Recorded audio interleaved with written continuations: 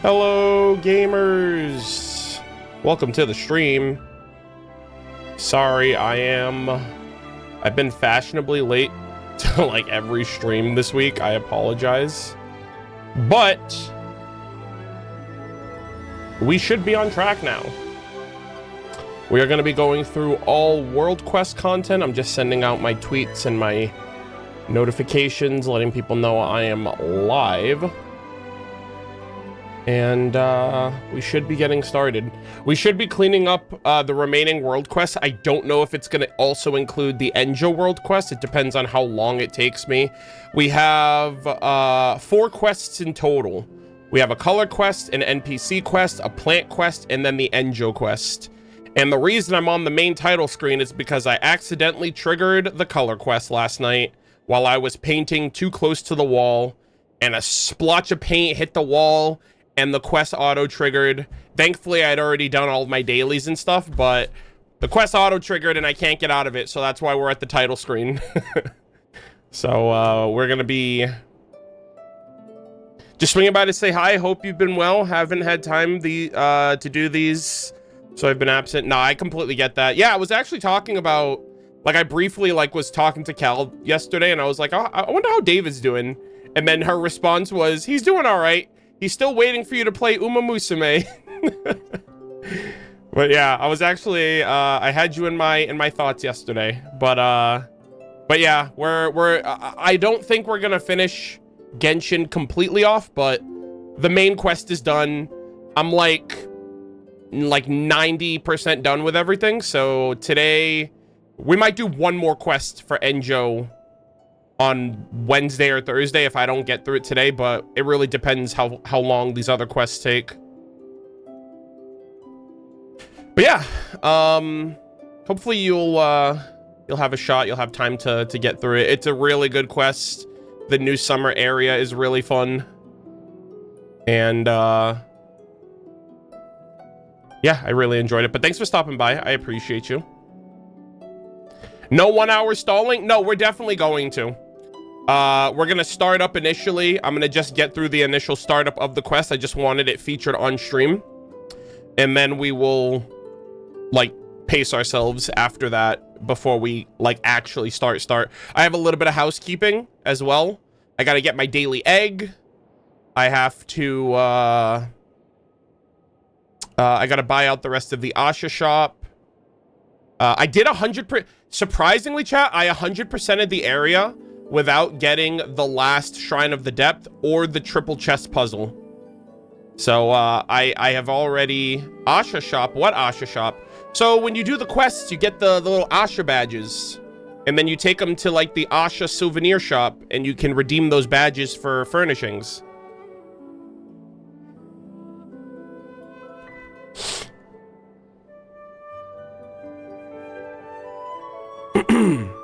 That's the one I was talking about.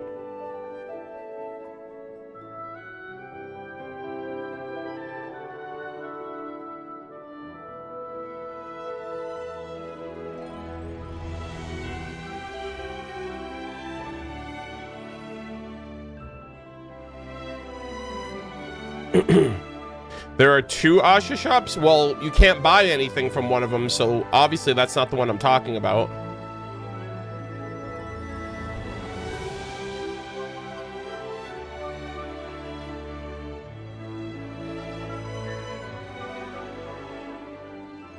You can? Not with the badges. I was talking about the Asha badges.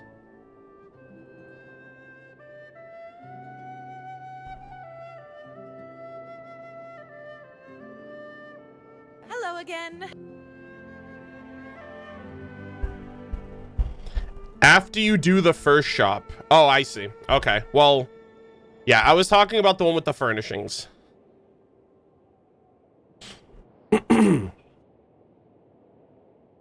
Conjack, welcome back. Thank you for the 25-month resub. She also uses the Asha badges, but like, do you even have enough badges to get everything? You have to empty out one for the other? Yeah, I don't have access to 2 shops. I only have the first one. So if you knew that, I didn't know that. Because I haven't done everything. Yeah, apparently people are saying the NPC that sells you the candles, right? The sun. Apparently, if you clear out the first shop, then the next one becomes available. But I haven't cleared any shops, so I don't have 2 shops yet. Also, that technically still means you only have 1 shop, because once you exhaust one, you can't buy anything. You can't buy from both of them at the same time. You have to buy out one, and then that one's closed off, and then you can buy from another one. But yeah, I guess both of them aren't simultaneously available.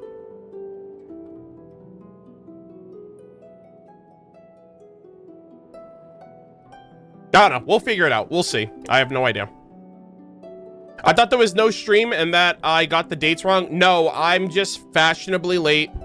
I woke up. I've been waking up a little later than I'd like to. I've also been going to bed a little late, and I'm like, Arnold, please don't do this to yourself. You just fixed your sleep schedule. But I've been going to bed like around 1 o'clock in the morning, almost 2 o'clock, and I've been waking up like around 9. And I'm like, damn, it's 9 o'clock. I got to stream at 11, but I'm tired, and I still have to do everything in the day. So yeah, I'm trying to not stay up too late.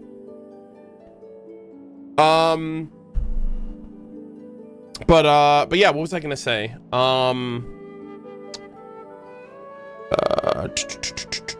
forgot what I was gonna say. But no, you're definitely, it was me. My bad. Oh, I remember. I uploaded twice yesterday. For those of you who watched, I appreciate it. Thank you so much. I posted my Local Legends 5.0 Local Legends. That video did really well, actually, surprisingly, given the fact that it was 100% combat content. That did a lot better than I was expecting. And I also posted my Xbox Wing Glider lore reading last night. Tomorrow, or actually, sorry, not tomorrow, today, after today's stream, I will be uploading my 400th playthrough series video. And it's actually kind of cool. It's going to be the Natlan 5.2 Act 5 Archon Quest Interlude. It's the Interlude Archon Quest Act 5 with Ian-san and the Captain and the startup of 5.2. My first time seeing like the Flower Feather Clan, the Cuckoosaurs, and all of that. So that is going to be episode 400. That's going to be posted later today.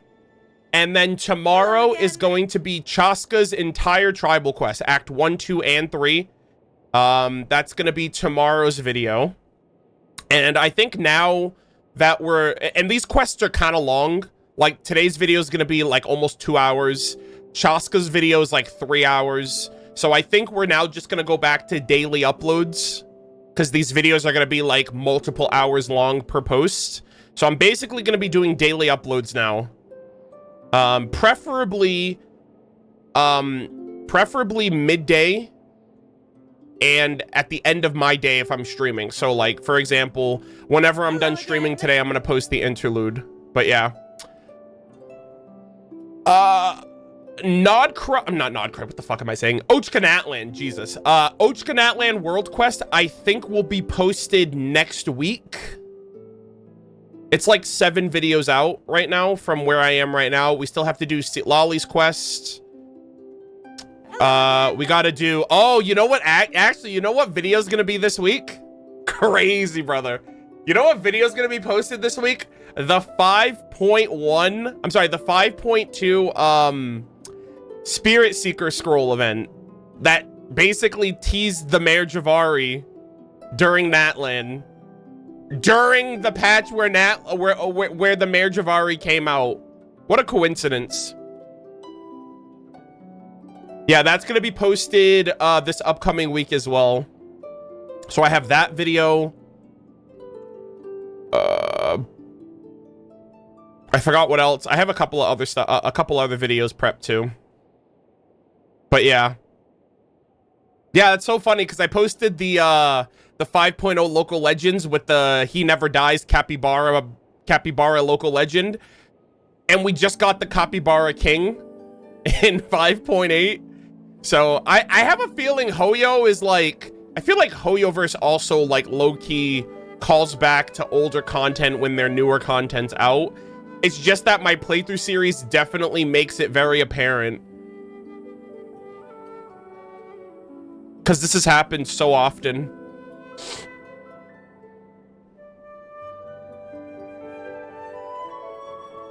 Oh yeah, that's right. I need to do the local legend fights too, actually. Maybe we'll do them today. I have no idea. We'll have to wait and see. I completely forgot to so really quick, this is just a yes or no question, but do you fight the Capybara King the same way you fight He Never Dies local legend? Like, do they fight this? I assumed that, I was just expecting them to fight the same way. Yes? Okay. I'm just gonna whip out my C6 R5 Arataki Ito team and make quick work of him.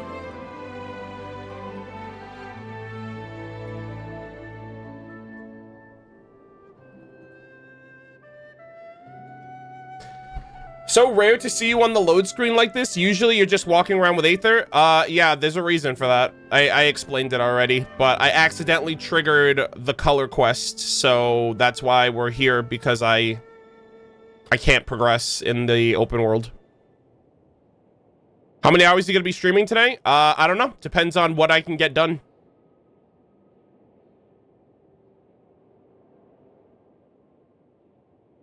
Is today the world quest? Hey, let's not disparage these other world quests, okay? They're all world quests. I said I'm saving Enjo for last, and I have a few quests to get to before that, so I could not tell you because I don't know how long it's going to take me to finish these other quests, so we'll have to see.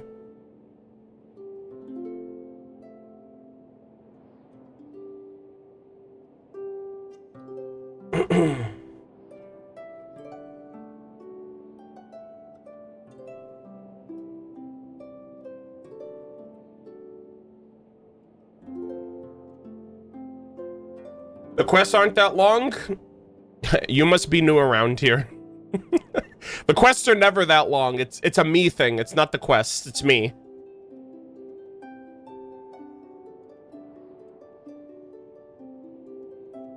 So the second broski quest? No, you missed that. We did that yesterday. We did that the other day, actually. Also, when you say browski, do you mean like the Auroran? The second half of the Auroran quest? Yeah, we did that the other day. I mentioned that I had to finish that before I did Act 3. And we did Act 3 and 4 2 days ago. So you must have missed that.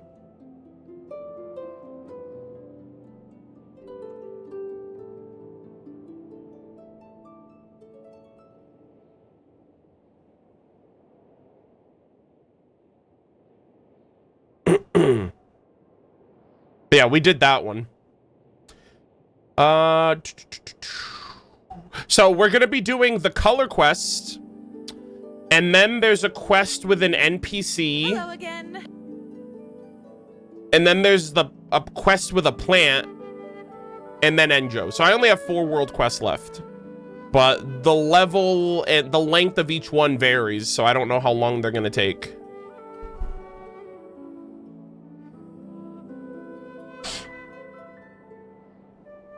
There are more, I think. If there are more, I already did them.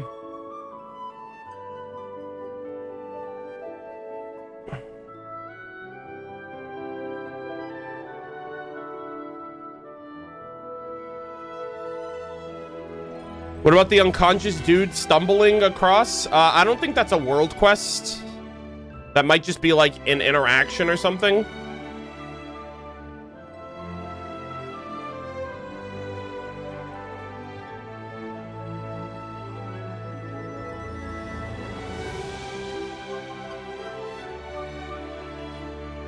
There are 6 you didn't do.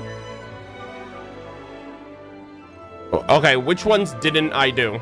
See, here's the thing. Just because I didn't stream it doesn't mean I didn't do it. For example, the world quest with like that banana guy and like his banana squad and his family, his dad or whatever, I did that off stream. Hello again.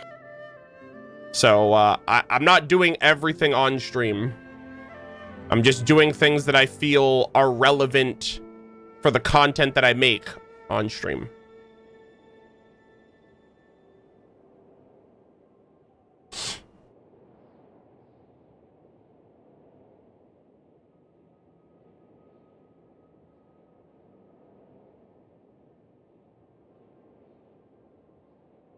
Five then? Well, I mean, what 5 are you talking about? I listed the ones I'm doing today. Invitation, I did that one off stream as well.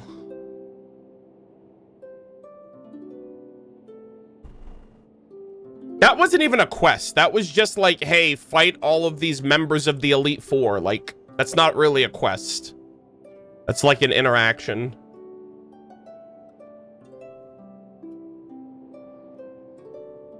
Anyways, I know what I'm doing.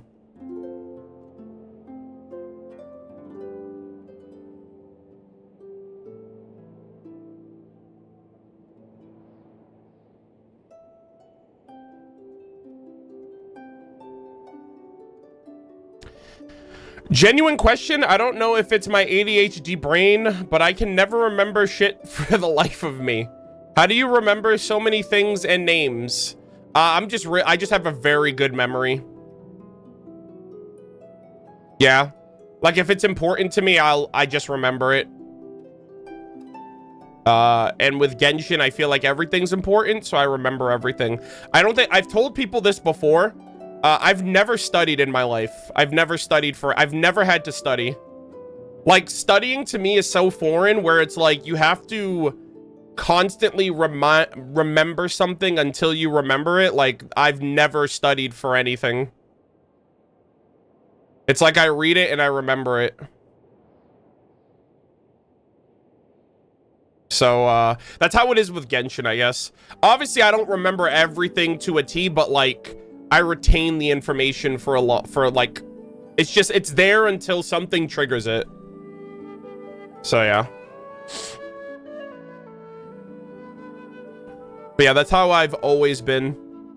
I remember throughout all of elementary school, whenever we had a spelling bee, my brain will tell me if it's spelled wrong just by looking at it. Like, if I spelled a word wrong, I'm like, okay, that's not the right way. Like, I'm like, I know what it looked like when I first read that word, and my brain will tell me that's wrong. So, like, I just don't, I don't know. I feel like I actively don't have to remember things. Like, I don't know. It's weird. But yeah, whenever we had spelling, in middle school and elementary, we had spelling tests every Friday. And I was like the only one in my class that just didn't study for them. I remember the first time, actually, okay, really quick. I'm gonna be real with you guys. There was one time where I got so there were 10 words. It was 7th grade. Actually, it happened twice, 2 separate times in the 7th grade. I spelled February wrong, and I spelled environment wrong. Because I forgot it's said, you say it February, but it's spelled February. And environment is spelled environment with an N. So those 2 silent letters fucked me up. Those 2 words fucked me up, and ever since those tests where I got a 90, I've never spelled those 2 words specifically wrong ever again. But yeah, I like, yeah, 7th grade, middle school, I was like, what? I was pissed.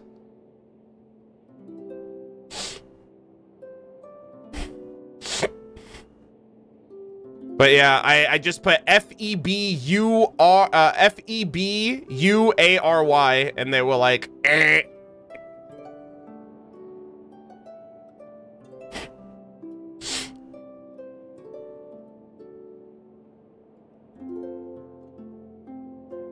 But yeah. So just a little fun fact for me. I've never studied for anything in my life, and those two words screwed me up growing up. Yeah, Wednesday, I learned Wednesday really early, Wednesday. I actually say that verbally. If I ever say Wednesday in public, I just say it to be funny, like Bologna and Wednesday. Like, I'll just say words the way they're spelled.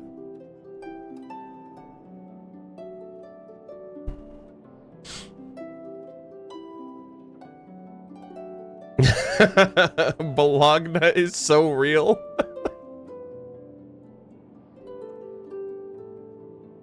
Environment. Yeah, I do that too.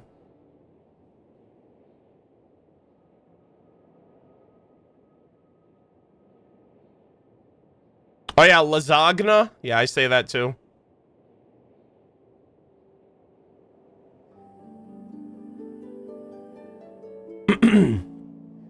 But yeah, so how did we get on this topic? Oh yeah, someone asked how I remember things so well. Yeah, long story short, I just have a really good memory. And I have a really good memory if it's something that I'm like locked in on, like Genshin and stuff like that. So yeah. Also, it really helps. My notes really help too. They usually say that like you retain information over time based on how you remember or how it's taught to you. So like, I guess from lowest to highest, if you read something, you retain it to a certain degree. If you write something, you retain it even more than reading it. And if you teach it to somebody, you retain it more than writing it or reading it. So, I forgot where I learned that from, but yeah, like me writing down my notes helps me remember it more than just reading it off of a page or something. And if I'm trying to teach people about it, then like that creates an even deeper understanding, because you'll have to know what you're talking about in order to teach it to somebody else. So it's just like reinforced learning.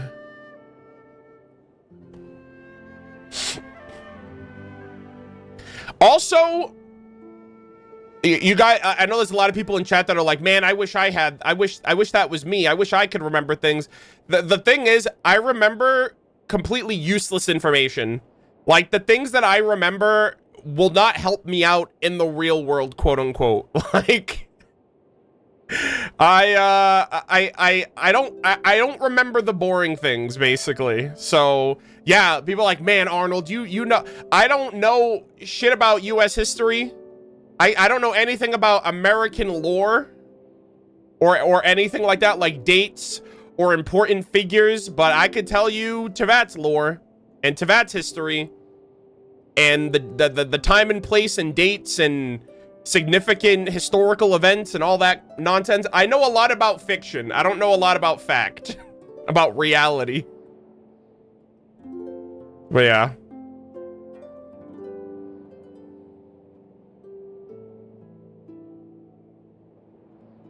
US lore? That sounds cool, doesn't it?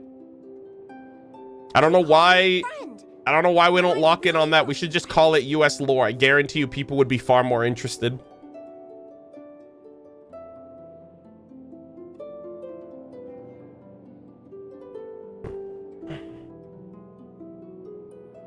But yeah. Also, Stall Sun Guy, thank you so much for subbing with your tier 1. I appreciate you. Thank you, thank you. Enjoy your emblem and emotes.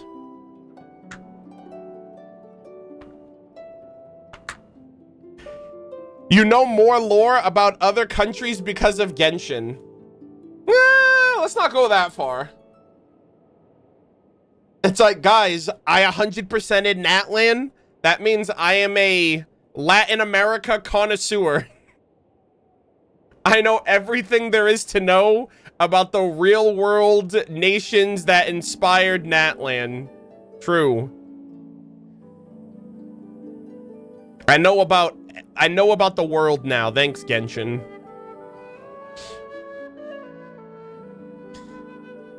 Hey, honestly, Hoyo was kind of spitting.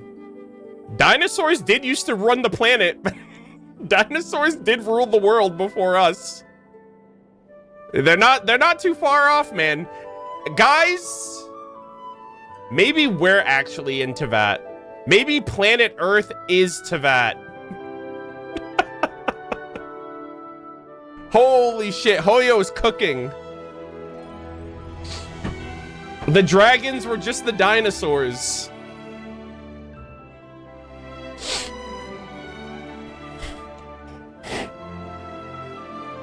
Hoyo knows something we don't.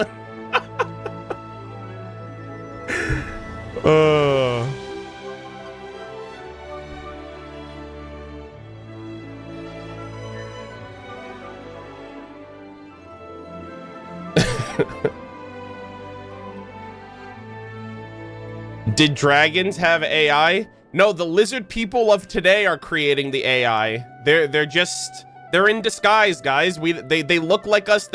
They're among us. They talk like us. We can't tell who's who. And so now AI, we're in the age of AI.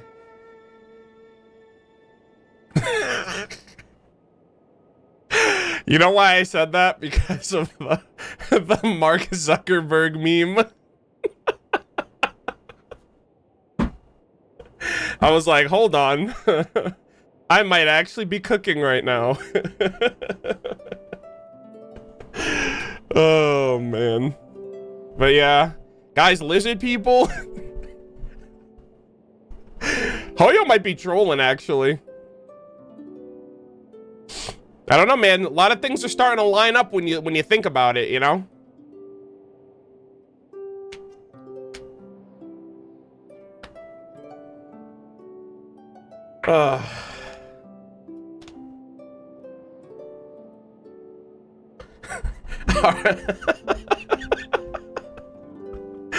Our reptilian overlords. Oh, man.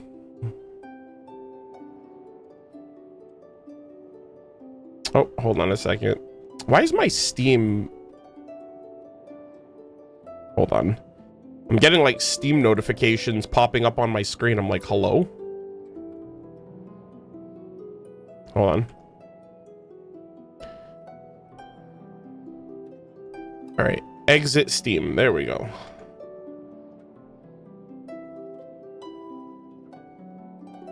Okay. Okay. All right. Is the audio loud? Like, is the main... no one said anything, so I assume my voice is relatively high enough. But hopefully the main menu, the title screen, isn't too loud.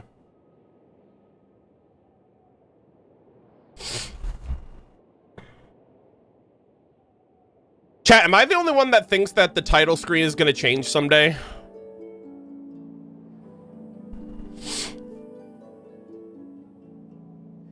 I feel like the title screen will change someday.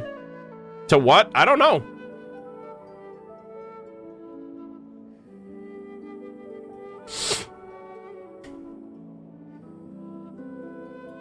When Celestia's on fire.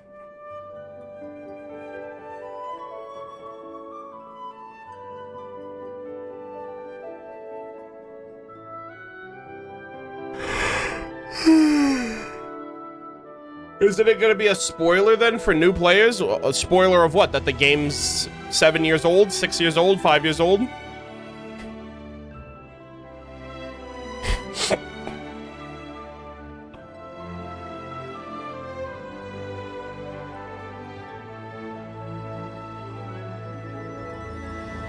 Hello again. I remember they did that for Honkai Impact 3rd. I remember for a period of time they had like a different like a mandatory bridge change during their story. I thought that was kind of cool. But I also didn't know. I was like, I have no idea what's going on. I wouldn't say it's a spoiler just because like what's it spoiling? That like there's no context. So like how can I even claim it's a spoiler?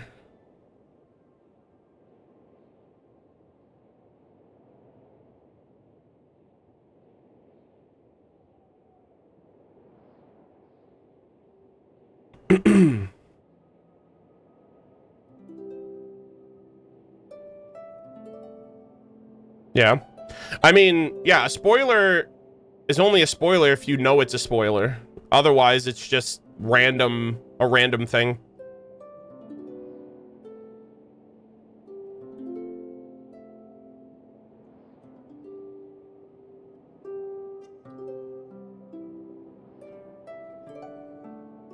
Ba-da-bum bum bum ba-da-dum bum.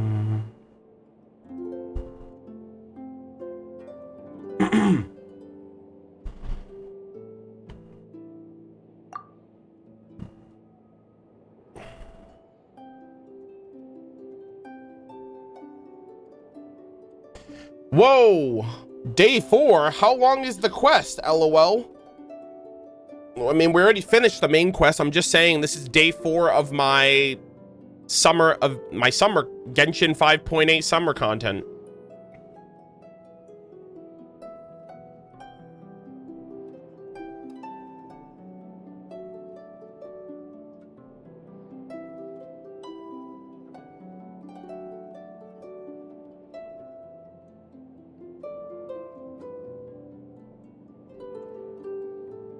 Okay. We're gonna run the ad right now, gamers, and then we are going to start. I'm gonna do a little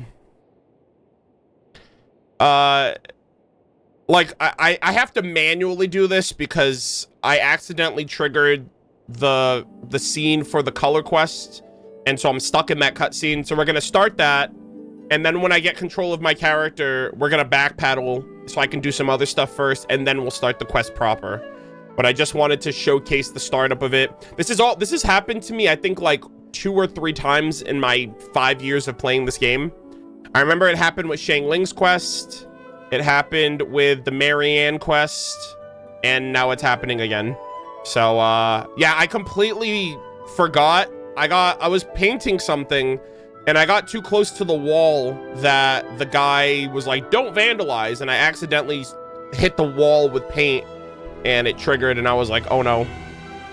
But thankfully, I had already done everything in the day, so I'm good. I got my egg right before that, thankfully, too, because I almost messed that up. Yeah, I fucked around and found out it's right next to the freaking shop, too. I was like, damn, man, of all the places this happened, it happened right here. And it's because, like, I was painting, and, like, the paint, it's just like a high, like, there's like a wide, like, splash radius. It wasn't even, I didn't even paint the wall. I painted something near the wall and it got the splash damage. So I was like, damn, man, that sucks. What egg did you buy? Yesterday, I bought Jalonin's egg. So today we're going to buy Seat Lollies, and I will have bought all of them at that point. And then after that, I'm just going to hoard them. Also, is there like a super secret RNG item for this, right? Isn't that what they said? I think they said there's like a recipe or something. They said there's like a super secret like redemption for the eggs. What egg? The daily egg stand. You can get an egg once a day from the summer area. You get to choose one out of the 6, I think. Not the eggs, but nearby. Wait, what do you mean? I think you got the recipe already? Oh, I thought they implied that, like... Oh, was it the recipe that we got from, like, the Auroran and Aoife quest? Is that what you're talking about? Like, they give it to you no matter what?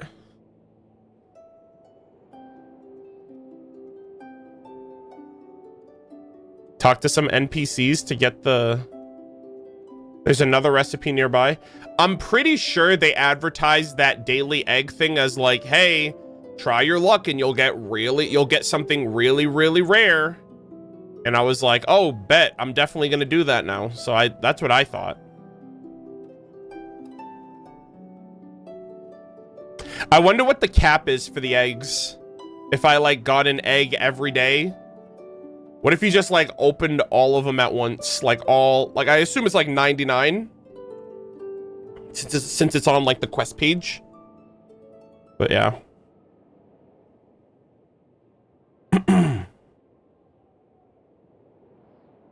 Talk to the waiter and then the owner.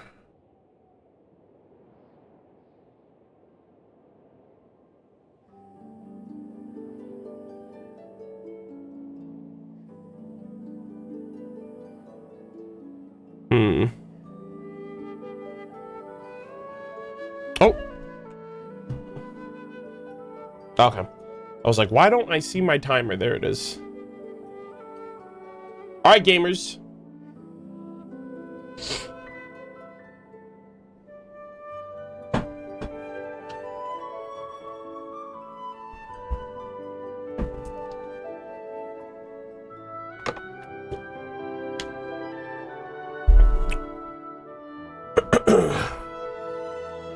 Okay, say hi to the VOD watchers. We are starting. Is it the Enjo quest today? I don't know. It depends if we can finish everything to get there. All right.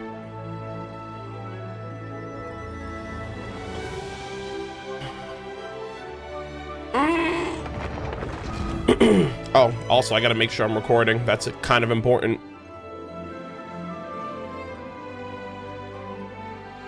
Okay.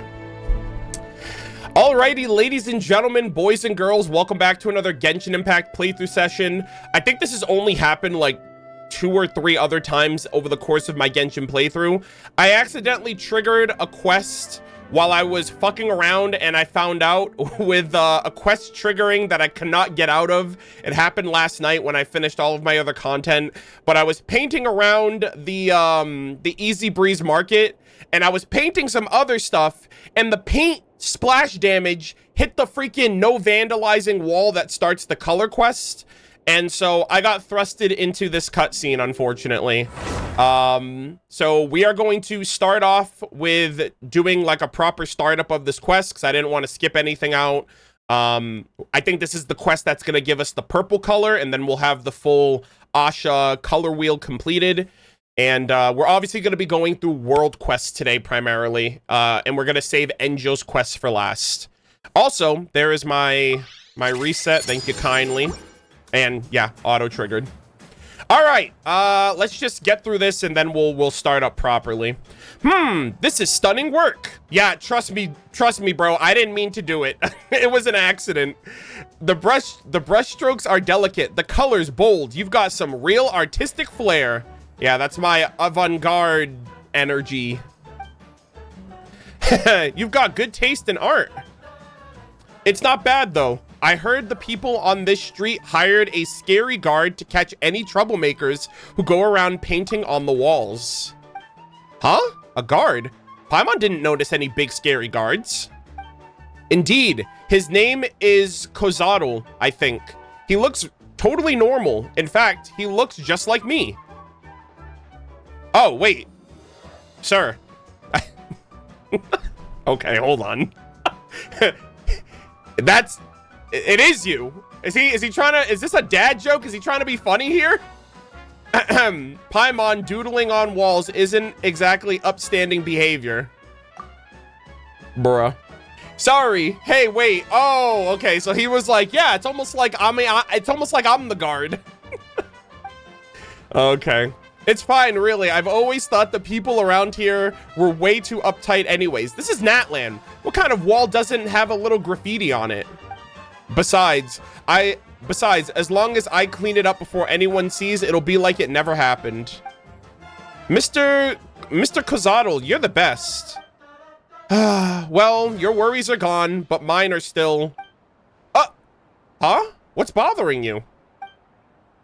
It's about this childhood friend of mine. Bit of an airhead. Always drifted around like the flow current bird. Everyone calls him Lil Floaty. He's always loved drawing and painting, and he's actually picked up some real skills. Says he's carrying on the legacy of our old teacher, Alu. Nowadays, he's known as the face of Nowadays, he's known as the face of Chromaflare. In the past, Chromaflare was famous in Natlan for its amazing use of color and texture. Oh yeah, he's kind of a big deal now. So yeah, he's kind of a big deal now. It just so happens that the Easy Breeze Holiday Resort needs someone to help with their facade design. So they invited a group of designers under the guise of a bidding competition. And guess who's on the list? I figured I'd ask him for some... I figured I'd ask him to help some of the neighborhood shop design... Sorry, let me read that again.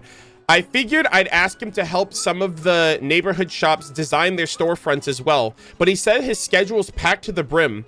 He told me he couldn't take on any more work unless he had 2 assistants. If only there were 2 talented and reliable adventurers around with a bit of artistic sense. After all, he's a super famous designer, and he's always been a very generous, free-spirited person. I can't imagine him giving his assistants anything less than an impressive reward. Okay. I'll be the judge of that, buddy. Whoa, sounds like the reward fits with our Mora pouches. We're in. All right. You figured out Paimon's weakness so fast. All right. Hey, don't say that. Helping people in need is an adventurer's duty, too. Okay. This guy looks so dead inside. His eyes are just like he's just like flatlined. Okay, great. It's settled then. I'll give Zolan, that's the guy, a heads up. Just meet at the cafe across the street later. Oh, and since it's a bidding competition, you might find some rivals who play dirty. Watch your back. Okay. That's reassuring. As for the graffiti, don't sweat it. I'll clean it up. All right, leave your little floaty guy to us. Of course, it shouldn't be a challenge for the legendary murder of birds in Paimon. So he knew about us before asking about this favor. Interesting. All right, so admittedly, guys, I was painting this right here. I was painting this ball right here, and I got a little too hit happy, and I painted over here. I painted right here, and the splash damage hit the wall right here, and it got me. I don't know why the wall isn't painted again, but yeah, that happened to me, guys. Anyways, you know what? Oh, you're so lucky I can't paint this wall. I would have given you more work to do. He's lucky.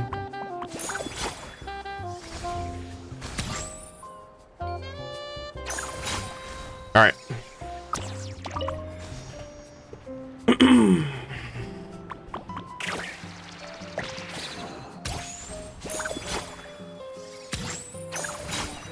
Okay. Oh my gosh. Oh my god, guys! Chat. If I speak, this is like the little toy man in Simulanka singing in the rain. I swear to God, I didn't mean for that to happen. Remember the little toy man that was swinging from the pole in Simulanka? I swear to God, I have a problem, guys. I'm sorry. Everything I do reminds me of you, Simulanka. I will never forget you. Oh my God.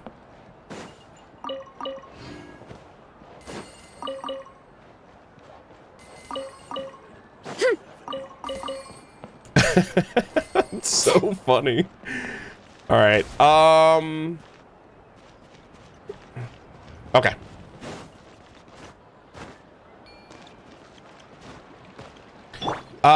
Let's see. Yeah, so earlier when we started, someone was like, oh, there's another shop. I assume you're talking about this lady, but I can't buy anything from her. Oh, I guess I can now. Wait, what the hell? Her shop was not available earlier. Okay, this was not here earlier, guys. This must have been a post-Act 3 thing. Because when I talked to her last time, she doesn't say anything. She just said one line and then that's it. But yeah, go get your son and... Yeah, look, a lot of people in chat didn't know either. 2. So I need 2 badges for this one. And I need... But they're not exactly what How many do I need for this guy?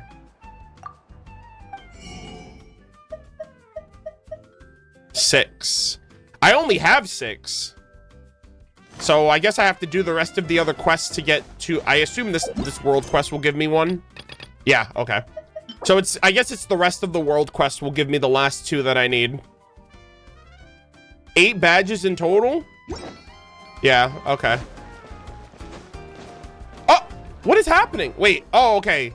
Oh, is it the same area? Oh, god damn it.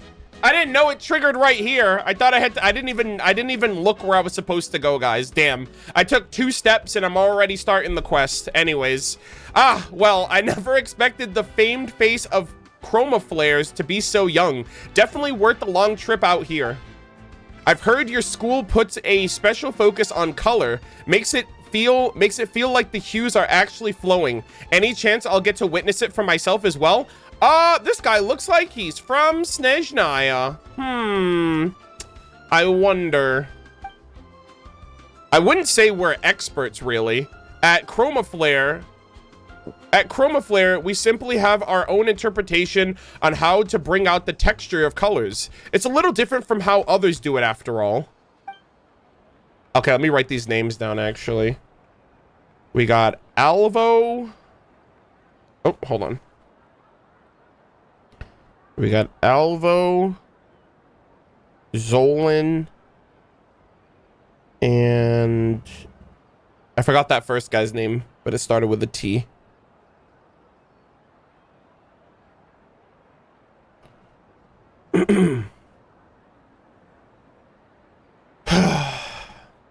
No stalling today? Oh no, trust. You can check back in the logs. No, I can't. Because this is a new interaction. Java, you need to stop spreading misinformation, buddy. I've had enough.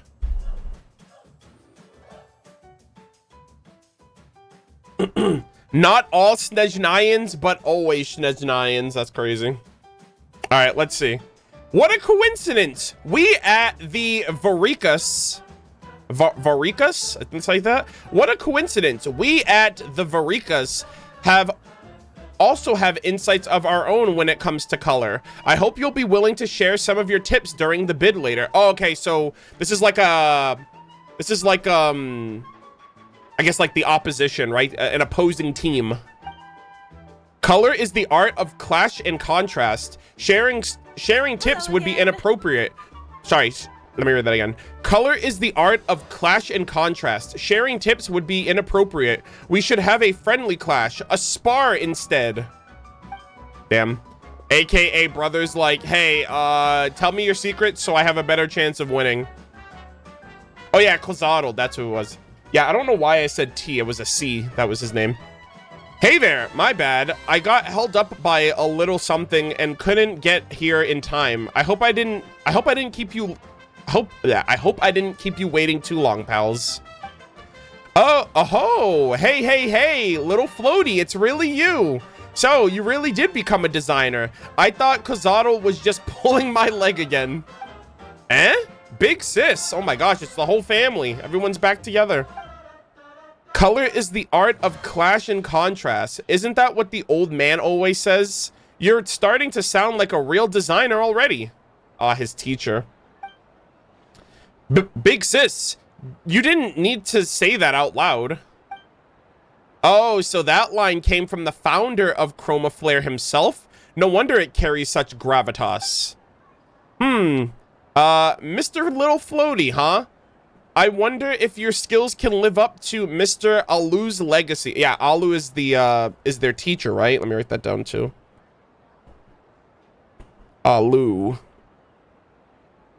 Teacher.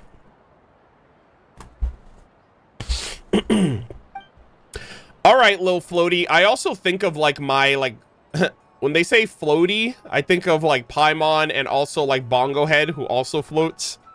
All right, Lil Floaty, go ahead and use my cafe as your canvas. Oh, that's right. They said spruce up some of the shops. Show me what Chroma Flare is all about. Sure, I can do that. Just give me a moment. Kozado promised me 2 assistants, but they haven't yeah, I've been standing here this whole time, sir. Paimon supposes that's where we come in. Ahem. Zoline, your assistants have arrived.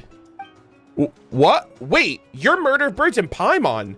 Since when could Kozado call in favors like that? Oh-ho, the legendary adventurers. Even with top-tier assistance, the results are going to depend on the designer's skill. Fine, I'll give you a proper taste of what Chroma Flare can do. Alrighty. Okay, so can I please have some time? Mr. Murder of Birds, please take these pigments. Whoa, the colors are so weird. Are you sure they actually work? Of course they work. And I'll have you know that they're very useful. That's what being a color master is all about. Turning the old and ordinary into something brilliant. It's about drawing out the best colors in the most unexpected ways. Okay, got it. Wait, really? You're not just pretending to understand, are you? All right then. Should Paimon begin coloring the walls with our color master commands? Okay. All right, let's use bright yellow on the walls to amplify deep, profound nature of coffee. And in the other area, you can use as you can do as you please, assistant. Okay. Am I allowed to leave this area, or will it like auto reset? Hold on, let me see what happens if I go too far. Oh, okay. That's fine. It'll restart. I don't mind that. I don't mind that. I want to have some like agency, god damn it. All right, I'm just gonna have to redo that section. Okay. All right, really quick chat. How does everything look? How does everything sound? Let me know. Yeah, also today is Amber's birthday. I'm gonna read the letter later. Good? Okay, cool. All right, I did want like a couple minutes to do some other stuff before we jumped into the quest directly. Okay, hold on. Where do I... Okay, I'm gonna go to... Let's go to the Easy Breeze Market. All right, so before anything, I need to go to the Easy Breeze Market. I need to get my free egg. I need to try my luck at the gacha without triggering that quest. Oh my god. Let me get my daily egg, gamers. All right, so I didn't stream yesterday, but I did buy the, I guess the Jalonin-based egg. So I bought in all of these other ones. We got Blood of This Land yesterday. We got Mavwikas. We got Ahaus. We got Voresas. And we got Mualani. So the only egg that I haven't gotten yet is Seatlali. So Where the Drinks Keep Flowing is the last one that I need. Okay. And I'm gonna open these last 2 eggs, and then all of the eggs moving forward, I'm just gonna get on my own. So not to be confused with these 2 gift eggs, we have Jalonin's egg, Blood of This Land. My gosh, guys, they're just gonna give me chocolates, lava cakes, and couple grain fruit. I swear to God, that's all they serve me. Oh. Hello again. I spoke too soon. Hallelujah. I got something different. We got delicious Puff Pops, a snack with lots of different flavors. These surprising flavors of these little bombs explode between your teeth.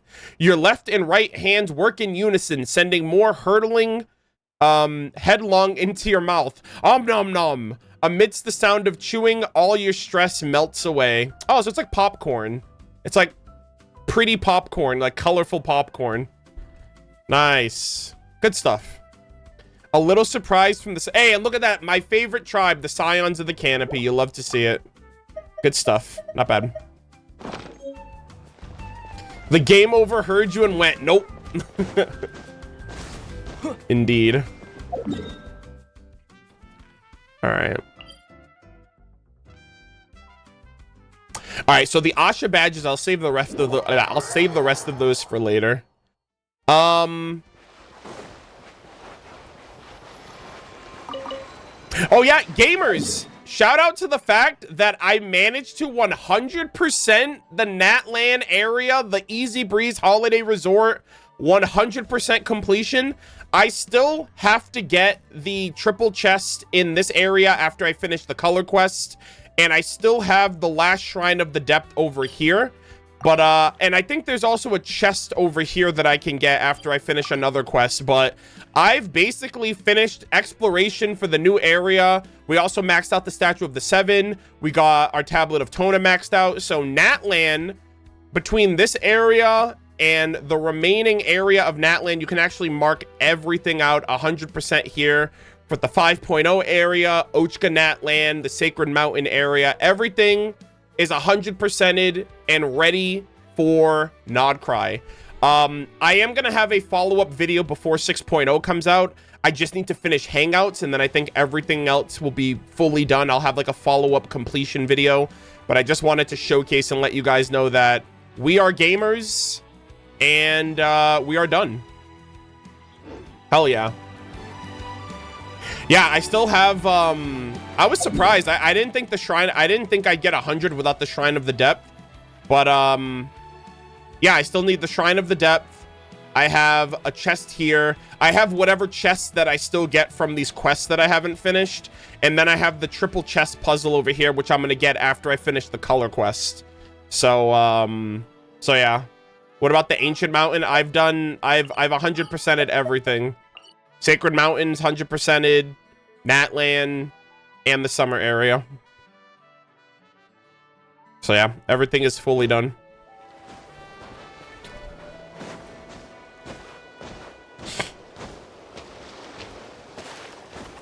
But yeah. So, massive W. And, can we just get a proper shout out to the Asha as well? The fact of the matter is, like, Seelie have always been regarded as like these quaint, cute little critters that are just kind of doing their thing. They lead you to a chest, they help guide you through the world, and that's about it. And we've gotten different variations of them. I'm actually interested to see how the Lunar Seelie are going to shake things up, if they're going to have different mechanics as well. But the fact that these little creatures are tied into the lore of this summer area, right, of this holiday Tenochtitlan area, they can sprint, they use phlogiston, they ride on water, they power creep some of the Saurians with like the Yumkasaurs, and they charge like the Tatankasaurs. They can scale up walls, which power creeps the actual traveler as well, who has to like climb up normally using freaking stamina. And they're adorable as hell. Look at them. They're adorable as hell. They also help you with puzzles and leading you to stuff and whatnot. They're just so freaking cool. And I just love the evolution of the Seelie and the Monitous. And now this is kind of like a cool little interaction with the Asha as well. They also use paint, which is, you know, I think that's really cool. They also use paint, which is equivalent to the Traveler, and how the Traveler uses elements. And so I think they were a really cool, unique, and really immersive addition. I think they're a really cool addition to this area with exploration and puzzles and just kind of the holiday vibe. They're just always around. They're always dancing. They're vibing. They're hanging out. They're sleeping.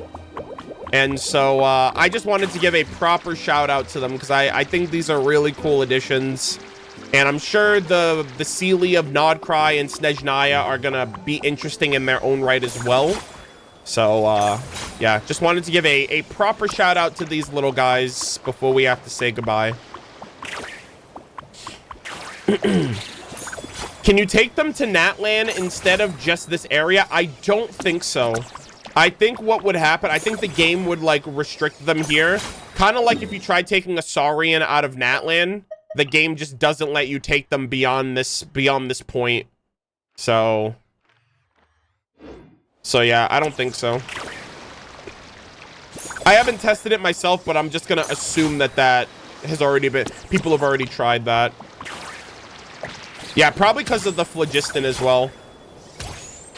They use phlogiston. You can't really use them outside of that.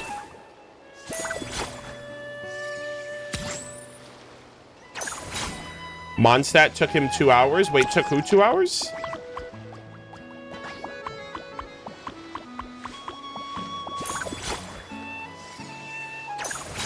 You actually can by walking. Did you see someone do that in game, or did you see someone do that on a TikTok? Or like a YouTube short?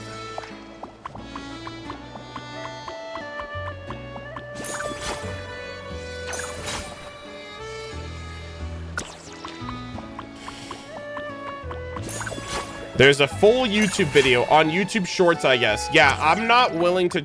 I have to see it for myself because I'm pretty sure people can, like, lie and make shit up for views.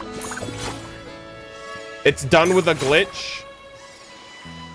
Oh, well, then it's not supposed to happen.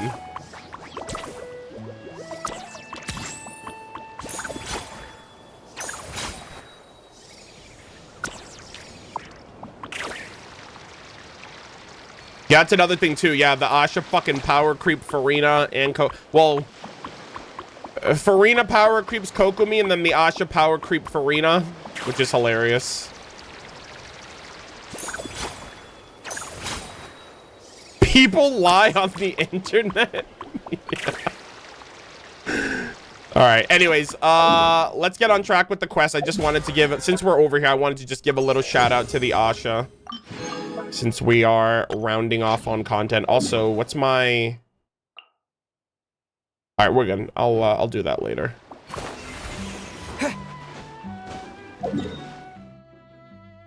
All right, let's get back on track.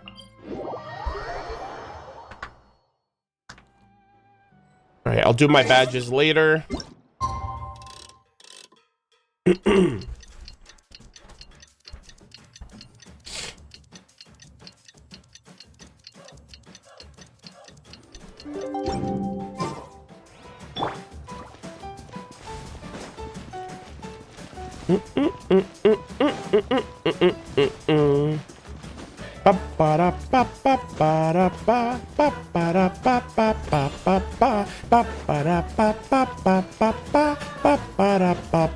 God, I love the music here. So good. All right. Yes, guys. We don't read lore. We don't care about world quests. Let's stop pretending we do. I'm here for my primo gems and my purple paint, so that way I can start. Guys, I'm gonna paint the town purple. I actually, they knew what they were doing when they actually, you know what? We probably have purple paint because this guy's shirt's purple, which is hilarious. Anyways, yes, very exciting. Okay, let's do it. Yeah. Okay. All right, let's see. Okay, so they said paint the wall yellow. And then they said paint everything else whatever color I want.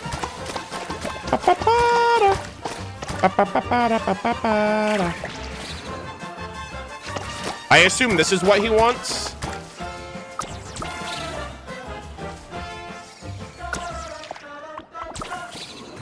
Okay. Let's paint the upper wall all yellow. There you go. And they said I can paint everything else whatever I want, right? Like the awnings. You know what? What goes... You know what? Let's contrast with a little blue.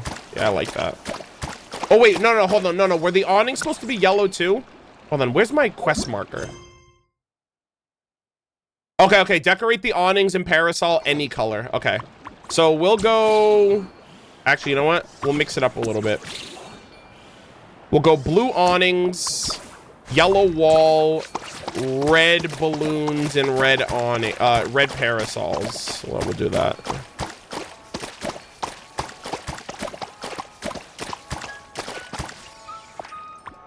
Ooh.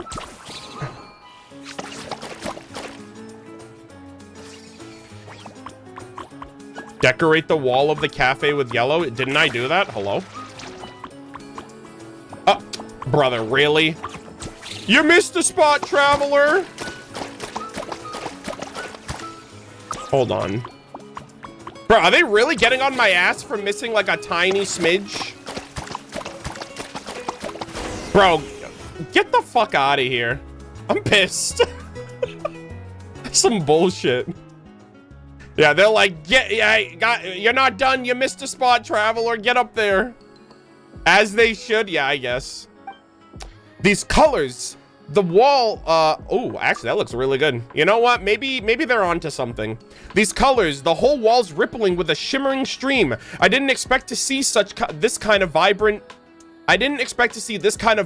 out in a backwater place like this. What kind of backhanded compliment? Okay, brother. Lil Floaty, you did serious, what? Yeah, my God, I can't read today. I apologize. Lil Floaty, this is seriously amazing. Aw, come on, big sis. It's not that big a deal. Ever since the old man passed, I haven't seen color like this again. If he were still around, he'd be so proud of you. Aw. Well, Alvo, still think the Varikas can hold a candle to what you just saw?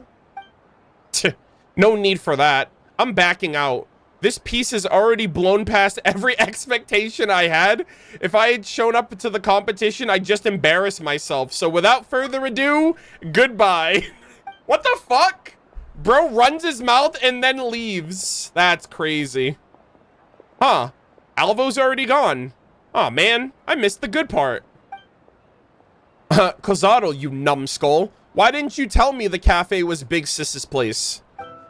Kozado, you little brat. Where'd you run off to this time? Why do you always show your face only after the dust settles?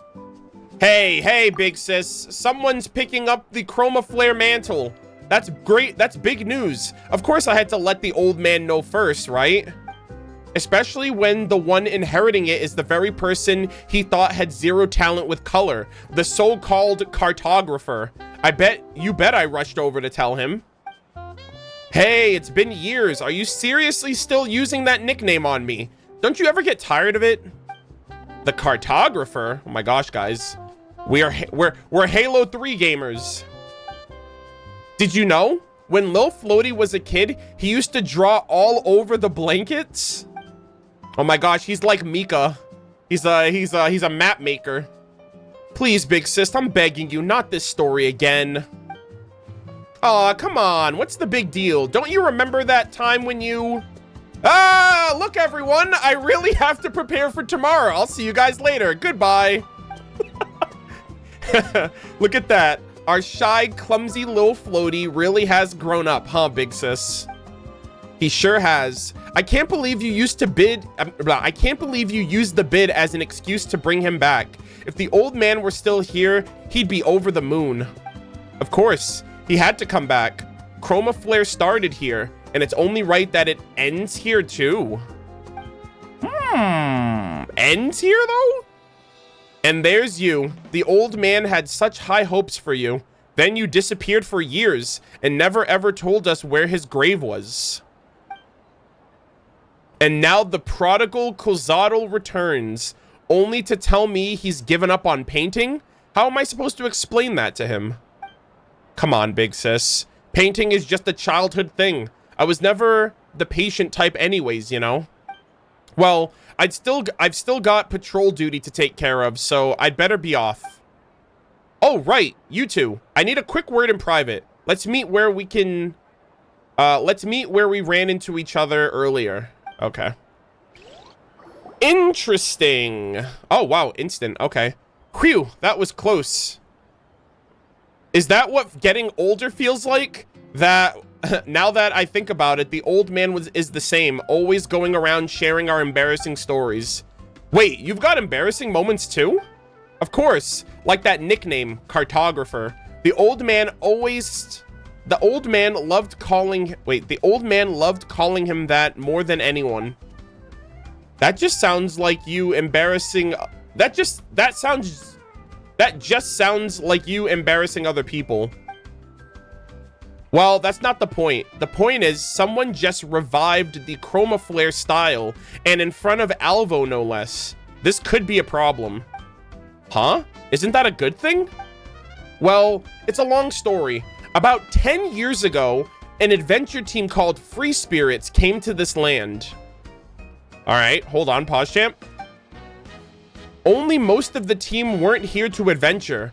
Big Sis just wanted a getaway, and me and Lil Floaty had straight up ran away from home.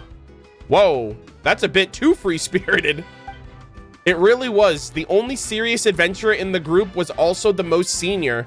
He was an old man, a priest from the Masters of the Nightwind. He was originally trying to uncover some links between Saurian inscriptions and Asha, but maybe we rubbed off on him. He suddenly dropped that and started researching color theory instead. Interesting. Wait, don't tell me that old man was... That's right.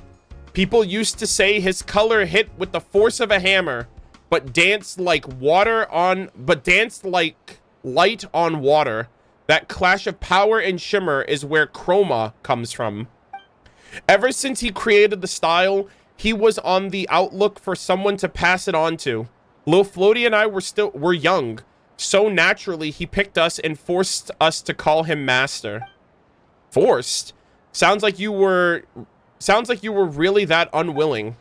Back then, I had no idea we were learning something that would one day take all of Natlan by storm. Oh, cool. So this might be like the inspiration of a lot of their color, I guess their color theory even now, like with the... Oh, well, maybe not necessarily. It's just like a new style. It's like a modernization. You know, color has been around for hundreds of years with Natlan. You know, going back to Huitzilin.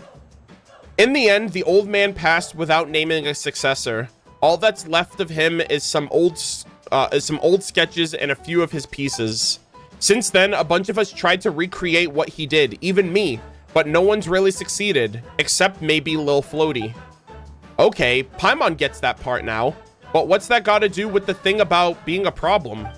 Because of people like those merchants from Nodcry, they've got ambition, power, and zero hesitation when it comes to playing dirty. What a headache. If they ever tried to get forceful, poor little Floaty might be in real trouble. No worries there, Murder of Birds is super strong, so those guys won't stand a chance. Plus, as righteous adventurers, we don't let the bad guys get away with anything, right? Well, after everything you just said, how can I refuse? You two are lifesavers. How about we meet on the main road of the Easy Breeze Market tomorrow? I'll put together a detailed plan too, just in case. All right. Ooh, exquisite. I'll take it. Even better than I imagined. All right, seems like we're gonna get into some color lore here. We might get some Nodcry crumbs as well. Some of the merchants are from Nodcry. I'm also wondering if Hoyoverse has slapped us in the face yet with any like references to Nodcry yet in this quest or any quests that we've done so far. I know we've gotten the mention of some merchants and you know, some NPCs, right? Like the informant that's here from Nodcry from the Curatorium of Secrets. So I'm very interested to see how far it's gonna go.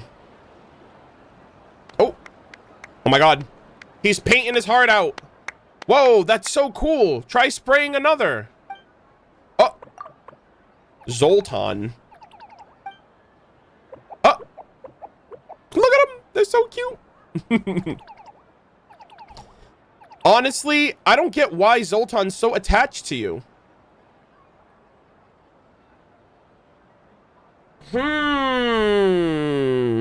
Chat, I wonder if their master became an Asha. They were like, oh, we don't know where he was buried and we don't talk about him. And now I'm like, what if he never left? I also noticed this little Asha with like the paint easel, like, well, not the easel, but like the little thing that you put the paint on his head. So I'm like, huh, interesting. I guess it's just natural charm, huh? Looks like you've even made some little accessories up for it. You really care about Zoltan, don't you? Wait, don't tell me you saw the famous Murder of Birds Sorry, wait, don't tell me you saw the famous murder of birds with their adorable pet and thought, hey, I want one too.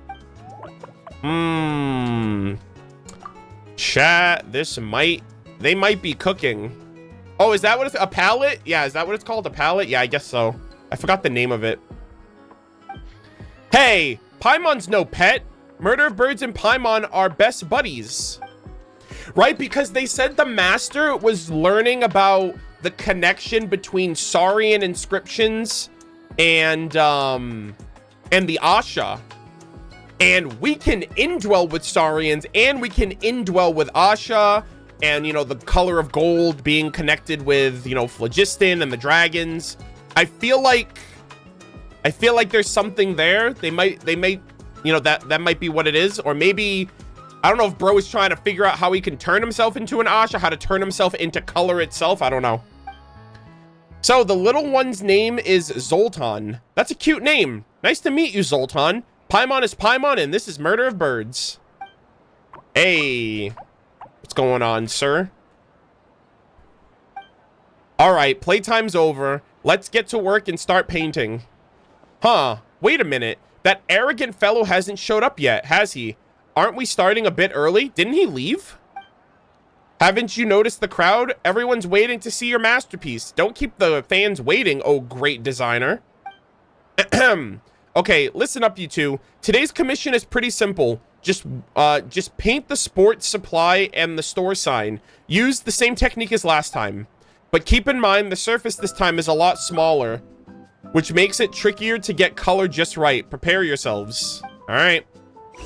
You know why I also think it might be the teacher? Because during the event quest with Bennett, his little Asha companion was attached to him instinctually, and lo and behold, it was his dad. So I would assume that the Asha that's attached to Lil Floaty is someone that's significant to him as well. So it may have been his teacher, but I don't know. We'll see.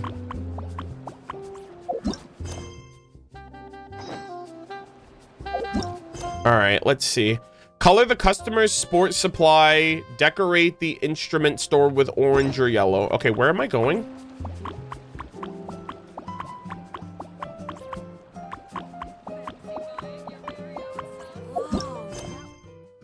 Color the customer's sports supplies. Oh, it's over here. I'm like, hello, what am I looking at? Okay. Let's switch this up. We'll go blue with this one. We'll go yellow with this one. And we'll go red with this one. Oh. Hello?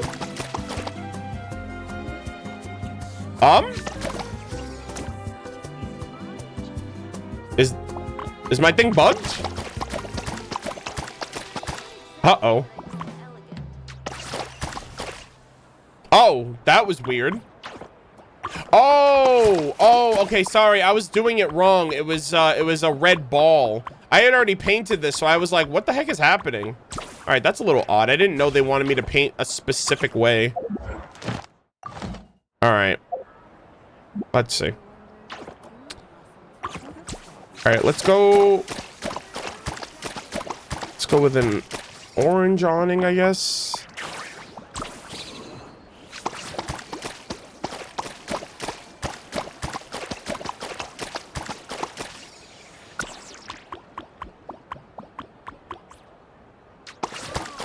Oh, the whole thing. There we go. Sweet. Man, I wish I had that little accessory on my head still. It's unfortunate that it was just for a single picture.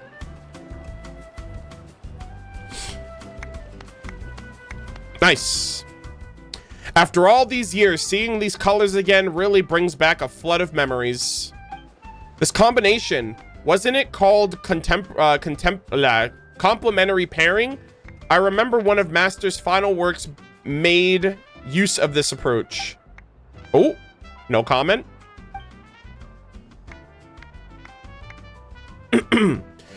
Don't think you'd remember a small detail like that. Though these years, I just call Sorry, let me read that again. Didn't think you'd remember a small detail like that, though these days, I just call it a color contrast.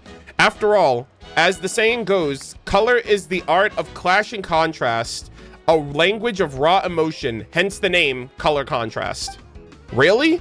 Here I thought you were just thinking of our youth.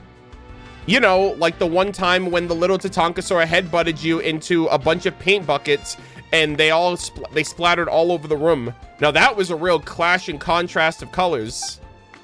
Hey, you're bringing that up just to embarrass me in front of everyone, aren't you? Don't be such a stick in the mud.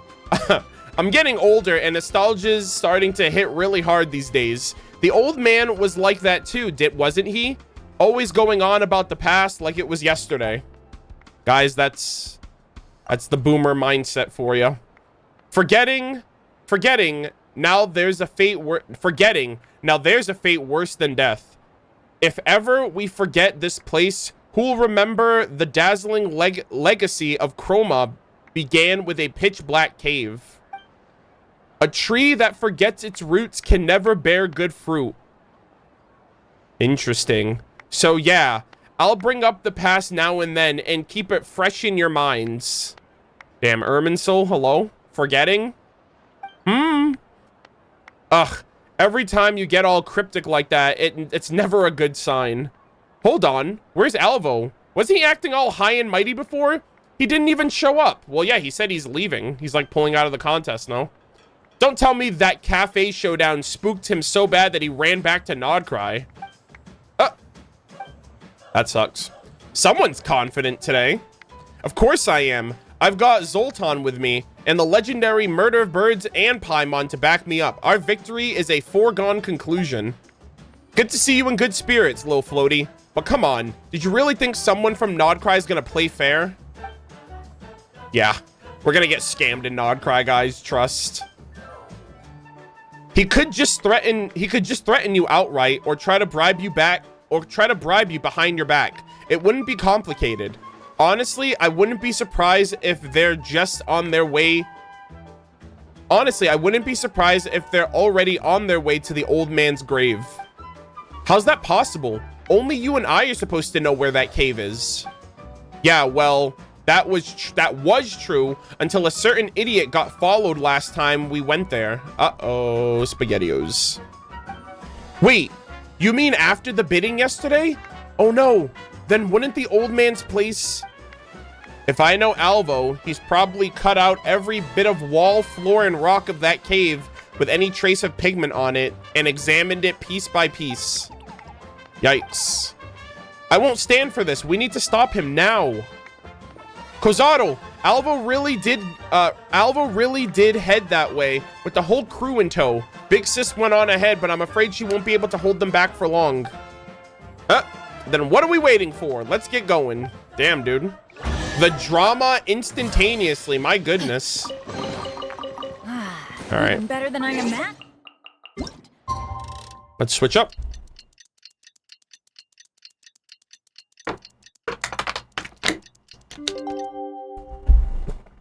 All right. Catch up to Kozado. Okay, where did they go exactly? I actually have no idea. Oh, okay. This isn't too far off. Arnold, do you remember the time quality of life? Even if I do, I'm an OG and I am not going to break habit. It's hard for me to break out of my habits. All right. So I'm probably still going to do the things I've always done the same way I've always done it because I'm a boomer.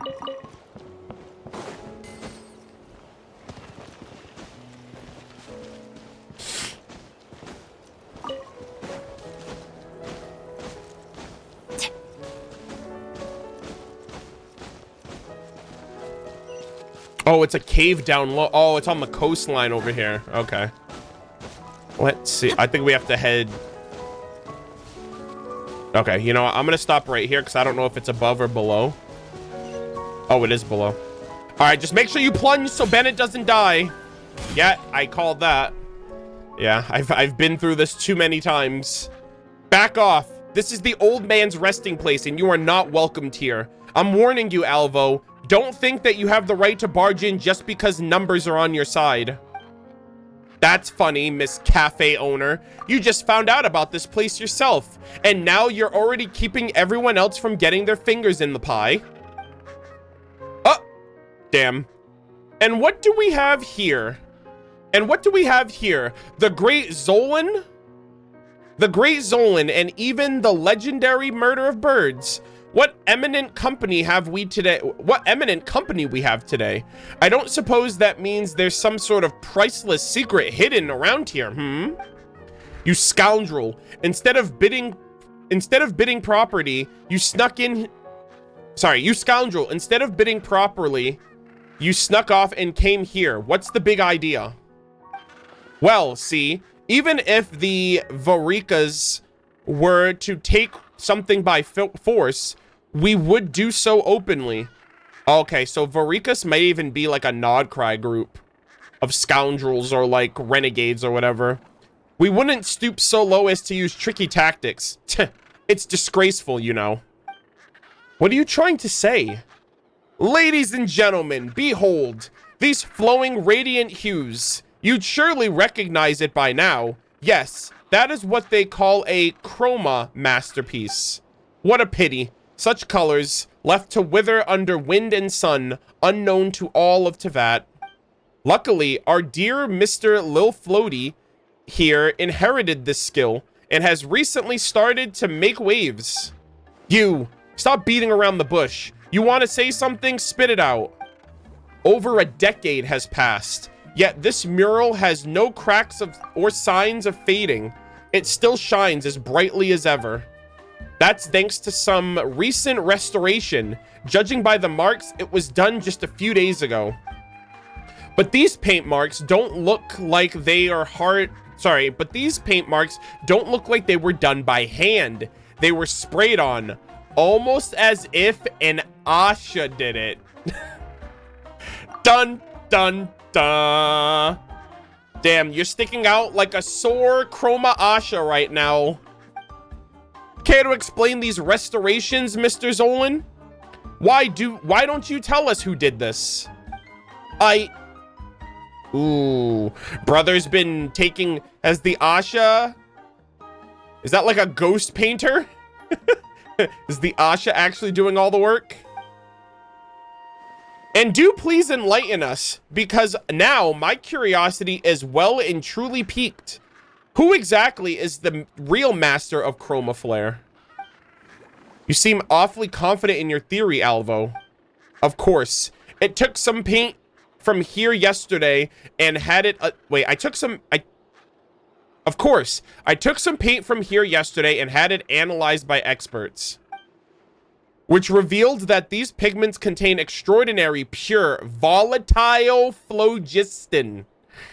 Almost as if they're alive. Brother, did the teacher find a way to fuse color and phlogiston and the monitude to create like it's like biocolor. It's like the color is alive. More precisely, these pigments weren't made by humans. They were created by a phlogiston-rich life form. In other words, this paint is the work of an Asha, a living being made of pure phlogiston. No wonder its colors put to shame anything humans can make. Yep. And look who we have here. Zolan's ever-present Asha companion. Quite the coincidence, isn't it? Face it, everyone, the Chroma Flare was never about human artistry, just 2 generations of con artists who taking credit for an Asha's natural talents. Oh! I'm offended! I think this is the teacher, though. Like, maybe the teacher found a way to convert himself into a phlogiston-based life form. Kind of like Lythan, like, right? Like, bro, like, turned into Lythan or something. Oh, but there's more. Zolan's colors had never gone beyond the old man's palette. They both never used purple. And the Asha with them, it's been the same one all these years. Lil Floaty, now it makes sense why Zoltan took to me so closely. Oh! So the truth is that this story isn't about a prodigy designer returning home after studying across Natlan, but instead about a pitiful orphan. An orphan who, upon stumbling upon an Asha in the wild, his childhood teacher's companion, gave into malice and started stealing the fruits of others' labor. And that venerated master, nothing but a clever fraud who fooled an entire generation. Sheesh. The evidence is on my side, Zolan, and I'm not even done going through all of it. But honestly, the look on your face is all the proof we need. Kozaro, you set me up. Lil Floaty, look at me. Tell me this isn't true. Guys, what the fuck just happened? We just stumbled. Murder of birds, Paimon, you two are champions of justice. I'm sure you won't shield this petty criminal. The jig is up. Zoltan, are you trying to say something? There's something fishy about this. I don't agree with your conclusion. I do think there's more to it. Fine. Since you insist, I won't argue. Investigate all you want. Just don't disgrace yourself in the process. Oh, am I gonna be cooking now? Okay, I see. All right, guys. We have a crime to solve. Let's figure this out. All right, I'm gonna run a quick 3-minute ad so we can get through this before we continue.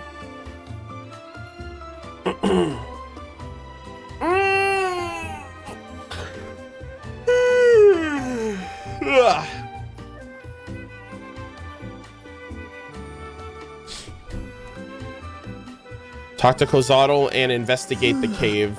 Okay. Am I not allowed to leave? Okay. At least I can talk to whoever.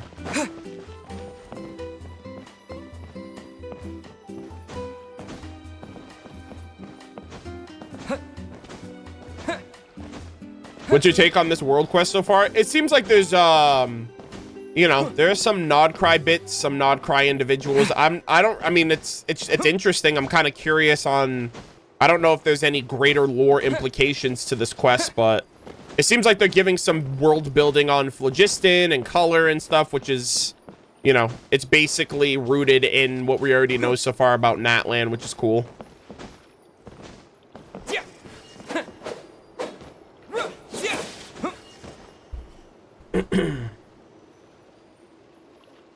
Do you think there's a possibility of Piero being Rere himself? I don't think there's a I don't know. I don't think so.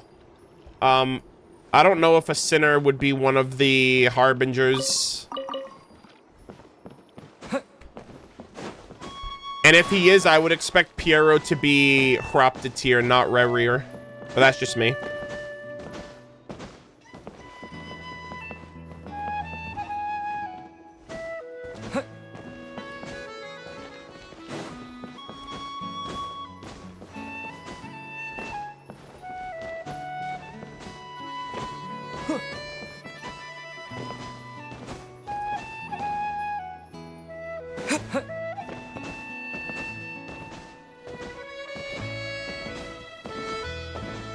Why not? I mean, it seems like the sinners are kind of external from Dainsleif and, you know, the other Conrians.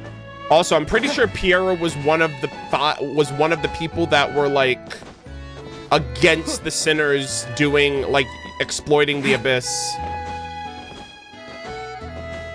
Plus, Piero's a mage. I don't think Rere is like a moon avenger or whatever.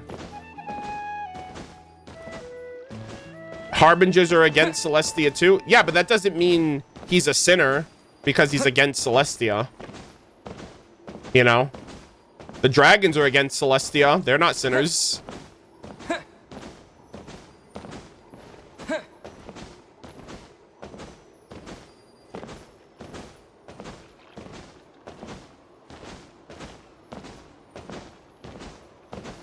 again. What do you think the item that we got in 5.6 Archon Quest will be used for? I don't know. The crystal ball. I assume it's gonna be like something Hexenzirkel related. Maybe when we meet Nicole, or when we see Alice again. I have no idea.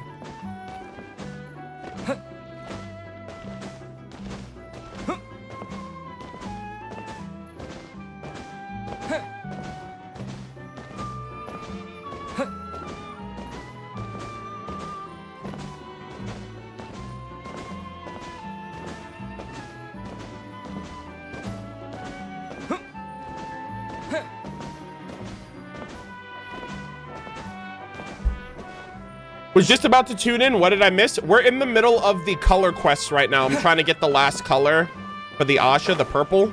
So we're in the middle of doing that quest right now. I think I don't know how far into the quest I am, but we're making progress.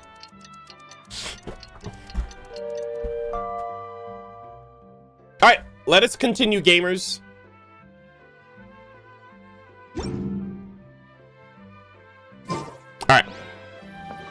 All right, we got some investigating to do, gamers. Okay, let's see what everyone says over here. Alvo, what's going on? Walk with me, talk with me. Have you made up your mind, great adventurers? I still need more time. Well, remember, time waits for no one. Damn, that line's hitting so different after that conversation with Venti about Istaroth, but, you know, that's crazy. Zoltan, don't worry, guys. I'll figure this out. I won't lie, I still don't really know what's going on, but I trust the old man. He'd never steal anything, especially not from the Asha. I think he is the Asha, but we have to, I don't know, we have to see what the twist is here. I'll stay here and keep Alvo in check. Make sure he doesn't get in your way. The rest of the truth, I'm counting on you to uncover. All right, let's see what everyone says first. I already cleared this cave after the old man passed. Aside from those notes, there shouldn't be anything of value here. If you still got questions, take the notes. Maybe you'll reach a different conclusion than I did. Oh shit, holy yap. All right, let's see. Yellowed records. A note already yellowed with age. The handwriting is rather messy. This is a diary, a journal used to organize my thoughts. But why do I have to write these notes? I can't quite remember. Haha, but maybe that's exactly why I have to write them down. Before I start, I need to write down a few things to make sure I don't forget. Oi, cartographer! Slipperian! This is my journal, so you two brats better not read this. If I catch you, there'll be hell to pay. But I can get down to business. It's strange, honestly. There's this strange creature that's always been circling around me. The way it acts makes me think it's somehow very familiar to me. I'm sorry. The way it acts makes me think it's very familiar with me. But I don't remember ever running into it or where I could have possibly encountered it. If only it could talk. Maybe then I'll be able to get some information from it. Luckily, this old dog knows how to act, so it shouldn't have realized that I can't remember it. It would break my heart to make a cute little thing like that sad. Or maybe it doesn't care at all. Speaking of that little thing, these two brats seem to call it an Asha. From where I'm sitting, it's like a little animal that is very simple yet straight. From where I'm sitting, it's like a small animal that has very simple yet straightforward emotions. In essence, whatever emotion it's feeling determines the color it creates from it in its body. Anger and anxiety give red. Sadness, oh, that's so cool. I never thought of that too. Like, the range of color coming from the Asha is an expression of emotion. And there is color theory that correlates certain colors with certain emotions as well. That's really, really cool. Anger and anxiety give red. Sadness mostly gives blue. And happiness gives us yellow. I suppose that means the colors are how Asha directly express their emotions. Of course, the color palette of this little creature is incomplete. For some reason, it can't produce any purple, which is a shame. I'm sure an Asha's purple pigment would differ from ordinary ones. I'd love to see it. There are differences between there are differences even between Asha.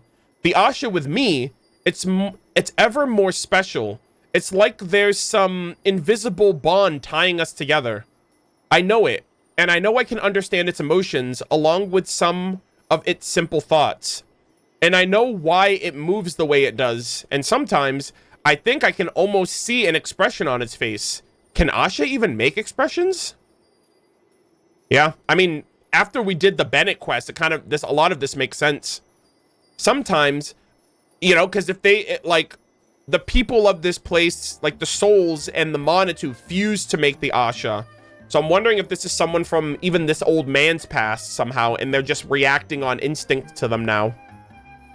Sometimes I feel like it can feel my emotions. It uses some other method to make contact with me, to understand me. When I've forgotten too much and when I can't even speak properly, it still finds some different way to communicate with me. And even my memories all in tatters, I still remember. Color is the art of collision and contrast, a language of intense emotions, an extension and transmission of memory. I don't know who even said that. Maybe it's because I'm close with the Asha. Maybe that's why it can understand me. That's why it can form those colors. And why can't it make purple? Is it because purple is too complicated? Purple, a contradiction, an entanglement, a dream, a long plunge. It's the sky at nightfall where the stars have yet to wake. Or maybe it's the only color an old man that's about to forget everything can still cling on to. But why does my brain keep telling me that the Asha soul and mine are connected? All right, you lost me here. So I thought the old man was the Asha, but you're telling me the Asha and the old man also had a connection. So I'm actually kind of curious who this Asha is as well, unless it's a part of him. I have no idea. But why does my brain keep telling me that the Asha's soul and mine are connected? Ah, right. I remember them telling me that I was some sort of famous priest in my youth. Was I? Those memories of priesthood are buried under layers and layers of fog. I'm not sure if it was even me anymore. This is an attempt at archaic thaumaturgy and an experiment on whether phlogiston-based life can transmit memory. In my memory, I hear my voice saying those words to me. But what does it all mean? Did he like transcend himself into a phlogiston life form? Like a part of himself? Like, what if he took his memories of himself as a priest and put it into the Asha? Like he transferred his memories to something else, maybe. And that's why he's struggling to remember. A few lines of small print follow. I must have forgotten many things. Slippery on. But I know darn well that you still... Sorry, but I remember darn well that you don't listen to a word I say. I'm sure you've secretly read this journal. There are many things I can't figure out, and I have too little time left to think about them. But if it's you and Cartographer, perhaps you can find the answer. Cartographer can be a little clumsy, but he has a pure heart. I'm sure he'll one day find his own colors. So I won't worry about him.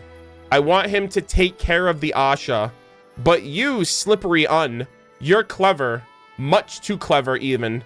You have far too many questions you wish to answer, far too many contradictions to resolve, and far too long a road ahead. As I am now, I certainly cannot provide those answers. I can only repeat to you the words I still remember. Color is an art of collision and contrast, a language of intense emotions, an extension and transmission of memory. A person's colors are always shaped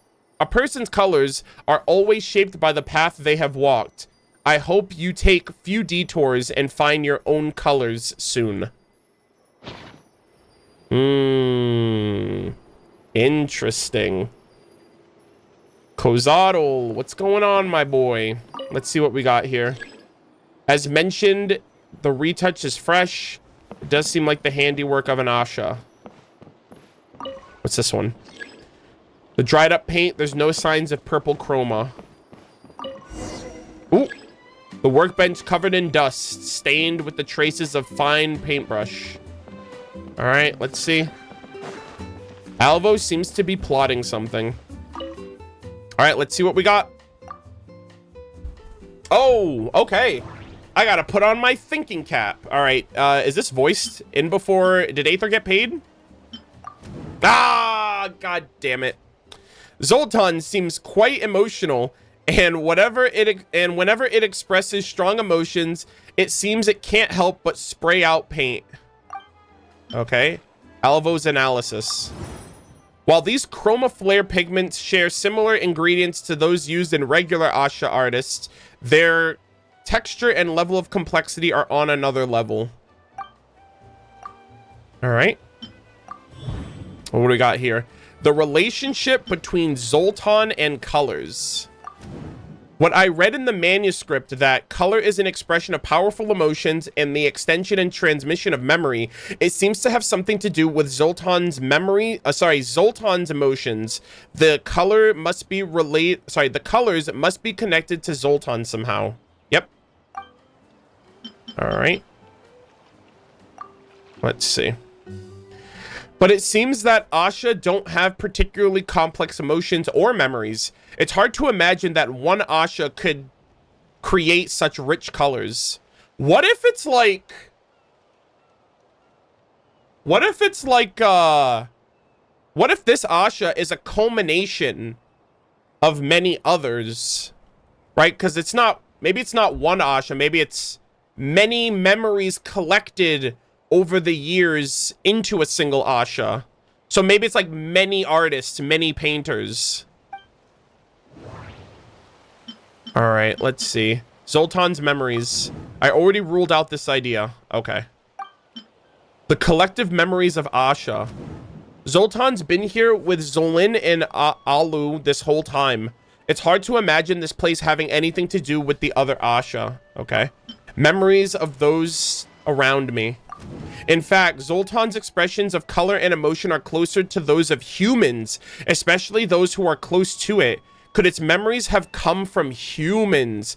I wonder if Asha are able to like merge their soul or merge their memories with other life forms almost, or like, I don't know, it's weird. Are the Asha able to like absorb the emotions and memories of others to then evolve and become more human-like?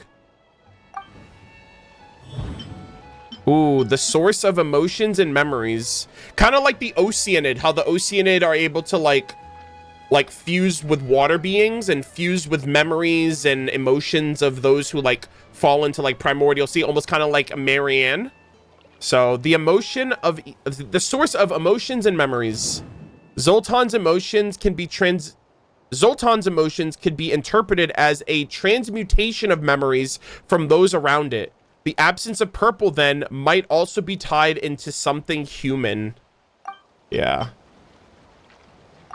Okay. So what is the main reason of purple being missing? Missing emotions. Purple being full of contradictions and entanglements, like a plunge into the abyss or the gasp of waking from a dream. Such a complex emotion defies simple explanation. Missing memories. Alu spent many peaceful years living in a cave, and Zolin gained fame at an early age. That's why neither of them had contradicting memories that would otherwise give us purple. Okay. Think harder? Thinking.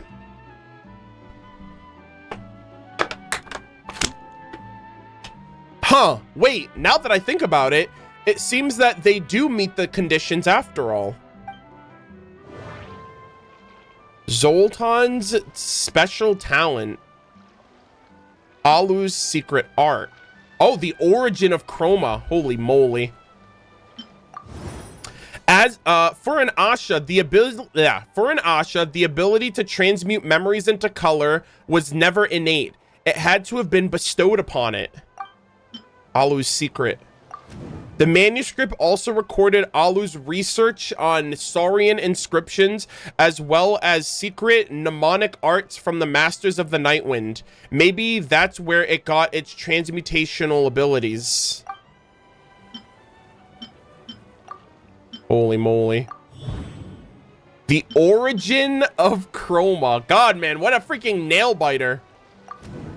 Alu created Zoltan. Oh, wow. I didn't think of that. He created an Asha.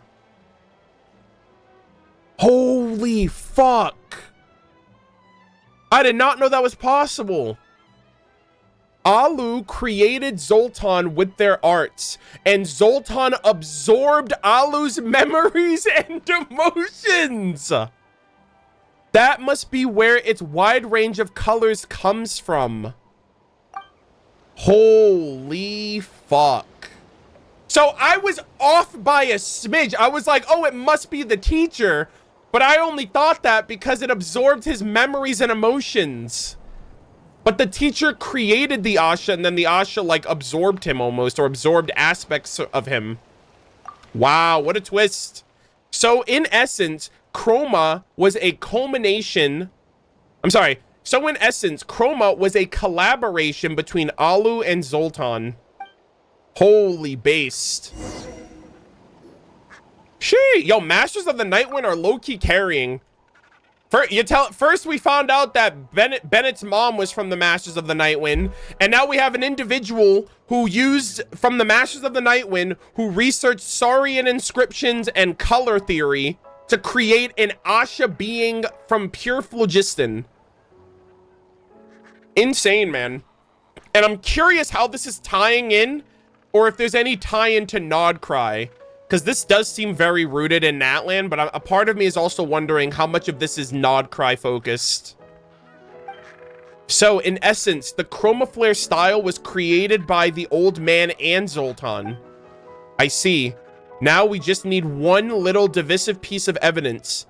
Zolin, since that's the case, why don't you try what Murder of Birds suggested? Believe in yourself, Zolin. Got it. Zoltan, my partner, please, I'm counting on you. Aw. Let's go! Oh, we did it! Nice. Whoa, it's really purple. Amazing, little floaty. You've achieved what even the old man never could. Emotions and memories, huh? Old man, guess I never really understood what you were teaching me. Funny. I was even about to... Aw. It actually worked. All those years, you knew, Master. You really believed in me. You were telling me the truth all along. And now those colors. That's why you made me care for the Asha. Why you pushed me to travel and sketch in all sorts of places before you passed. All of it. Everything you did was to help me find my own path, my own colors, shaped by my own memories and emotions. W, teacher. Yeah, and he's wearing purple. I think that's really... that was really spot on. I noticed that halfway through. And I thought you just didn't believe in me. I thought you saw me as a talentless hack. I thought you made me go do all the chores just to get rid of me because I wasn't worth your time. So that's what this is all about, Zoltan. That's why you've been trying to tell... That's what you've been trying to tell me all along. And I thought... Aw. Master, if I only had known... Oh, this fucking guy. Okay, so what's up? Bravo, bravo, what a show. Looks like the legendary Murder of Birds has already made up his mind. Then I guess it's time for you all to see what the Varikas is really capable of. Bro, come on. I got this. Brother, are we really doing this? Now? Why do they never miss? Buddy, Heads up! get out of here.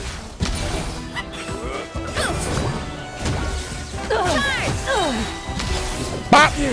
Oh my God, Varessa. Holy moly.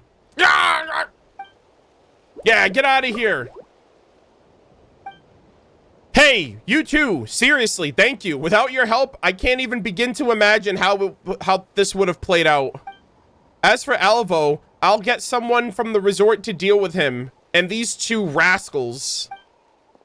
2 days, big sis. Just give us 2 days. We'll definitely make things right by then, please. Very well. If Murder of Bird says so, I'll go along with it. You two better not let me down. I'll be waiting. I'll be watching and waiting. All right. Oh my God, W!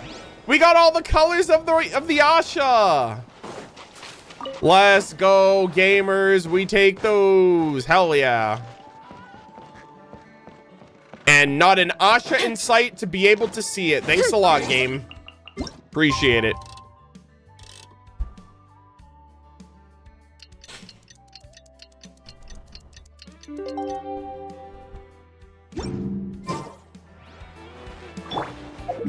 All right, hold on. Oh, you know what? In the meantime, let me max out and wrap up this final puzzle. Chat, we get a triple chest puzzle every summer.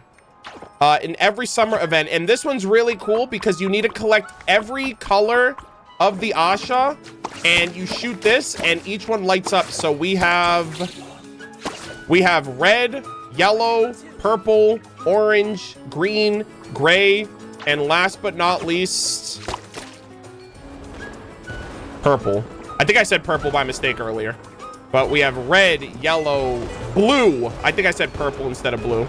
Let's go! Actually, I kind of want to see what it looks like. What can I paint something around here? Hold on, let me see. Ooh!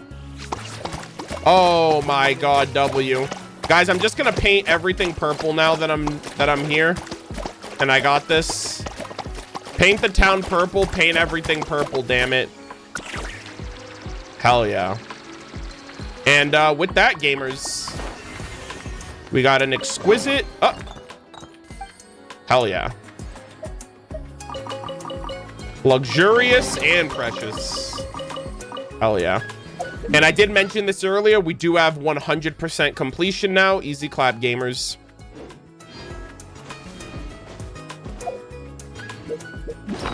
All right.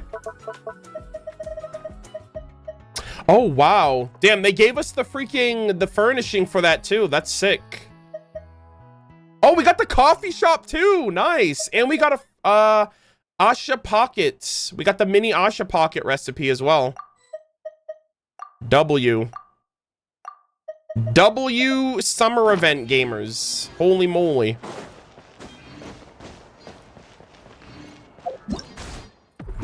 All right, let's see.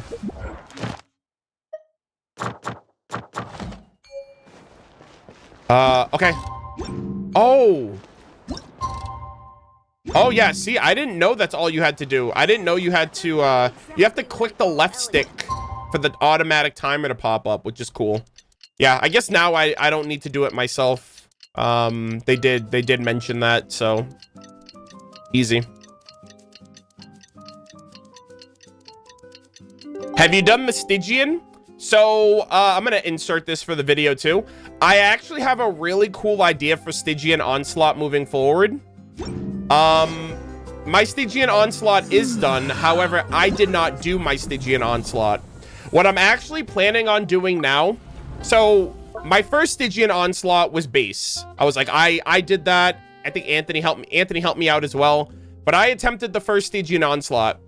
The second Stygian Onslaught, I actually had a Genshin meta CC player do it. His name is Flip. I watch his content. He's really cool. I appreciate and enjoy him. And I raided him one day, and then I was like, hey, you should do my Stygian Onslaught. He was doing account reviews that day. So I was like, hey, do an account review for me. I was just joking. And he was like, Arnold, I'll seriously do one. So then he did an account review. And then he tried out my Stygian Onslaught based on my account. And then I was like, huh, that's really cool. I should do that every cycle. So I'm gonna get his footage of that Stygian Onslaught. And every patch, I am going to basically give my account to a meta player who's going to account review and do my Stygian Onslaught. And I'm going to make an entire, like, compilation video of a bunch of CCs trying out my account and trying to beat Stygian Onslaught. Like, trying to full clear it. So next month, it's going to be Zajef. Yeah, Zajef is next. I asked him yesterday. He's like, yeah, I'll do it. And I was like, W content? And so, yeah. Flip had a big reaction to my account. He was like, brother, this is the most oppressive account I've ever seen. He's like, I have no resources. And then I look at your account and I'm so jealous. And I was like, I'm like lore player, by the way. So I want to ask, I'm going to ask like Zajef and, I'll ask Zajef. I'll ask Ziox. I'll ask anyone who still plays Genshin that does like, you know, meta content. I'll be like, hey, do you want to run my account and do my Stygian? Yeah, Comemos. Yeah, that'd be great. Yeah, absolutely. That'd be fun. It's just the fact that they're going to have to work with my account because I don't pull for every character or every, like, I'm a lore player. It's like, hey, take my lore focused account and try to clear end game content. Yeah. And so they get content, I get content, and I don't have to do the endgame mode. Easy clap.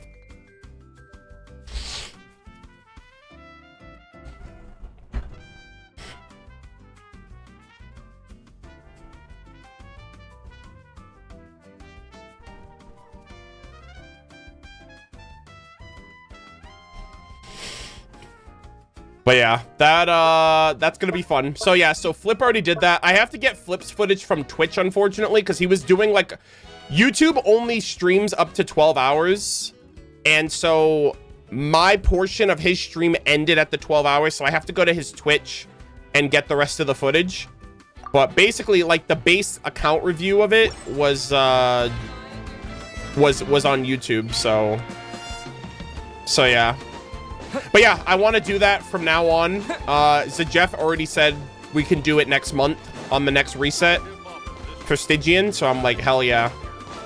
And then once I have one of every meta player, I will upload the full compilation. It'll be like Murder of Birds collabs with every meta player in Genshin Impact. Like some clickbait title.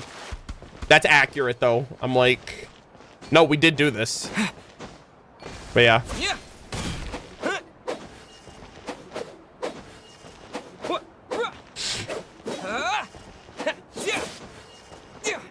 But yeah, honestly, I don't know that many, like, meta players. I know Zajef, I know Flip, I know Ziox, I know I Win to Lose, I know... I don't know if Golba Certified does Genshin still.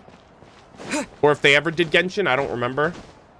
I'm mostly talking about, like, guide makers. Mostly. But,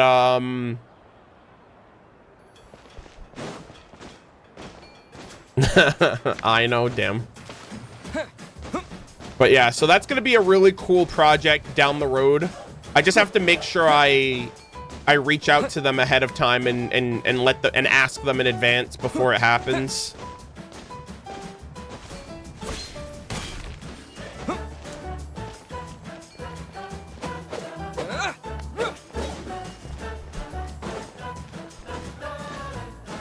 Yeah, I think X-Slice, I Win to Lose. Yeah, I mentioned I Win to Lose, but none of them know me, I'll tell you that much. So, if anything, it'll probably just be like, I'll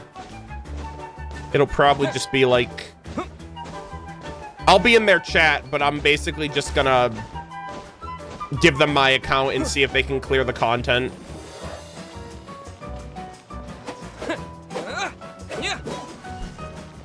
Soluna? I don't know who that is. I've never heard of them. I've heard of Jello Impact. I've never watched their videos, though. But yeah. Anyways, that's the idea. So for the person who asked if I do Stygian Onslaught, not really. I mean, I did the first one and then that's it. I'm like, that's all that's one too many in my book. But anything more than that, I mean, I do Stygian for the for farming, like artifact farming. But for like the end game rewards, I'm like, this is a little too sweaty for me.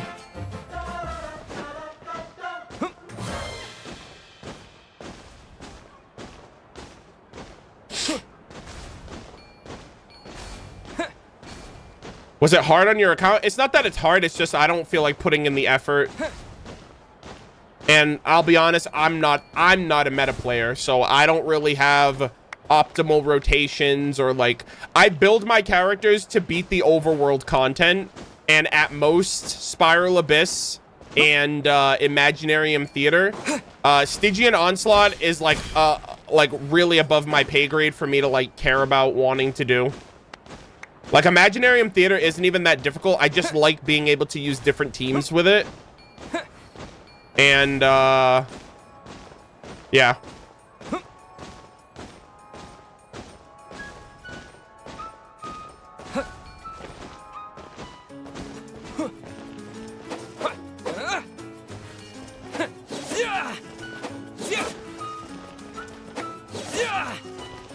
You don't need to build characters to be overworld content. Brother, I will show you accounts that I have literally seen that are struggling with overworld mobs because they don't build properly. That is not true.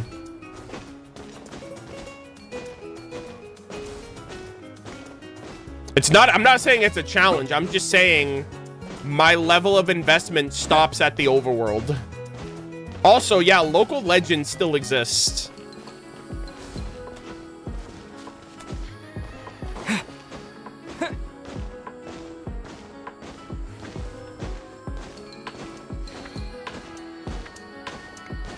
Will you ever do viewer teapot reviews? No, I don't really. I've never really cared to do that. Nah, I don't think so. Wyob laughs at your unbuilt characters. Not even the fucking Kairagi and Inazuma would laugh you out of that nation. You kidding me? They're so chonky.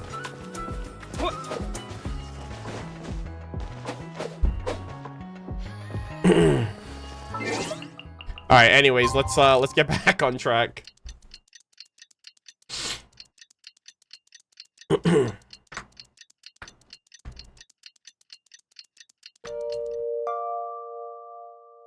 What are your thoughts on the UGC mode? I didn't read that at all. I have no idea.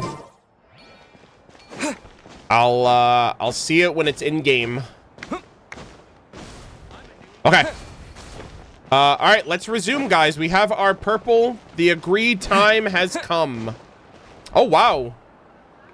Yo! Now, let's welcome our star designer, Zoltan, to add the final splash of color to the Chroma Flare Studio. Hell yeah, gamers. Let's go.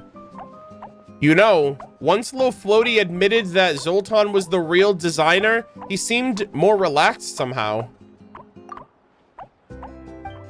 And he said he'd work on his and he said he'd work on his line work and grow into a good assistant. What a simple and straightforward guy. By the way, I really have to thank you two. Without your help, I don't think either of us would have found our way back. Just doing an adventurer's duty. Exactly. Helping people find their way is what great adventurers do.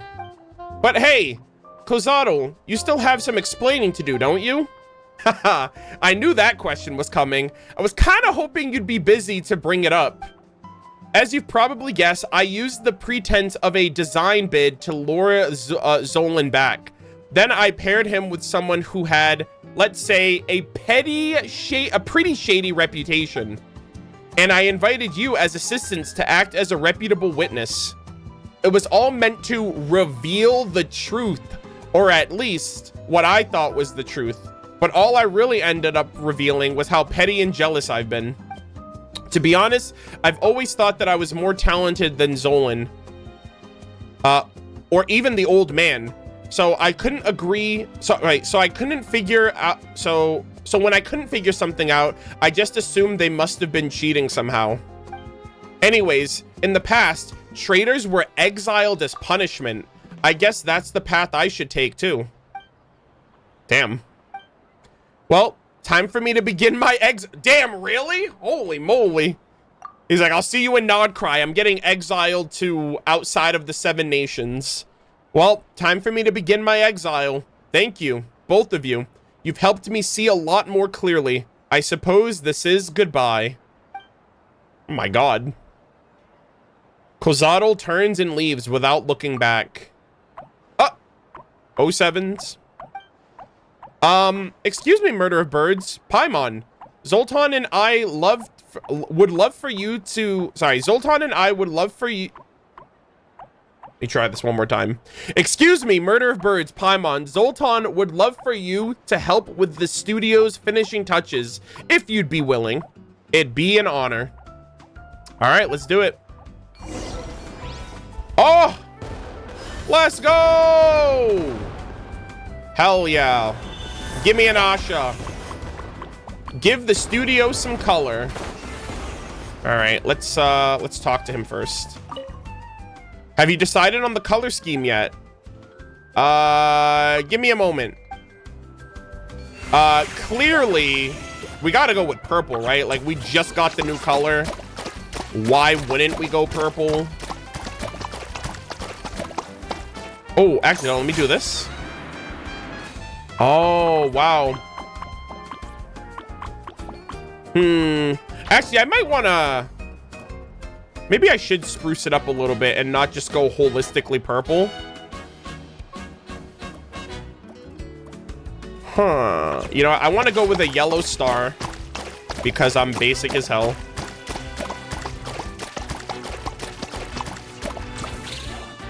All right. All right, yellow star.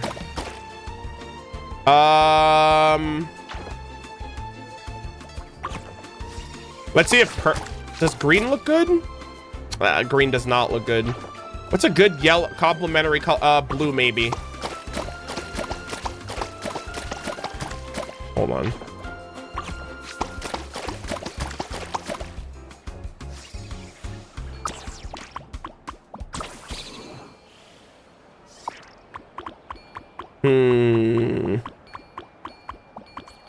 Yeah, let's go with a blue. Let's go with a blue top.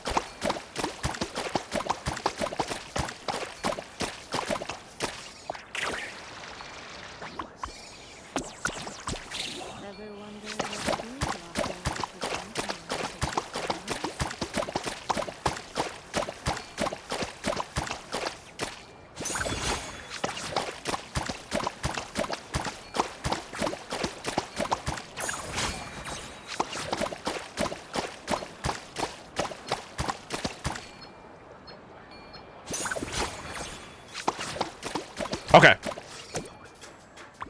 All right, I do want to mix it up a little bit.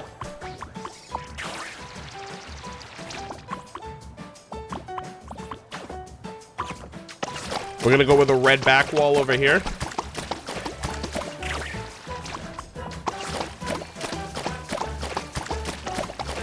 And then we'll go orange.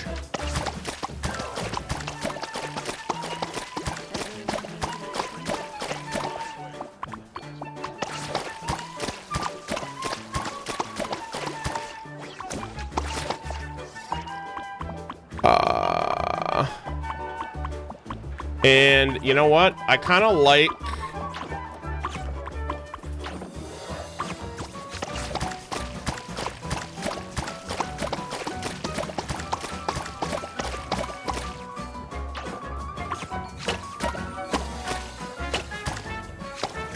Okay.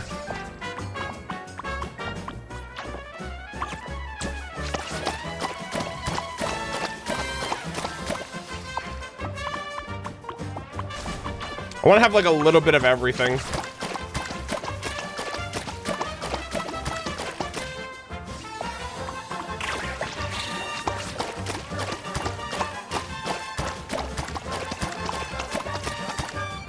All right.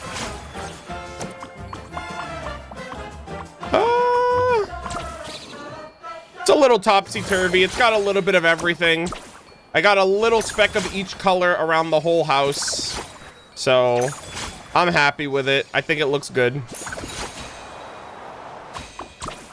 Green doesn't have... There's not a lot of green foundation, I would say. Actually, you know what? I kind of wish green was more than just this one little corner piece, honestly. Except gray, yeah, because gray's a boring color.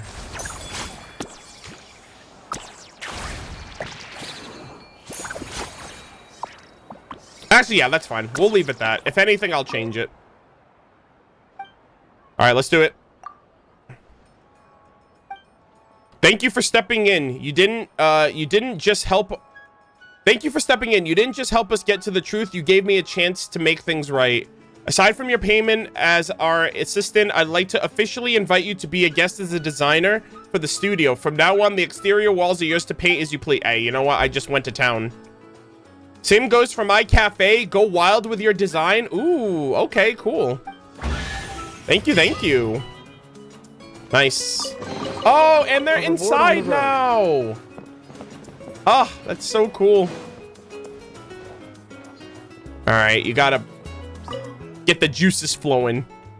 Want to give it a try? It's a little something I call horizontal composition. What do you think? These lines really stretch out, don't they? Or maybe not. It does feel a little too peaceful. How about this one with the clear framing? The contrast between light and darkness gives it a strong sense of dynamism. Ah, I see. Of course. That feels too oppressive. Right. Next. Look at the spirals. Look at the spiral line. Doesn't it give a whole thing an air of focus? Ah, yes. How could I forget? It's too complicated to color. I'm such a fool. Ahem. But don't you worry. I'll head right back and start racking my brain. I'm the best assistant there is. So I'll definitely come up with a satisfactory plan. Bro's like, what's bro yapping about? That's so funny. Nice. This was a really cool world quest. I really liked this. Super cool lore about colors, phlogiston, the Asha, Masters of the Nightwind as well. Absolutely goated. Hell yeah.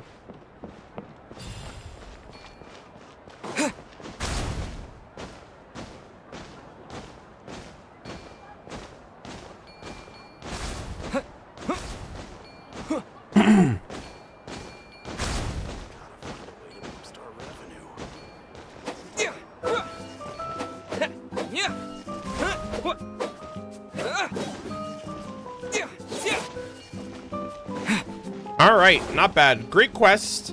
All right, we're gonna take a short little intermission and then we're gonna start up the next one, but very excited to have that done. I have all the colors now, and we got their whole ass building. Damn, this whole building's blue though. Jesus. Nice. Not bad. All right. No, I do not want to pull for Inefa.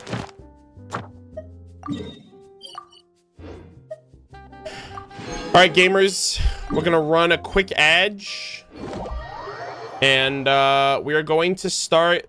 There's an NPC quest. We're gonna do that one next. Oh, speak of the devil. What's up, Inefa?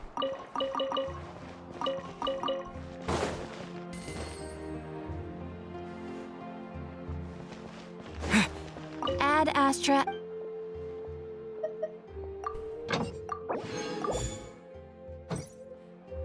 Add Astra. Thank you for All right.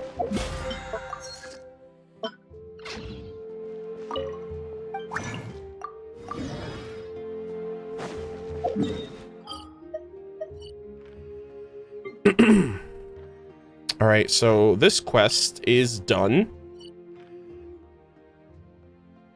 We got 1, 2, 3 left. The next one's actually going to be over here. So I'm going to fast travel here.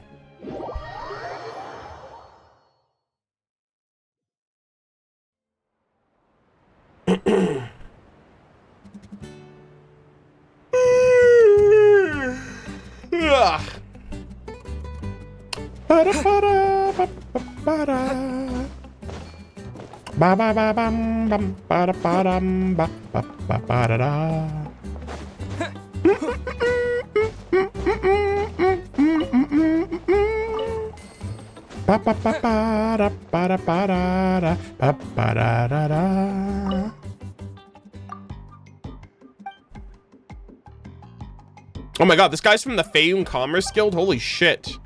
You are a long way from home, buddy.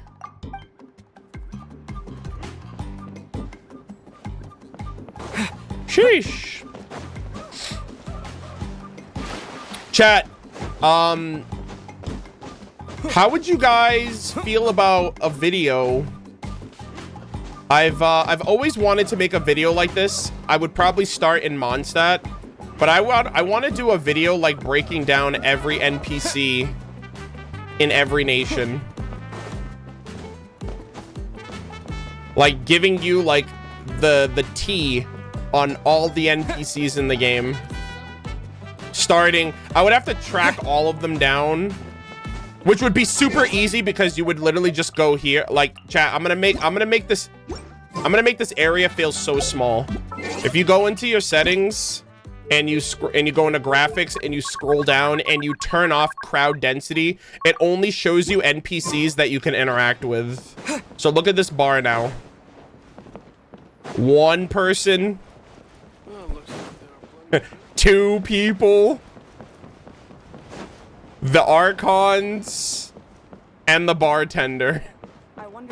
So like it would be super easy to track everybody down, but crowd density is really there to like for the immersion, to make it feel alive. But a lot of the models that you see you can't actually interact with. So it would be really easy to track down. But yeah, if you were playing in crowd density, it would be like, it's so depressing. It's so sad. Like, look at this area. Like...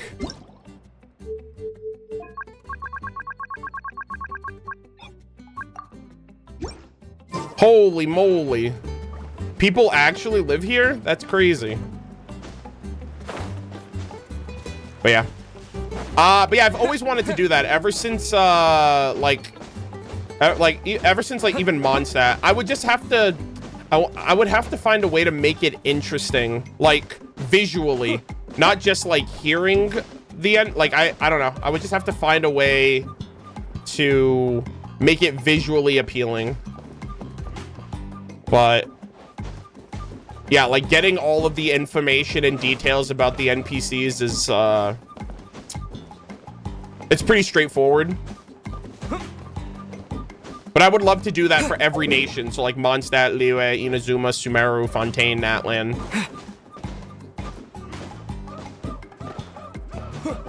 Do you have a full VOD of your birthday stream? I archived it, but I never made it public. But yeah, I do have a VOD of it. It's just not on the VOD channel.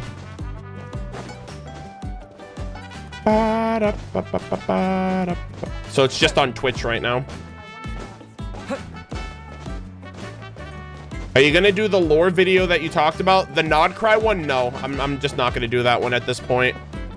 I don't have the time and I don't want to stress myself over it. I mean, Nod Cry stuff is coming out on a weekly basis practically. So I don't really feel like I need to make it at this point, especially since the web event just came out. I need to learn about Huffman. Bet. I got you. A lot of people probably don't know that that's Mika's brother. Like that Huffman and Mika are related. So a lot of dank lore.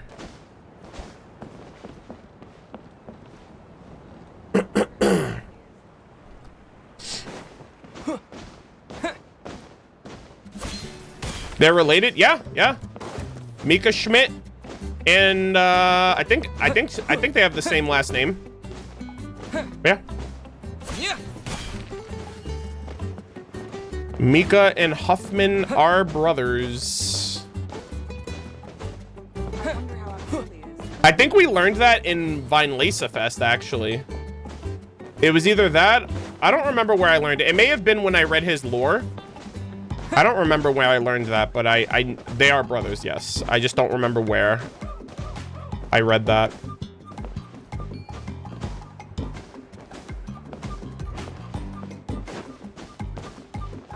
They need to update Huffman's model. Yeah.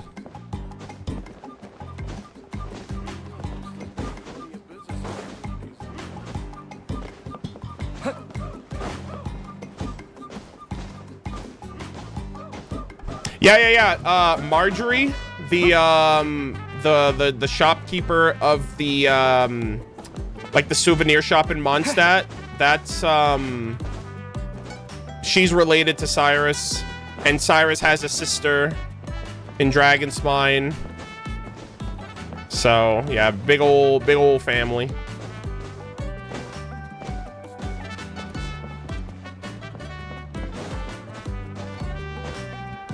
But yeah, I would have to do a lot of like research because a lot of this stuff I don't really remember.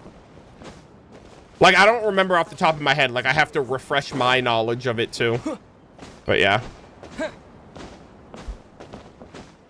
You should make like shorts. Yeah, I wanna do it in 2 forms as well. Absolutely. I think YouTube Shorts would be a really cool series of that. But I also think it, like, basically, like, I want to do each segment is like a YouTube short. So I want to do it in like under 3 minutes per NPC. So basically each one will be like a YouTube short, but then the whole thing would be just one big video. I think that'd be really nice to do. I just need to figure out how to format it for a YouTube upload. But yeah, I think that'd be really cool.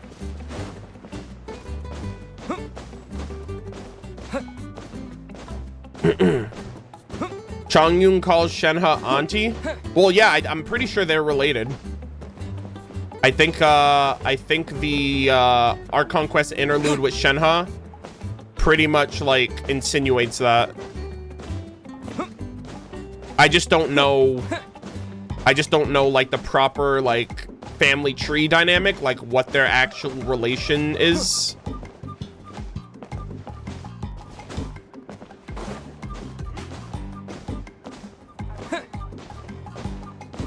It was in Shenhe's trailer, no? Yeah, but like it was insinuated in that Art Conquest interlude initially about like how she comes from a family of exorcists, and I think I even remember mentioning Changyun when I did that quest for the first time. Which I guess you're right. I guess the trailer would have said it first. But the quest pretty much insinuated it or like went into detail about it.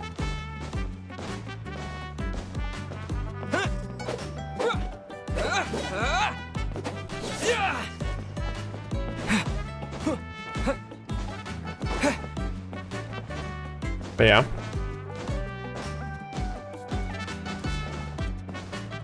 That Liwa NPC who's stranded on the rock because of that, bro, he's still there. All these years later, bro is still there. There's something floating. His family forgot all about him.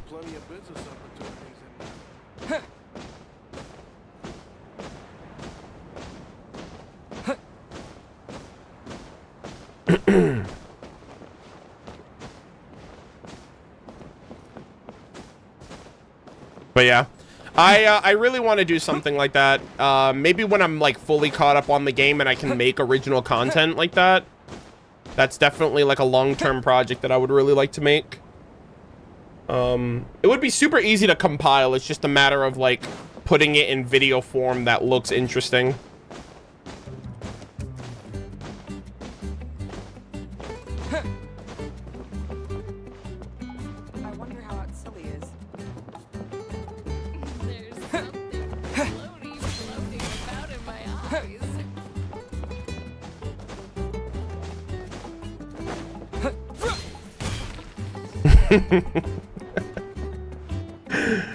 The Skyrider Claymore. Bro, the Skyrider sword and Claymore has probably like the funniest lore that I've ever read. Absolute, like, top tier lore. There's something floating.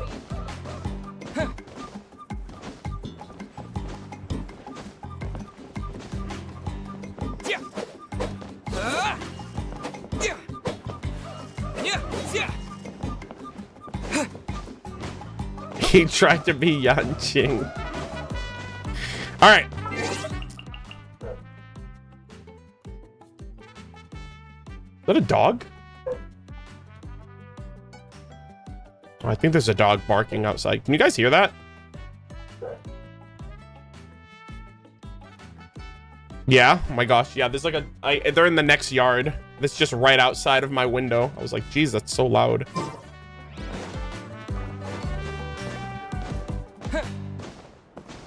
You've got to see what the dog doing.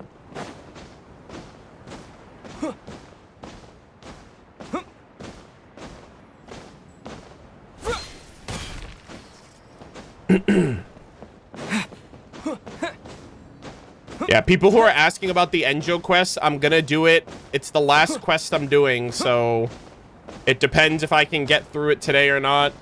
Obviously, it depends. I'm taking my time. Like, I'm chit-chatting. We'll get to the Enjo quest when we get to it. Either you're here to watch it live or you'll catch the VOD, but I'm gonna try to do it. What are we doing now, though? I mean, we're just chit-chatting right now. You know, we just did a quest. I wanted to take a little breather before we do the next one. But, anyways, I will be right back, and we will start up the next one. Yeah, we're doing an NPC quest, then a plant quest. I think the NPC quest is like 20 minutes max, so we'll probably batch these two together, and then we will, and then everything else will be done. So, sit tight.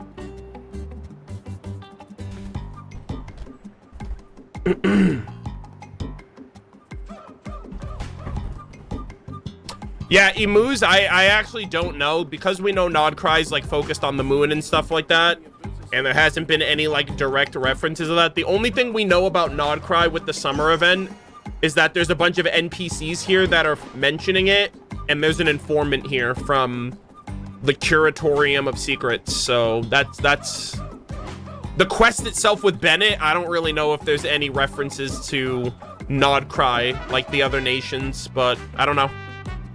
We never really know until after the Archon quest, so we won't know until Nodcry comes out.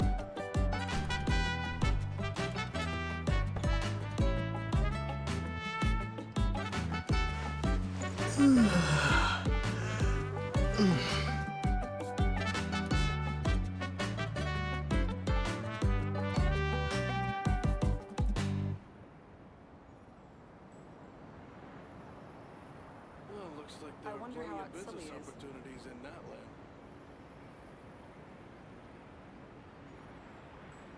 Hello again.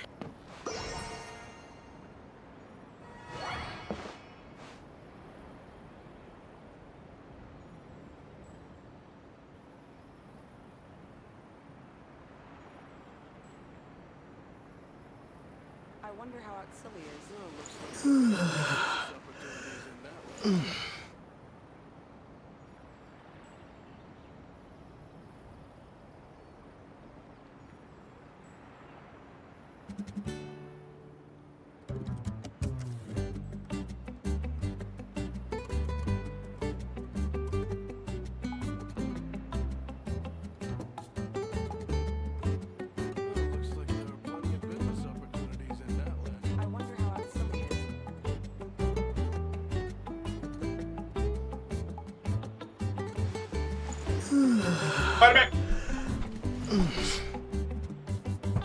Yeah. Another thing to consider too is it's usually the summer world quests that tease the next nation. It's never really like the main event quest that does that.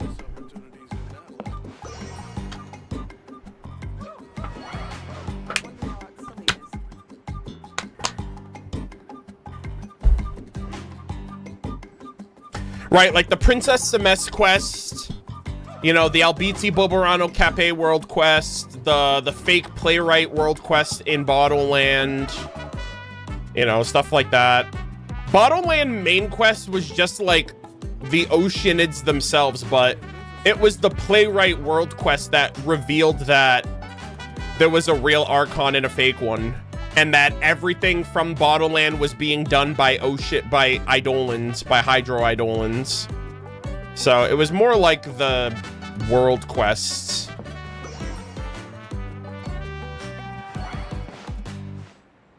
Well, looks like there are plenty of business opportunities in Natlan.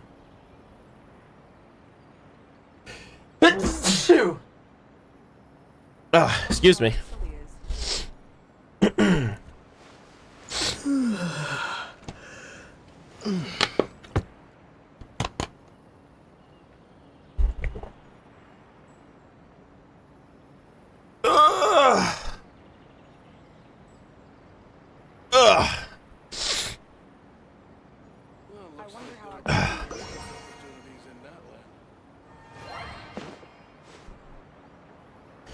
All right. How does everything look? How does everything sound? Let me know.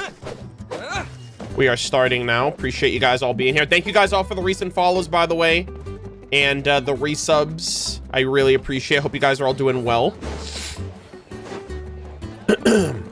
Okay. Okay. Say hi to YouTube, guys, or the VOD watchers, rather. We're starting now.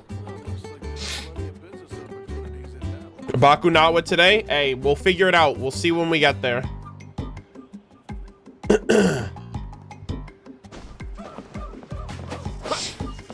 I've been live for 2.5 hours already, so we'll see.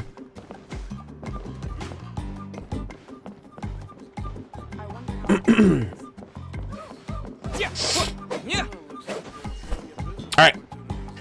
Alrighty, gamers, we are back, continuing on with some more Easy Breeze Holiday Resort World Quest for the 5.8 summer event area. We just finished off the last color quests. We now have all of the colors of the Asha, and I'm just basically cleaning up the last couple world quests that we have before we're able to start the Enjo quest. And there is an NPC here that I actually have to trigger. That's actually located over here. Now, I came here the other day because I was collectathoning and I was grabbing the last of the collectibles. And this guy is kind of interesting to me because his name is Ikuhua, which I believe is the name that we saw on that secret password, note that was in like a couple of the that was in the like that one area with the Sealy and the Monitu and all of that. And it says Ikuha, and he was the second mention. It was like Ikuha is basically sneaky, stay vigilant, be on your guard. So I don't know who this is in regards to that note, and that note also kind of went on to mention something about, you know, informants from Nasha Town in Nodcry. So I'm kind of curious who this individual is and what their deal is overall. But yeah, bro is bulge. Let us continue. Oh, hello? Is something the matter? Brother, what? What is that response? Your hairstyle is really striking.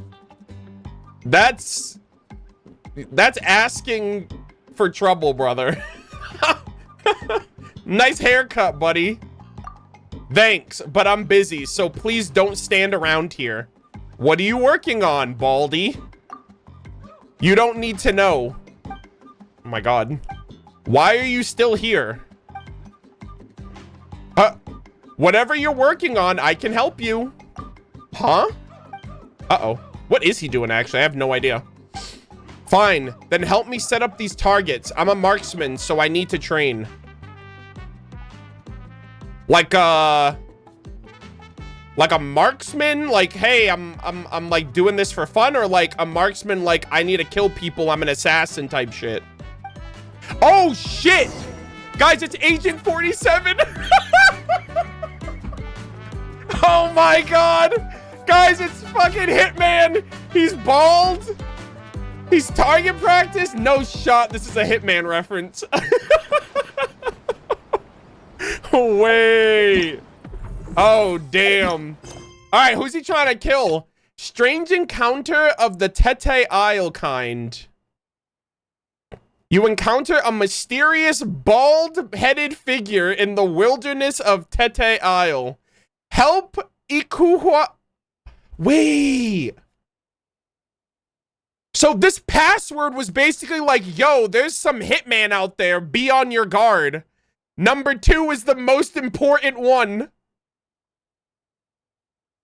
Oh, dear. This man's trying to take out some sussy individuals here. What the heck is happening?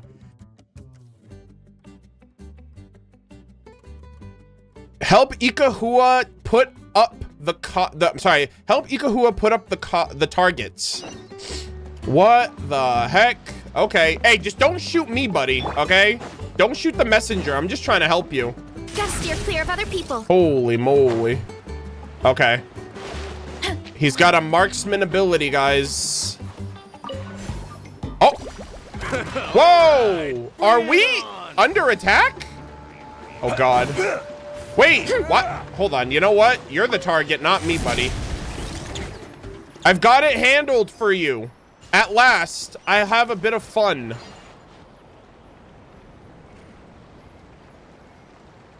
Brother.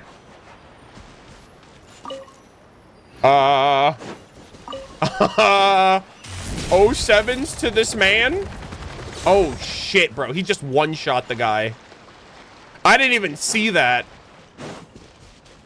All that's left of him was the elemental particles. I told you to move. Oh, damn. He's got a freaking target sight. That's the right shot. Huh? Hurry up, Do not get on this man's bad side. Gotta steer clear of other people. Agent 47 does not fuck around. Sir, be careful. Your head's a little too close. Who's there? Who's shooting? Bro, he almost took this man's head off. Jesus Christ. God damn. Okay. Surely we didn't get ourselves into some hot water by helping this man out, right? Surely not. Oh, God damn it. Let me try that again.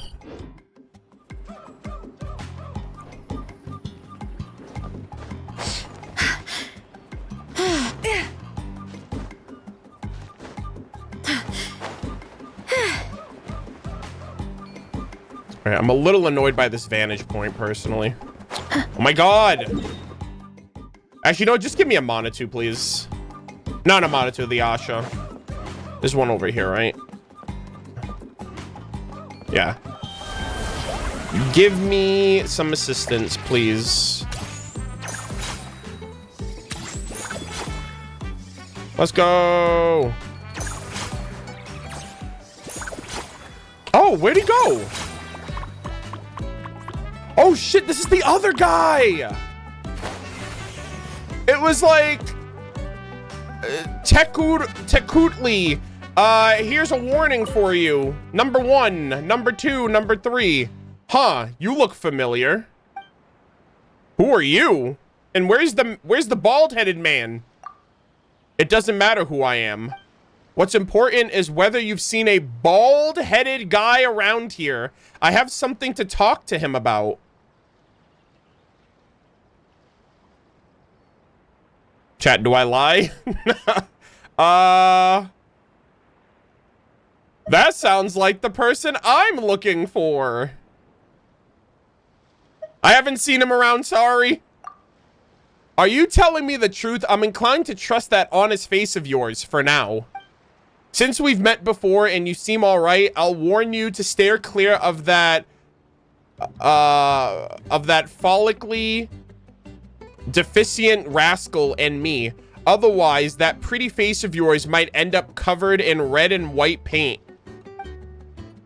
These are things I found in his camp. I'm guessing he didn't have time to take them with him. They're yours now. Don't worry. He already forfeited any rights to object. Sooner or later, his life will be mine.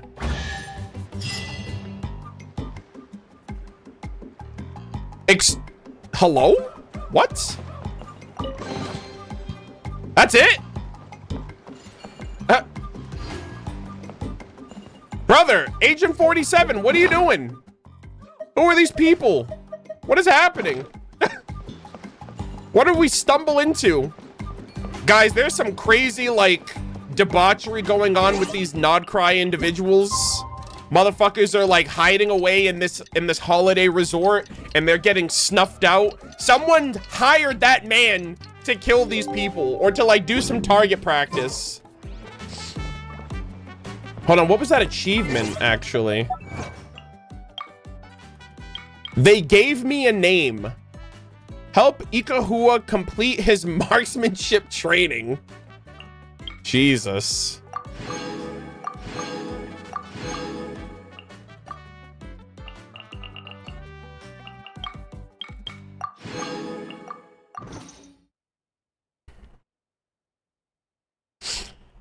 Interesting. All right, so there is something I do want to follow up on with this.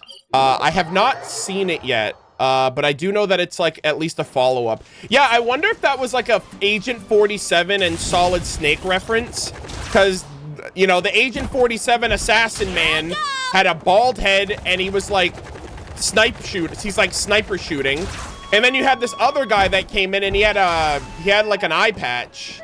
And that reminds me of, like, like, Metal Gear Solid Snake. Also, I have to make my way to this little island with an Asha. Hold on. Or it could be a Yakuza thing. Yeah, I guess it could be that, too. I have no idea. All right, look at these people over here jamming out.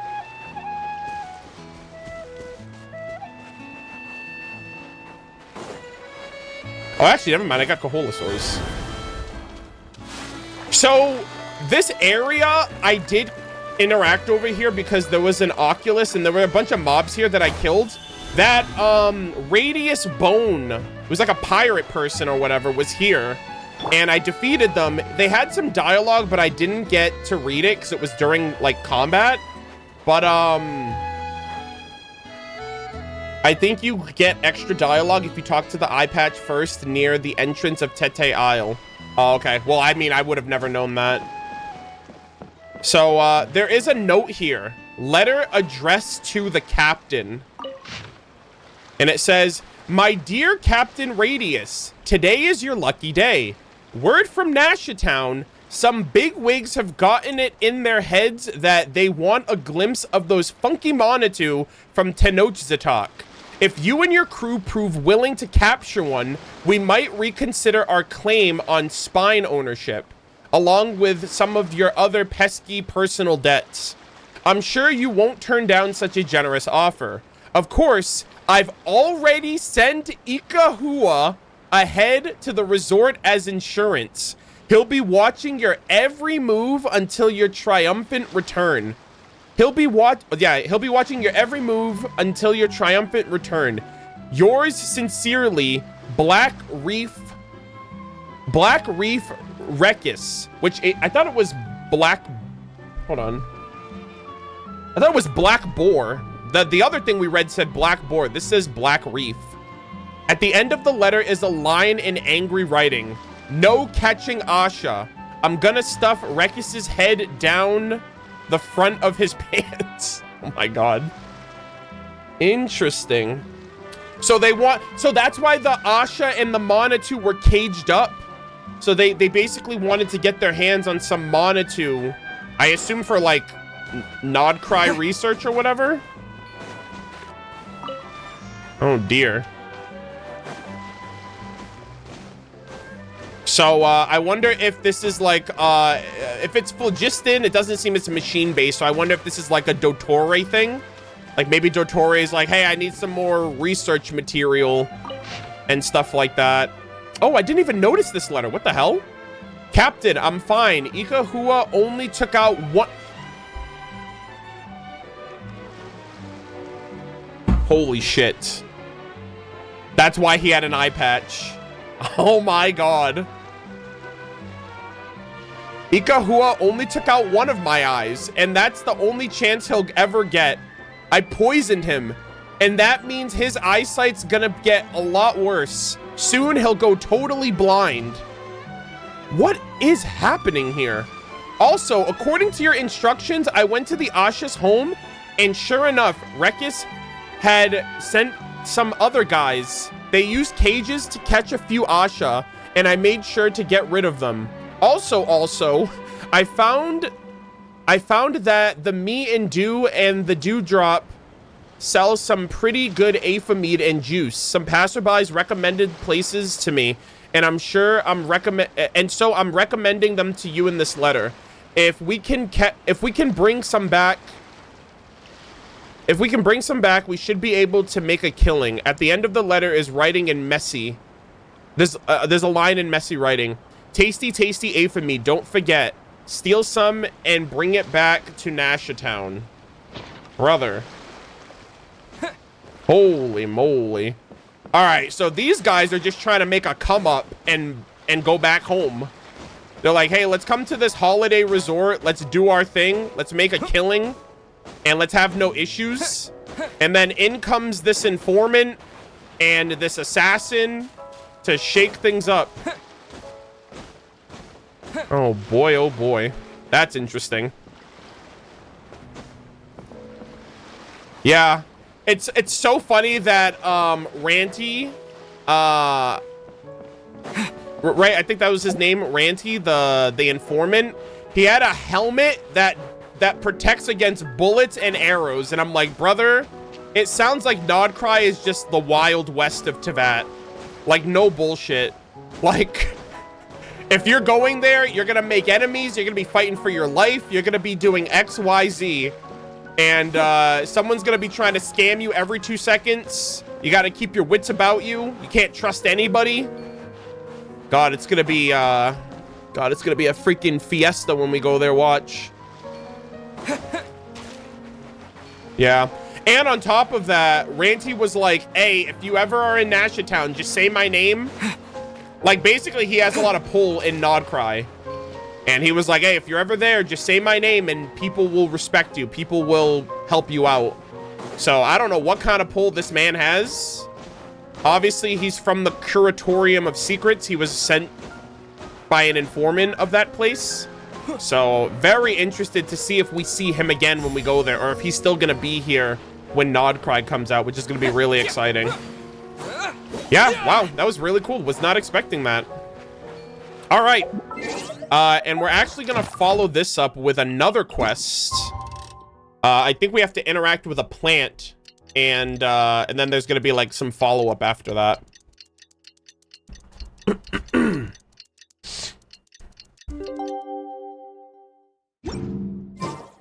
Okay. Okay, so we got that. We took care of... Oh, okay, I need that still. Yeah, we clear that up too. Alright. Okay, so this quest is actually over here. It's also on Tete Isle. Alright, so apparently I have to interact with a plant over here. Yeah, this one right here. Who is this lady? Hello? Hello, ma'am. Who are you? This tastes bitter. Did I add too much firegrass? I'm sorry, did I add too much flame grass? Flame grass? Actually, this is a nice little shot right here I'm gonna get. Alright. Okay, let me do that again. This bitter taste. Did I add too much flame grass? Flame grass? Glowing horn shrooms, they need to be fermented first, then steamed twice. The effect is still too weak. Is she going to keep ignoring us? Oh, okay. So I guess I have to interact with the plant, and then she'll be like, what do you think you're doing? My babies. Ooh. Okay. Damn, Traveler's gonna be a botanist now. A softly glowing flower bud sways to your touch, pulsing to some silent secret rhythm. Hey, hands off, please. Oh, sorry. It touched me first. Hello? Excuse me? You're quite popular. No wonder it doesn't dislike you. Hey, look at the flower. Is it dancing? Looks more like wiggling to me. Ew. Don't use such disgusting language on a flower. At least say it's swaying or something. Okay, Paimon. That's the dance of... that's the dance of Urzulai. All right, let me write that down. God, that sounds like the dance of Sub-Zerus. What do you mean, the dance of Urzulai? Hold on. Dance of Urzulai.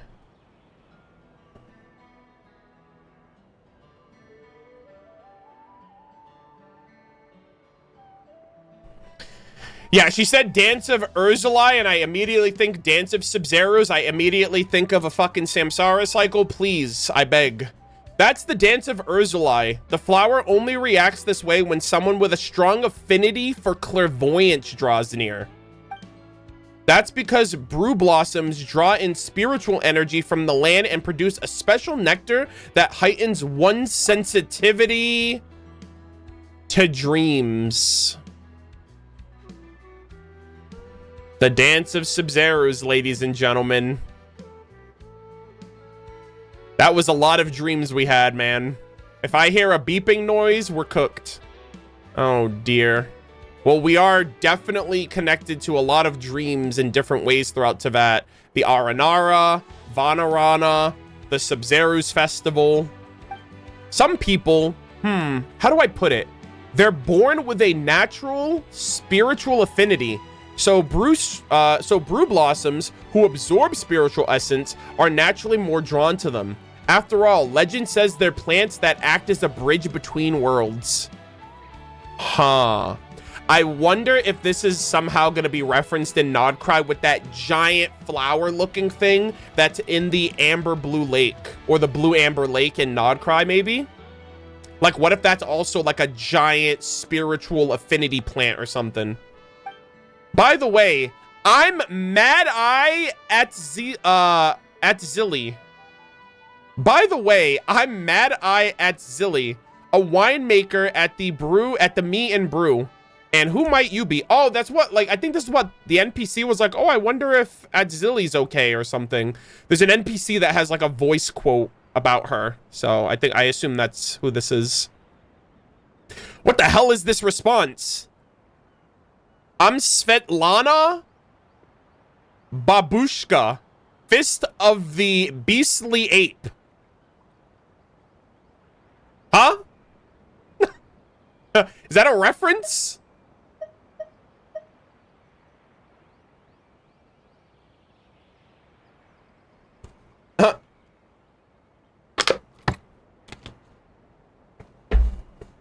You know what? We do a little trolling. And Paimon's the soaring hero, Hunter Gordon. Ah. Yeah, I'm gonna screenshot this response from Paimon. Surely that's foreshadowing. The soaring hero, guys. Did you mean to introduce yourselves with both names?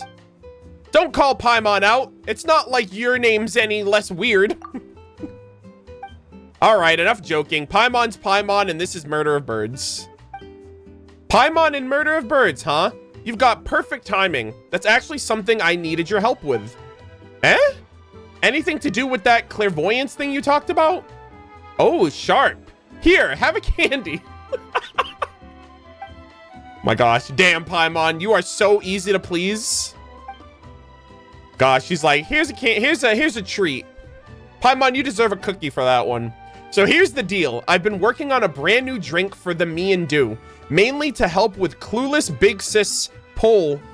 Mainly to help my clueless big sis pull in some fresh-faced, trend-chasing clientele. And my latest project is, well, it goes something like this. A dreamy, joy-sparking, zero-alcohol blend that lets ordinary people feel a clairvoyance-adjacent simulation without getting tipsy or having to deal with a hangover. So you want to make them hallucinate? The key ingredient is a dollop of The key ingredient is a dollop of high purity nectar from these brew blossoms. But that's where the problem lies. Is the nectar not pure enough? Bingo. Damn, Paimon, you're getting full-on candy right now. Bingo, another candy for you. Paimon's on a roll today. If only my affinity for clairvoyance were strong enough, I could spot the flaws instantly. But as it stands, all I can do is test and analyze the samples over and over again. Okay. But thankfully, you showed up, and it looks like your affinity's much stronger than mine. You might just be the answer to my prayers. All right, what can I do to help? First, drink a little bottle of nectar extract, then I'll explain. This stuff looks kinda sus. Relax. Theoretically, the worst it can do is... What do you mean the worst it can do is blind me? You act like that's like a favorable outcome. Hello? And hey, if your affinity for clairvoyance is great, And hey, if your affinity for clairvoyance is really that great, you'd be fine. Even with a bad eye, you've got two, right? Damn, tell that to the guy that just got fucking sniped by a freaking... by an Agent 47 cosplayer from Nodcry. Well, I protest your ridiculous sense of logic. Good job. Good job, Aether. You're just like Sino. Chill. I'm still joking. You won't go blind, probably. Can we just get started? Sheesh. This lady doesn't give a damn about me. You down the nectar in one gulp. A strange sweetness, tingled with some putrid pungency, spreads throughout your body. Like a dream long forgotten, unraveling into damp, glistening mist. The mist quickly clears and your vision returns to normal. Thank God. See? Told you you'd be fine. Now let's get started. There are 3 flower fields right outside. With your help, you'll be able to spot tainted brew blossoms in no time. Follow me. I'll tell you what tools we're going to use. All right. This one here is the dream extractor. We can collect the purest pollen from the brew blossoms. First, we'll need to weed out the bad flowers. Those would be the ones tainted with impurities. These plants have absorbed too much gunk from underground, and that messes with the effects and the safety of the drink. But how can we tell which ones are bad? They'll react to people with special constitutions. I'm not sure how they'll react exactly, but I know that if you get close enough, the flower's bound to do something weird and obvious. You'll see what I mean once the flowers... you'll see what I mean once we're in the flower fields. All right. Interesting. So do these flowers absorb the abyss? Is that what's going on here?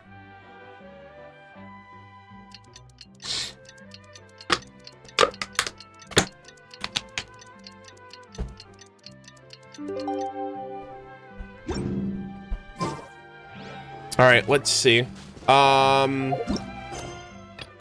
Dream Paititi. Dream Paititi. Investigate the issue with the flower field. You encounter a nursery full of blooming You encounter a nursery full of blooming brew blossoms in the wilderness of Tete Isle. It appears to be administrated by a mysterious woman. Okay. Investigate. Oh. It's pretty normal brew blossom. Let's keep looking. Oh, wait. What about the ones that close versus the ones... Yeah, I was gonna say the ones that don't... The ones that aren't closing. Yeah, it's just like the, It's just like the... It's just like the one that we interacted with when we were at the thing. Okay, can this thing come down, please? I hate this. Why me? It's justice o'clock. Okay. Yeah, it's just like when we were at the bar. So the ones that stay open are the suspicious ones, I think. Oh, I just want to double check. Okay, step 1. Let's solve the problem Adventure time. on the field. Okay.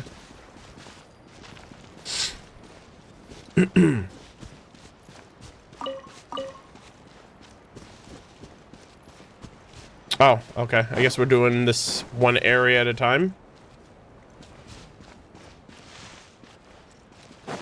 Wait, what is happening? Hello? Off we go. Ha! Why does it keep putting me back over here? Use the bottle. Oh, okay. I didn't know that. I thought it still wanted me to investigate the flowers. Okay, I see. Dream. Okay, now that we cleared out the bad one, let's extract. All right. Let me see. The pollen in this dream extractor is super pure. Perfect. Which means the last flower was definitely the contaminated one. Yeah. Mad Eye at Zilly carefully put... Oh, okay. I didn't realize I wasn't allowed to read. Cool. Judging from the sample, the purity spot on. No signs of impurity. Excellent. Okay. 1 down, 2 to go. All right, let's try over here now. Oh, we got 2 culprits now. We got number 1 and number 2. Oh! What the heck? What the dog doing? What the fuck? Whose dog is this? Guys, am I tripping balls? Seymour, is that you? Is this a Nod Cry reference? I can't tell. Guys, we're literally in a dream right now. Sir Brianus. Okay, I gotta write this down. I am Sir Wolfington Brianus, knight of this realm. Pray tell, what name do you bear? What the hell? Hold on.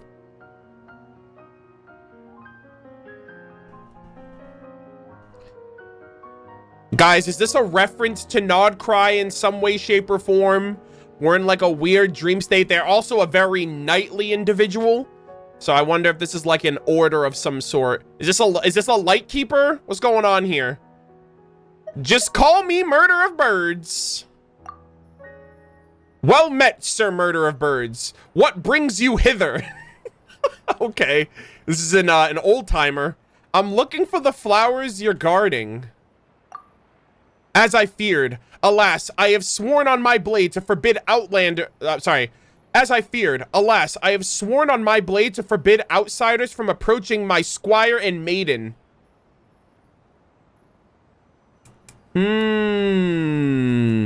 Squire and maiden?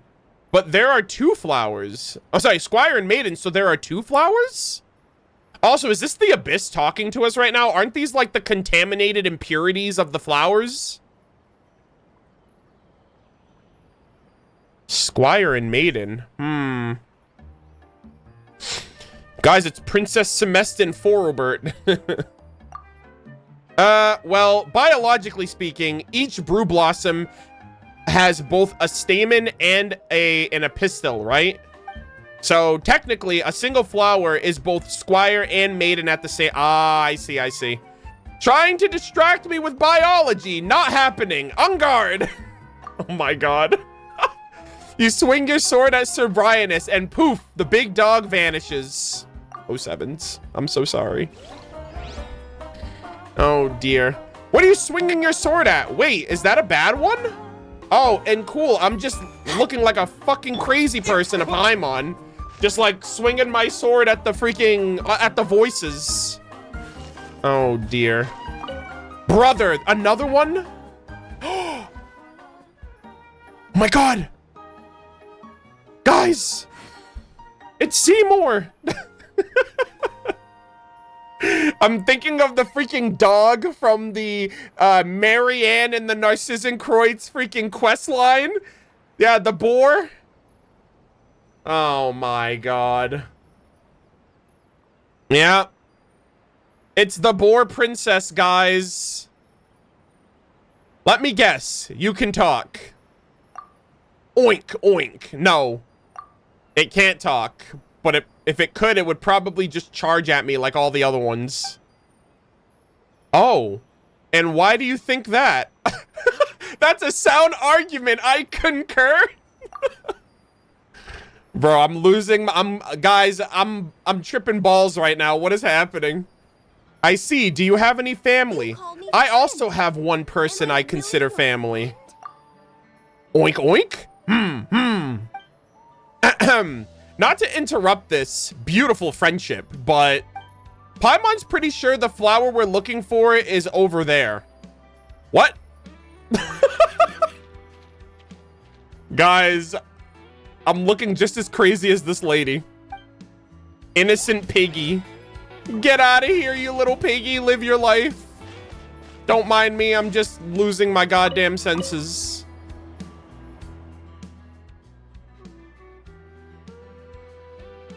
Ozzy? Is this Ozzy, guys? Is this Cassiodor? Cassiodor. Guys, I'm remembering all of these previous fucking quests with other animals that we've interacted with over the course of our game. This is Ozzy, right? This is Cassiodor. Surely. It's a cat. You can't fool me with that illusion. Taste my blade? No, come on. At Zilly, what a two-faced wit. What a two-faced witch you are? Did you start raising humans behind my back? I beg your pardon? Is she abyssal too? Ugh, humans. Rude, filthy, stinking oh damn, this is Scaramouche. This is Scarammeow. This is Scaramouche. The end of the Archon quest, he said the same thing. He's like, filthy humans. And we did get that one scene of him as a cat, so it adds up. Didn't your mothers teach you how to treat a poor, lonely, free-spirited, delicate flower like me? Anyways, I'm Dambara the Pale. But you can just call me Dambara. Oh my god, what is happening? The Pale? Dambara the Pale. Oh boy. Chat, Hoyo's cooking right now. We gotta start putting this together. Is this the Pale Princess and the Six Pygmies? I'm trying to think. Okay, like what else is pale? The moon is pale. The pale moon? The Pale Princess and the Six Pygmies? The Pale Flame artifact set? What is this? What the hell does this mean? Face the wrath of my claws, foolish intruders. My fangs thirst for justice. Hey, why aren't you scared? Am I not scary enough?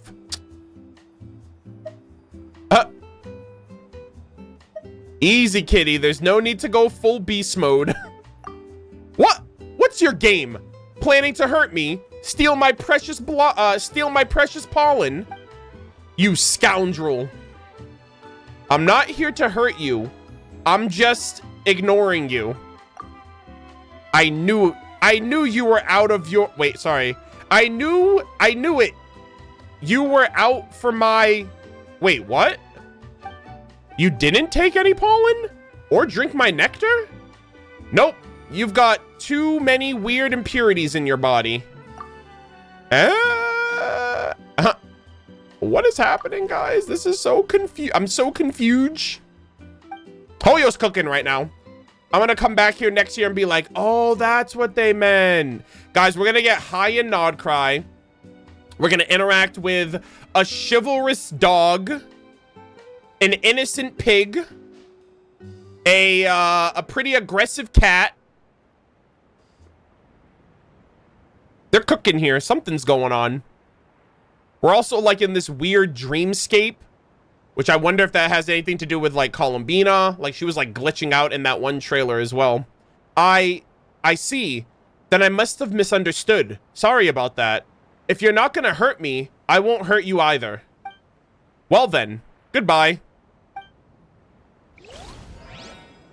If these are supposed to be abyssal, then like, is this also a representation? Maybe this is maybe this represents the Wild Hunt, right? Because the Wild Hunt looks like it's like, it looks like it's like taking over people almost. Like it's the corrupted impurities of man.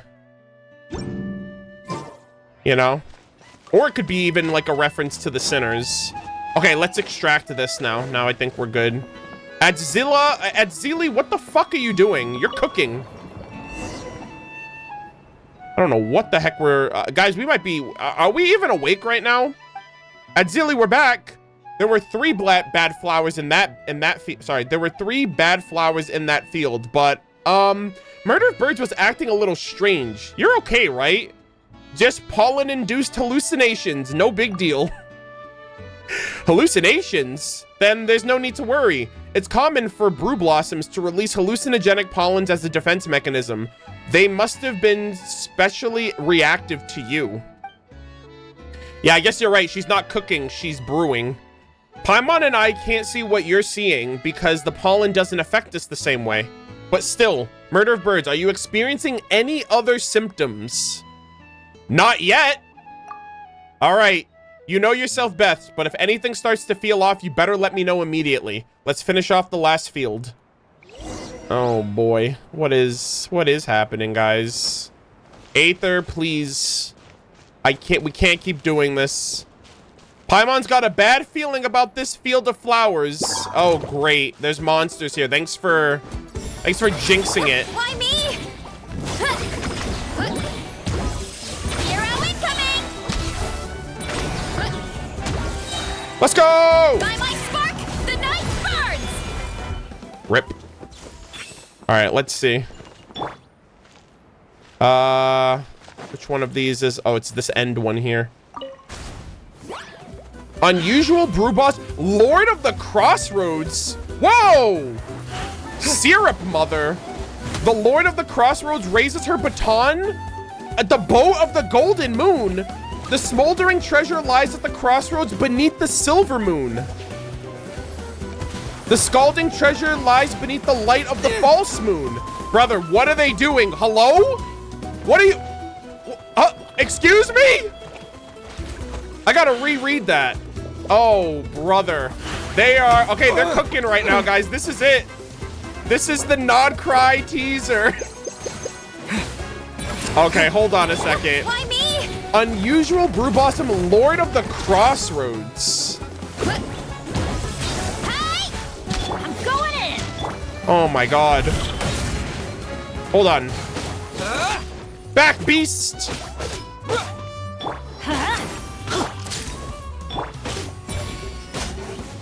Holy moly. Volcano kablam! Oh, are we good? Oh wait, the Headbutt! health is still there. Okay, I managed to take screenshots of all of that, of all of the dialogue that I just read. That just popped up on my screen. Give me 1 second. We're gonna put that on screen. We have to run that back. Give me 1 second, guys.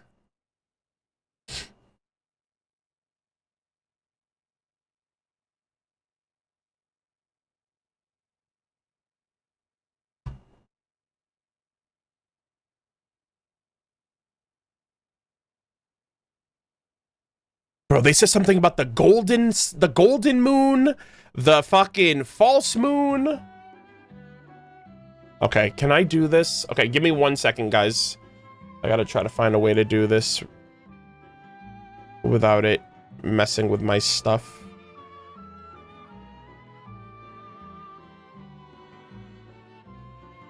One.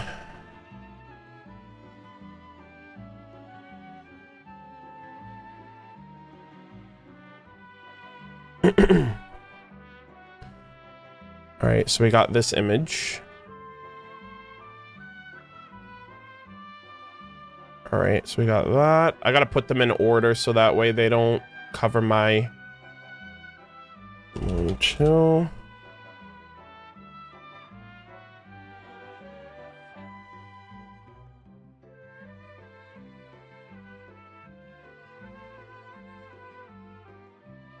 And 3.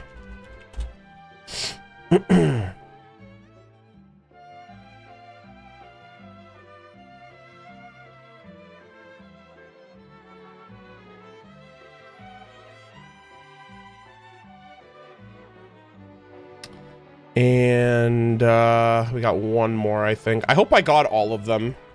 I think there was only 4 mentions that they talked about. I hope I didn't miss any of that. I was trying not to die either, so. All right, so we're gonna put this in order. 1, 2, 3, 4. And all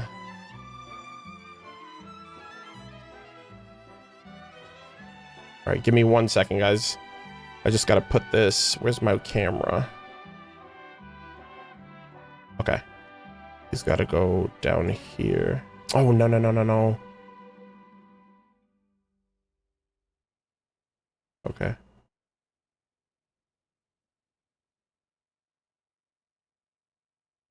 No, I'm not writing it down. I'm trying to put the images on the screen so we can discuss it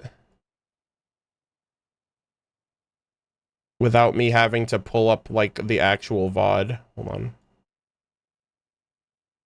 Okay, there we go. All right, we're good. We're good. Yeah, I just need I'm doing it manually. So that way, when I show it, it looks like it does on my actual screen.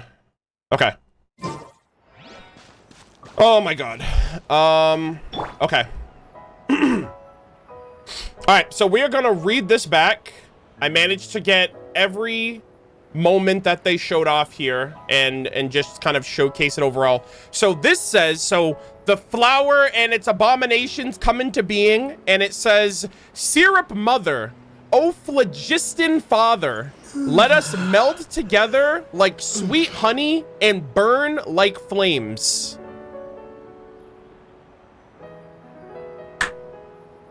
That is an interesting turn.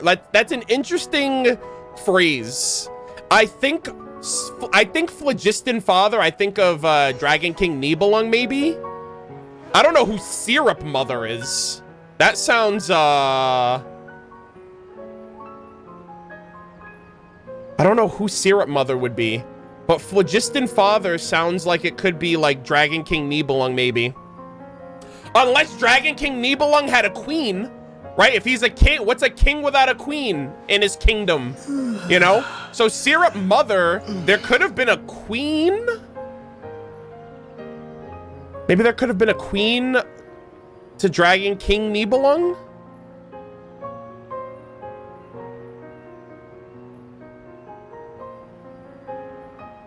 Which would be interesting because we've never heard of something like that. I also thought maybe the Voyager, but the Voyager was just like a passerby. But yeah, Syrup Mother, O phlogiston Father, let us blend together like sweet honey and burn like flames. So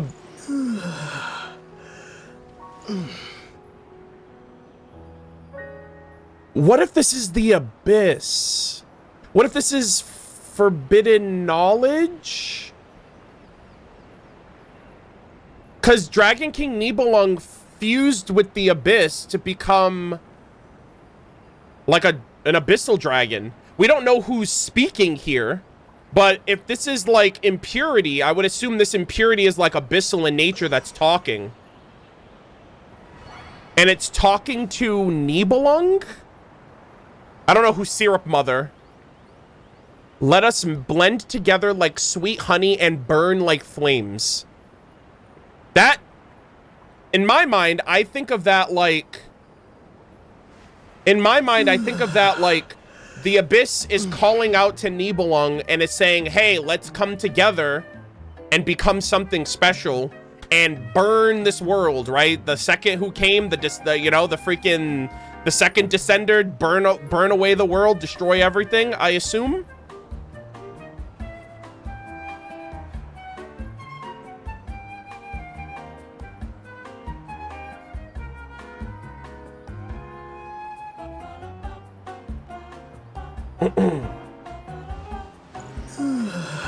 But yeah, that's the first thing. I also don't know who's speaking here. It's just a question mark. I assume it's the flower that's right here. The Lord of the Crossroads, mind you.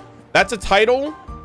And so that might just be something Abyss related that we'll have to figure out when we get to Nodcry. The second message, the second line says, the Lord of the Crossroads the Lord of the Crossroads raises their baton and onward floats the boat of the Golden Moon. You lost me there. This could only just be like an interpretation. I don't really know who the Lord of the Crossroads is, unless that's like the crossroads of life and death and, you know, the realms between, or like another, like dreams maybe? The Lord of the Crossroads between reality and fiction, between dreams and reality maybe?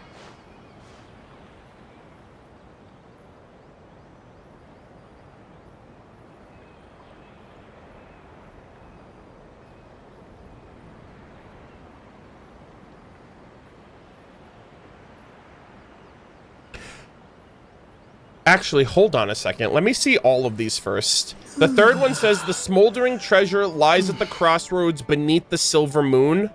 And the last one mentions, the scalding treasures lie beneath the light of the false moon. Scalding treasure, smoldering treasure. The crossroads with the boat of the golden moon. And the syrup mother and phlogiston father.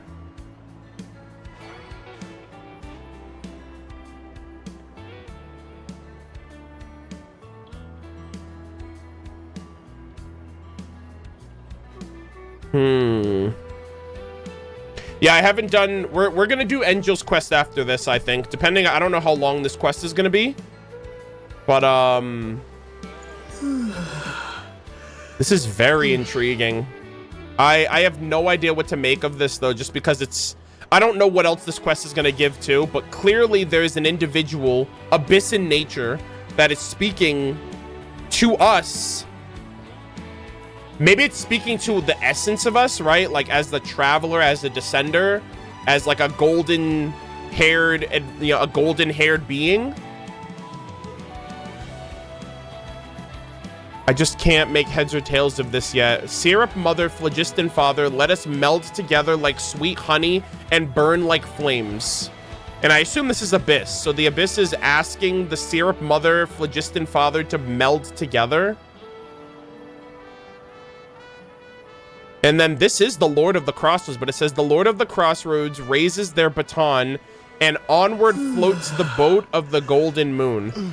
I think of like Lord of the Crossroads, and the boat reminds me of like Renova, Surumi Island, the Golden Hall, and like the boatmen of that world quest. Right? I've never heard of Golden Moon before, so I don't really know what that's implying. But then it says the smoldering treasure lies at the crossroads beneath the silver moon. So we have a golden moon, we have a silver moon, and we have a false moon, which I assume is the moon in the sky of Teyvat right now, or something linked to Nodcry. The scalding treasures lie beneath the light of the false moon. Obviously, there's a sun and moon reference there, right? A golden moon could maybe be the sun, and the traveler is kind of like considered the sun. Paimon is considered the moon, right? The golden-haired traveler, the silver companion. They're cooking. This is definitely like Nodcry, or maybe even Conria or Celestia oriented. They might be future-proofing and going beyond Nodcry. I'm not sure.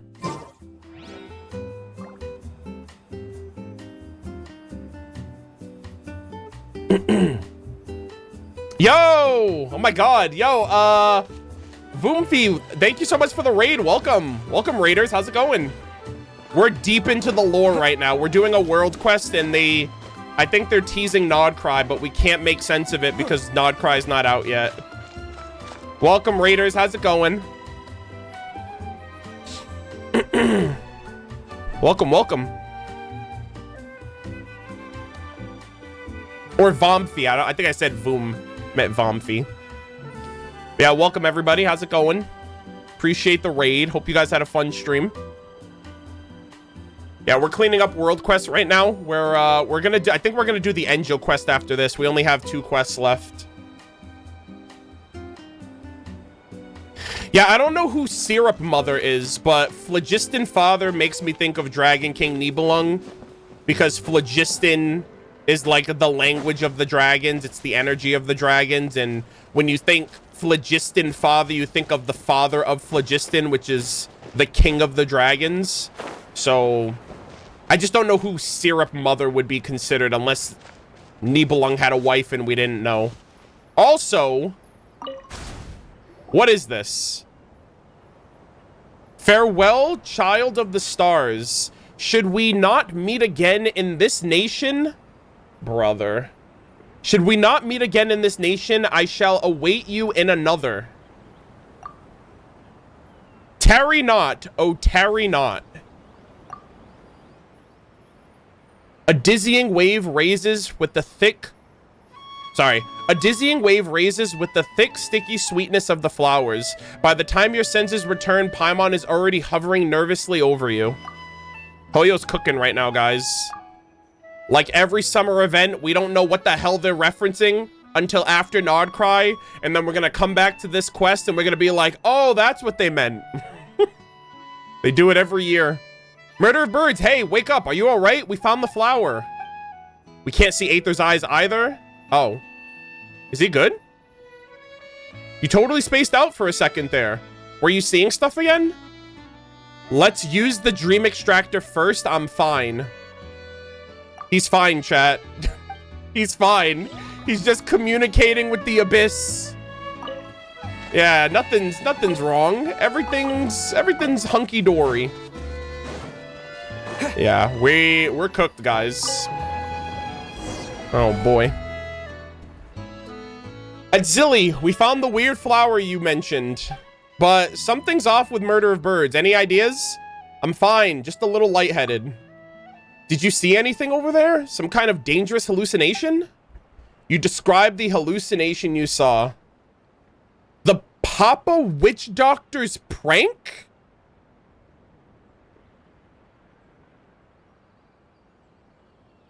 Huh? What does that even mean? The Papa Witch Doctor? Is that Dottore? The what now? It's an old tale passed down among shamans and brewers. They say Papa Witch Doctor guides the spirits of those who were unlucky and didn't die in glorious battle. Was he like a fucking necromancer shaman? He's like bringing the dead back?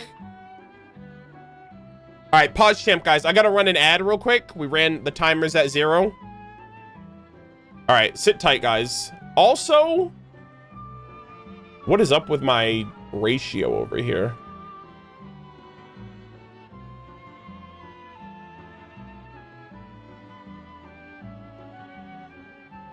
Hold on, give me 1 second. I gotta pull up my stream real quick.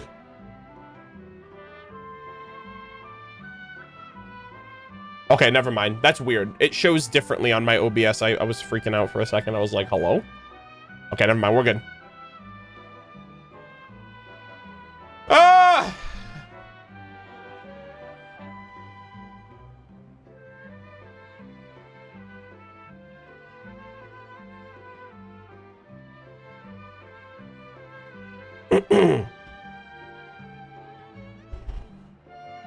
Yeah, there's definitely some cooking going on right now. The Papa Witch Doctor's prank.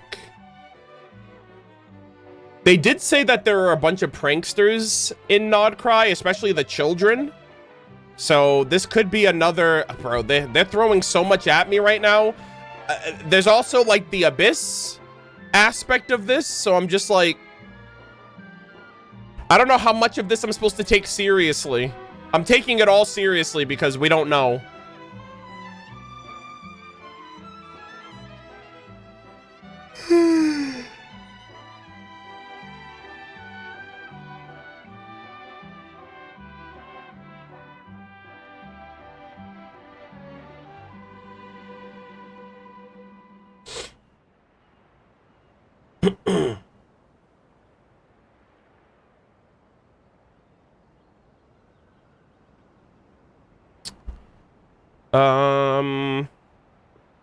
Wolves call alcohol the abyss. Oh, that's right. Yeah, in the Drunkard's Tale.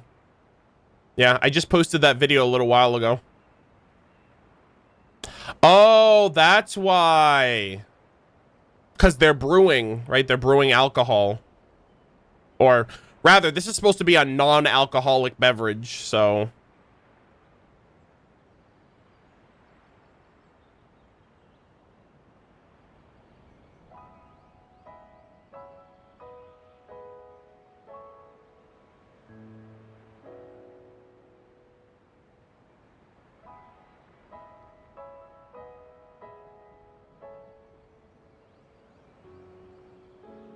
Hmm.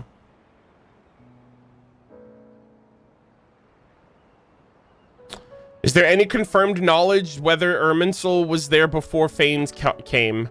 No. That's kind of like the next best thing now, right? Like, that's, like, we now know confirmation that the moons were here before, but there's no guarantee that Irminsul was here before. But yeah, we don't know if Irminsul is a modification or not.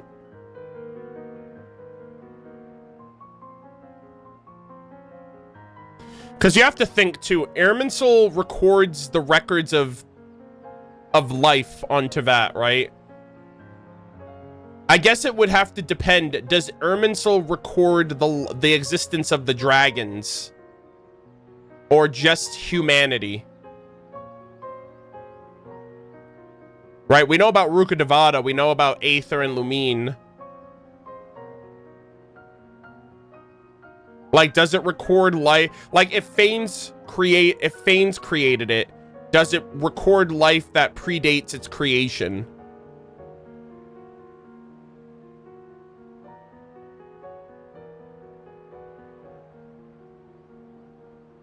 And if it was created before Fanes, then I guess that would make sense that it was created alongside the planet in Dragon King Nibelung.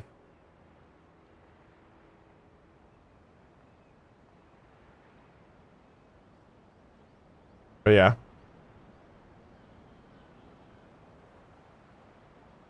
Probably only records the human realm. Yeah, I guess we'll have to wait and see.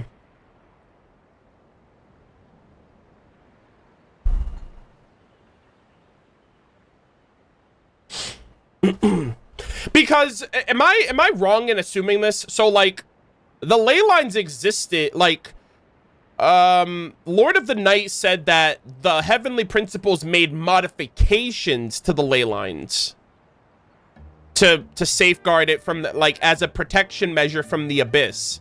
That doesn't read to me that the heavenly principles created the ley lines. It implies that the ley lines already existed before, but Fanes changed how they operate. So if the ley lines existed prior, then I assume Irminsul existed prior because the ley lines are the roots of the tree. And so Fanes just just overwrote everything that was already here.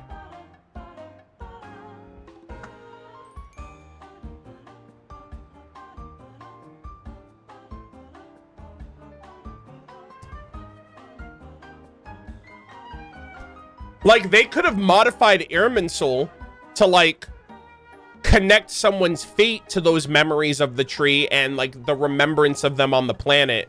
But I don't think they created Irminsul itself. They could have definitely hacked it or, like, modded the tree's original... the tree's original purpose, because obviously the purpose of the tree would have been different before humans and before the world of now, if it was there from the dragon's point. So, so yeah, I wouldn't be surprised if Irminsul was modified, just like the ley lines.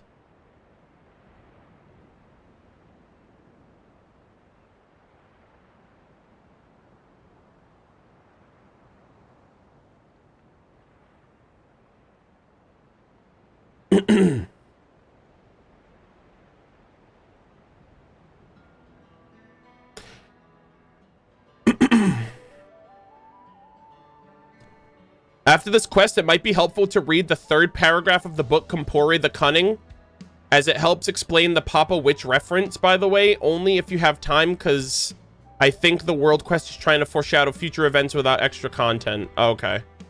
Yeah, if I have time, I'll check that out.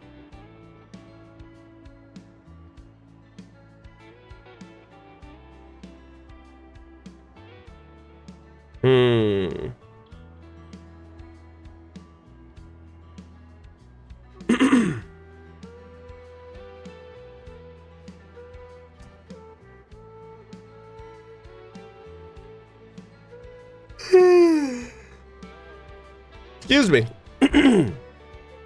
All right, let us continue. My goodness.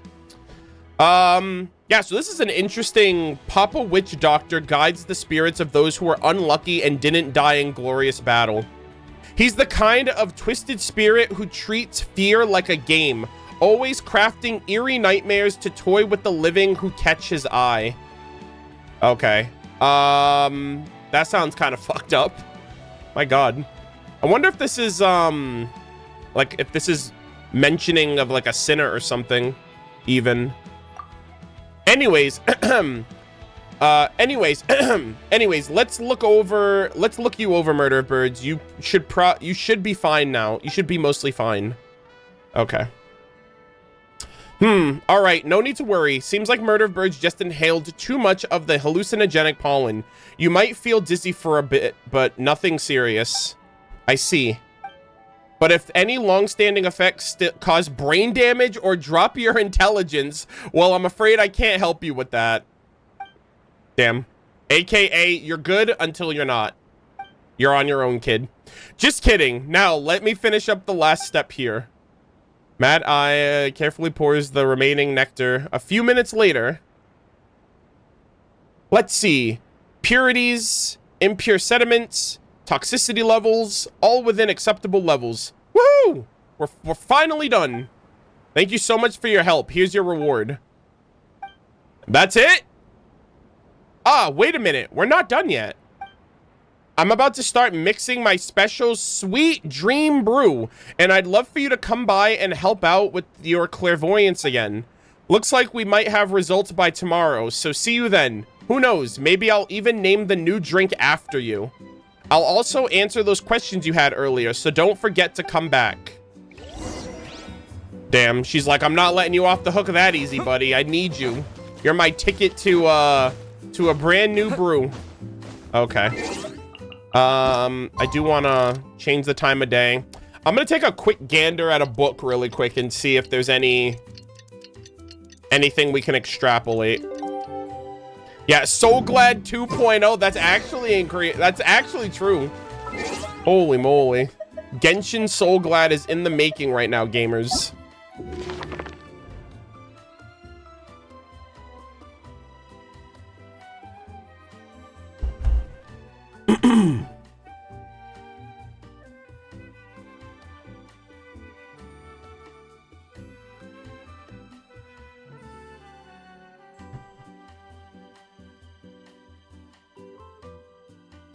Okay.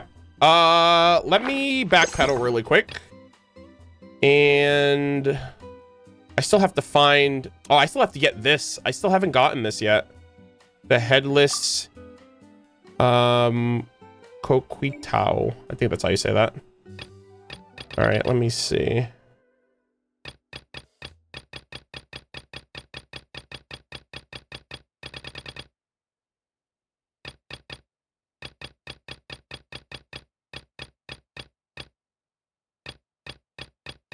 I may have passed it. Oh, no, it's right here. Ah, yes, gamers. The Lord of the Crossroads. Okay, chat. We're doing a little reading session right now. Compore the Cunning has been looking us dead in the face this entire time.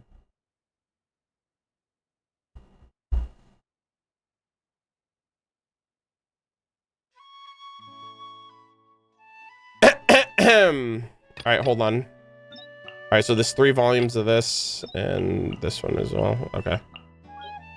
Okay, so first off, Compore the Cunning One, said to be a tapestry personally woven by Master Sanhaj Compore. Its contents are both short and strange. Personally believed to be a work of pure fiction.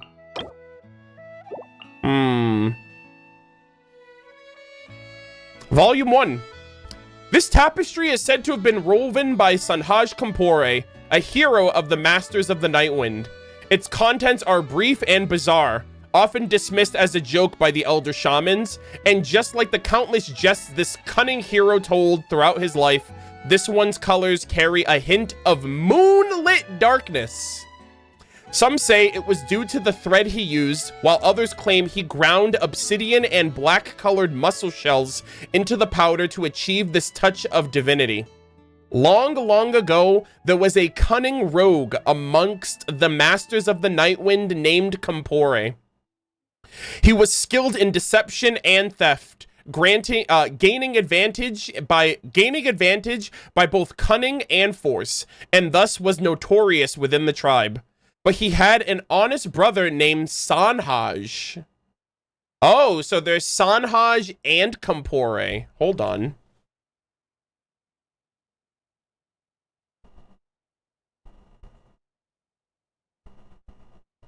Oh my god, did they fuse? Is that his light and dark side? What is happening here? This is new. Also, Sanhaj Compore is deeply tied to the Mare Javari with the miniature Night Kingdom, which I think is what was used to, like, imprison the Bakunawa even. But, let's see. At that ancient time, the Lord of the Crossroads still walked amongst mortals, bestowing the grace of sleep and death upon the 6 tribes people, guiding them along the path to the netherworld and merging their souls into the great Black River.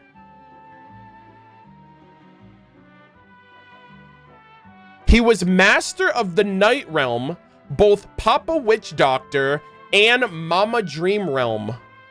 Legends speak of him building a small brewery. Legends speak of him building a small brewery at the end of the Great Black River, where he could reveal the fate of any person in dreams by drinking the mushroom wine brewed there. Holy shit, dude. This book is literally being foreshadowed in this summer event. So there's a Papa Witch Doctor and a Mama Dream Realm. 2 halves, I assume. Lord of the Crossroads still walked amongst mortals, bestowing the grace of sleep or death. That reminds me of, like, the Lord of the Night, but also, like, I'm thinking of Renova as well, but I don't know if I should be.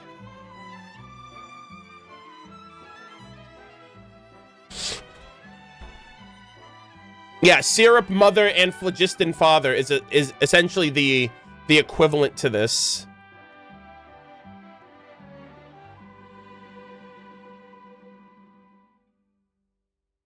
Legends speak of him building a small brewery at the edge of the Great Black River, which is like this lady's creating a brew that can reveal the fate of any person in dreams by drinking the wine brewed there.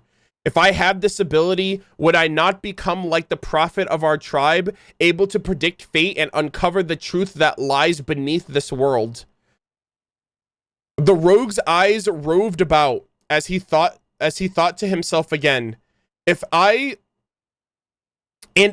were the case, if that were the case, how much profit could secret knowledge and forbidden dreams bring me? What could I use such treasure to negotiate for? The cunning Compore rubbed his palms and thus began his crafty scheme. Uh-oh. Guys, he's rubbing his hands together. He's scheming. He's being devious. Okay, so we have Compore. Interesting.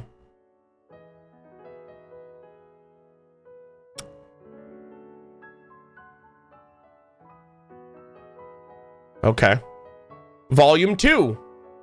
Oh, so Compore is trying to outsmart the Lord of the Crossroads. To trick the Lord of the Crossroads out of this miraculous mushroom wine, Compore brought his honest brother Sanhaj and said to him, "My brother, your kindness is renowned throughout our tribe. I know you have a pure heart, always speaking honest words and doing earnest deeds. So, I ask you to keep our upcoming plans in strict confidence with true heart and kinship." Sanhaj, unaware of his brother's sinister plan, nodded and agreed. You're too good. You're too kind for your own good. You're too honest for your own good. All right, then. I'll tell you my plan, but you must cooperate me and not reveal it to anyone. So Compore began to slowly unveil his wicked scheme. I want you to visit the Lord of the Crossroads. Claim that I am on the brink of death and say that you hope to obtain Papa Witch Doctor's medicine to cure my illness. While that is happening, I will infiltrate his hut and steal his mushroom wine. With it, we can grant more wisdom to our tribe and eliminate more of our troubles. Think it over, would you, dear brother? Just imagine how much our tribe would gain from obtaining that wine. Not to mention how much we'd both benefit. The younger brother had wanted to refuse, but having rashly agreed to his brother's first request, he could only consent to Compore's sinister plans. That's why when someone's like, can you do something for me? Never say yes and then ask for the always get the details first. Get it in writing if you can. That way you don't get put into a situation like this. Of course, this was merely Compore's own account. Why did he cast himself as a villain who betrayed his brother? And is this story truly or falsely told? Yet, since he had become a tribal hero, very few dared to investigate further. And this is the final act. Volume 3. Although Sanhaj had agreed to his brother's treacherous plan, his honest heart was filled with anguish and doubt over deceiving the Lord of the Crossroads. Thus, in his troubled dreams, Sanhaj revealed his brother's scheme. Uh-oh, SpaghettiOs. Mama Dream Realm stretched out her hands as black as night, embracing the honest Sanhaj and kissing his brow. In the dark, silent dream, she had already forgiven Sanhaj's crimes.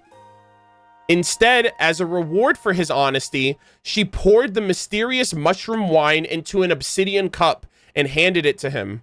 However, at that moment, Compore bursted into his brother's tent and threw a rough remp rope around his sleeping brother's neck. Long had he known that his brother would reveal the plan to the Lord of the Crossroads. And so, before the Master of Dreams could even issue a warning,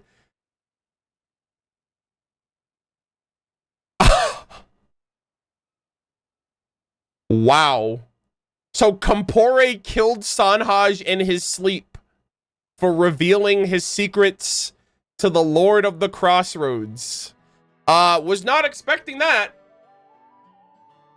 Bro, there's been so much mixed information about Sanhaj Compore, I actually don't know what's true anymore.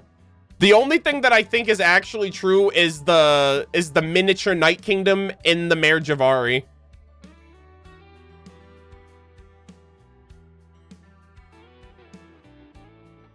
And so, before the Master of the Dreams could even issue a warning, Sanhaj met his end at the hand of his own brother. The obsidian cup filled with mushroom wine slipped from his grasp, staining his chest, and the blood-soaked heap rope tightly wound around his neck. This grave crime angered the Lord of the Crossroads, who grieved Sanhaj's death.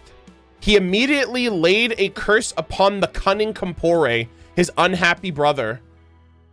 He immediately laid a curse upon the cunning Compore.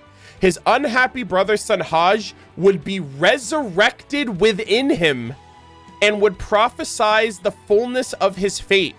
From that moment on, all those he had deceived and murdered would be forever etched in his memory, and every lie he had ever told, his brother would repeat 1,000 times over in his ear. Thus did Compore gain the boon from drinking the mushroom wine, yet stain himself with an indelible sin and curse.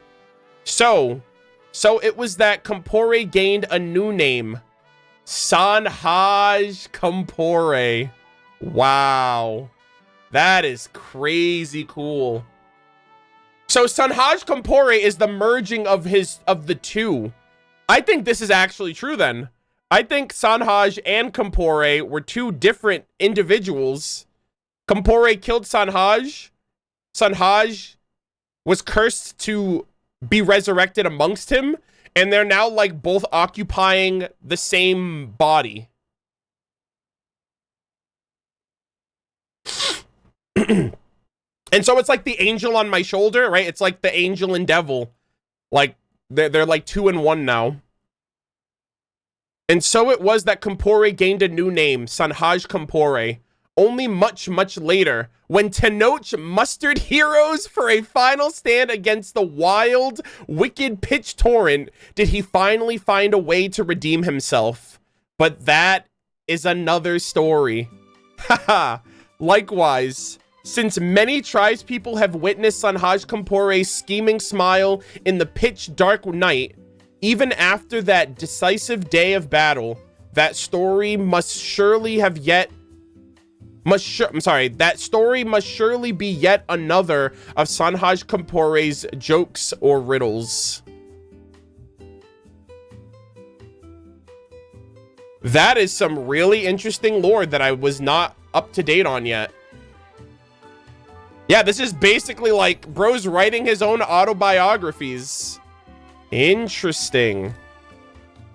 So, is this not a reference of Nodcry then, but actually like a recount of Sanhaj Compore's deeds?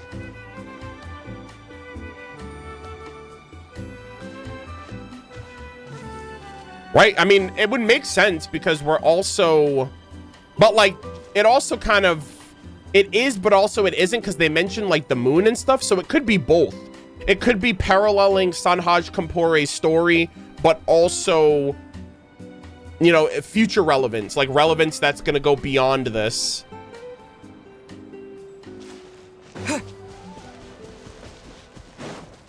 So I wonder if this Lord of the Crossroads, it's like a dream deity. It seems like, right? It interacted with Sanhaj in his dream. And they said like it grants sleep or death. So, you know, sleep is the cousin of death. So I feel like that's kind of like 2 peas in a pod, right? Sleep and death. But I thought of Renova, right? Because she's the shade of death. But yeah, that's really, really interesting. All right, where's this lady at? Oh, she's right here. Okay. Sanhaj Compore, you're kind of goated, man. We're about to get the Mayor Javari next. This is huge. Remember that sweet dream remember that sweet dream brew I mentioned? Well, I've got some good news for you. After a full day of work, I've finally perfected the recipe. Congratulations. And you lucky two get to be the first customers. Don't worry about paying. I'll put it on my sister's tab. Okay, so I think her sister's the bartender, like the bar owner of the Tete Island bar. That's funny. Wait, hold on. You're just telling us we're your test subjects.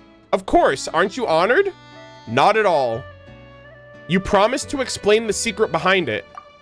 Oh right, I did, didn't I? First off, I have to warn you. Brew Blossom extract is highly toxic. I love how she tells me this after the fact. But after repeated distillations, I've reduced the toxicity to a level that is tolerable for normal people. By tolerable, I mean to say that a normal person will die within about 5 seconds. and while they die, their soul Oh my God. So she's giving people an out-of-body death experience that's temporary? She did say like, oh, I want to give them like a dream-like state. And we just read the story about how like the Lord of the Crossroads is between sleep and death. She's like, okay, yeah, I'm not going to put you to sleep. I'm going to put you to death. Hopefully it's temporary. And when they die, their soul will wander through a place where the mortal realm and the land of the dead overlap. I guess that's a good enough explanation. Which part of die within 5 seconds sounds tolerable to you? So you're saying drinking it will kill me. It's fine, Paimon. The worst I can... The worst that can happen is you go blind. Yeah, the worst that can happen is that... It's like the meme, guess I'll die. It's not a true death per se, because your body will continue to function normally. Unless you get so lost in the dreamscape that you forget to come back. Chat, are we going to the death realm? Are we going to the dream realm where if you die in the dream, you die in real life? What is happening? This is ridiculous. Is that the abyss? I have no idea. Then my sister and I would have to deal with the still breathing corpse. Hey. Hey, so it isn't safe to drink after all. Don't you worry. Before y'all get... Don't you worry. Before y'all got here, I tested it out on myself. This lady's batshit crazy. Rest assured, I added glowing horn shrooms and the spiciest, brilliant chrysanthemums I could get my hands on. The glowing horn shrooms light the way for the soul back to the body, and the brilliant chrysanthemum's wicked kick snaps your senses awake, pulling you back into, well, you. I gotta hand it to her. This is actually really cool. I would like to experience this, especially if it's not permanent. Like, what is the dream realm, or what is it like to die but not be permanently dead? You know? This is just crazy enough to intrigue. So, when you drink it, you won't even notice you've died once. I'm not exaggerating. Try it. Oh, I'm sorry. I'm not exaggerating. Trust me. So, want to try? Or are you chicken? I'm not scared of something like that. That's nothing. I've died more times than I can count. Guys, we're actually in a simulation. Aether is aware of how many times I've killed him in the game since the start. That's actually insane. That's a personal call out right there. Sheesh. Huh. Give Paimon one too. She's not gonna let you show off on your own. No worries. There's plenty for both of you. Here's your... Imagine she was like a fucking Fatui informant and she just made all this shit up to get us to drink this fucking poison that could kill us. And she's like, my job is done. You're welcome, Celestia. He's gone. He's dead. No worries. There's plenty for both of you. Here's your 2 cups of sweet dream brew. Yeah. Death Afternoon, Kaya. Move over, buddy. There's a new drink in town. Literally, Death Afternoon. I'm dying right now. After a moment's hesitation, you drink the strange brew. The flavor of wondrous yet bizarre, laced with latent spice and a faintly pungent tang. And then, a hazy dream. Wait, am I actually going? No! No! Chat, why they do that? Why are they doing this? Yeah, in the end, we all go to where the Hilichurls are. Oh, so what the fuck? Paimon's speaking in Hilichurlian. Guys, I can't tell. Who is this? Is this Kari Bear? Or is this Diridith? Or one of the many others who lost their lives during the cataclysm? Is this where you go when you die as a... Oh my god. It's literally bedtime. We're reading a bedtime story, guys. This is the realm that Kari Bear's soothing voice This is where he sent all of his this is where he sent his beloved people. This is the dream that they were talking about. Za, mi zido mata dada. Yaya, dada, movo, da Paimon, you're speaking in tongues. I don't understand.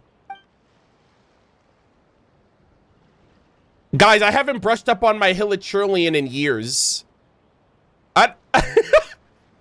Someone get Ella Musk on the line. What the heck? I need someone to decipher what this actually means. I don't know if I'm offending them or if I'm being like... Yo ya dala. I'm your friend? I'm your friend? And you're my friend. We're all good friends? Why are they doing this? Chat, this is diabolical. You know how many... They're like, hey, we were friends after all. And how did you repay me? By slaughtering my kind for the last 5 years. What? Guys, okay, this has to be future-proofing. This has to be a reference of the future. I'm friends with a Hilichurl? Was I friends with someone that turned into a Hilichurl 500 years ago? And Paimon's just we're talking. What are you talking about? You're the one who started speaking our language. Guys, this is ass backwards. I don't know what we're saying. We're just straight up talking to him. Also, what is happening right now? I'm in like this Hilichurl dream world. Oh. Oh, wait, I'm in the world. There's treasure up there. Let's go dig it up. Oh, this is the location in Natlan. The treasure's right here. Let's share it.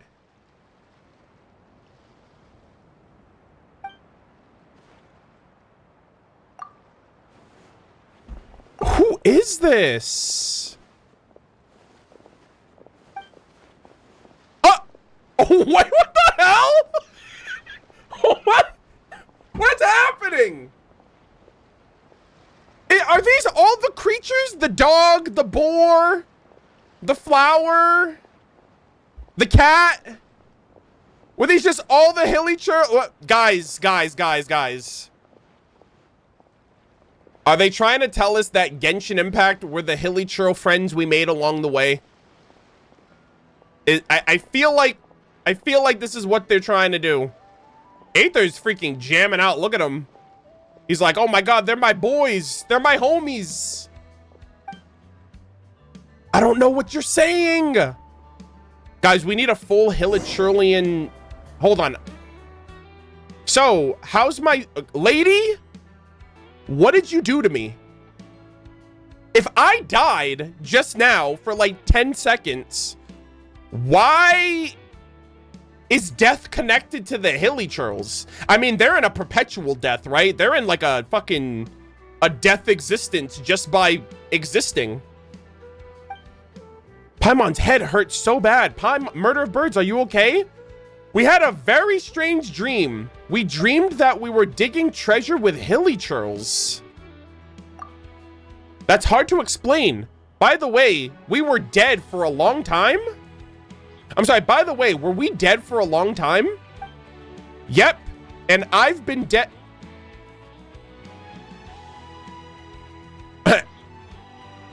Excuse me?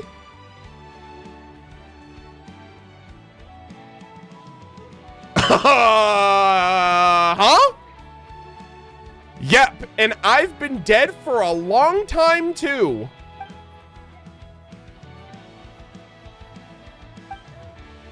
Oh, you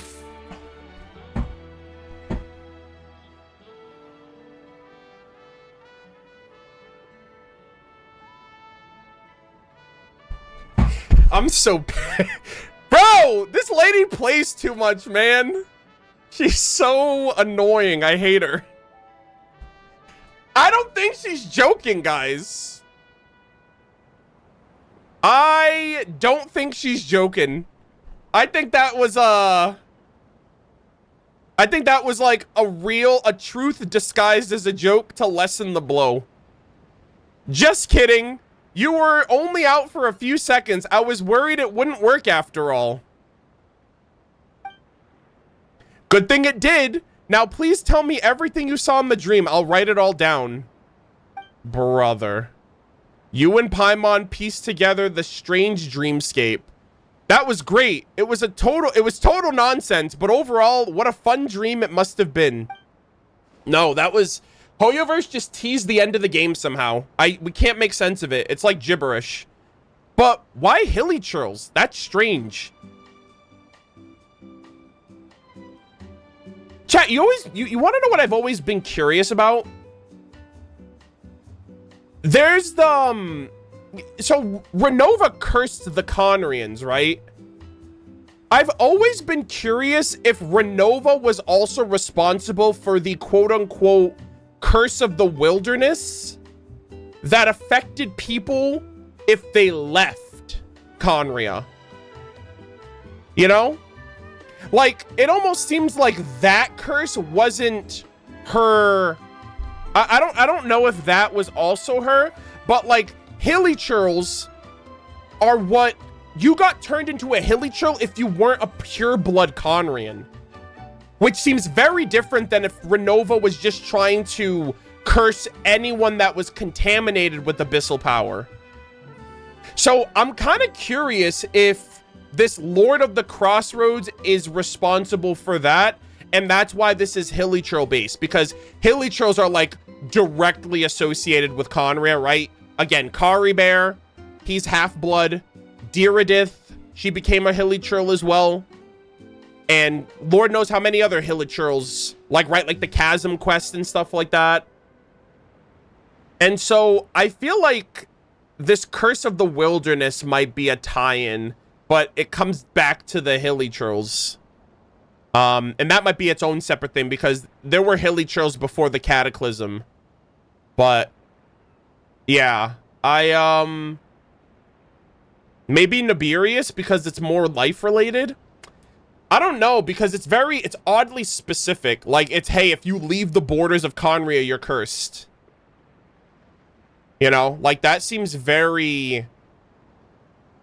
I mean, that's definitely a curse, but it's also kind of like a...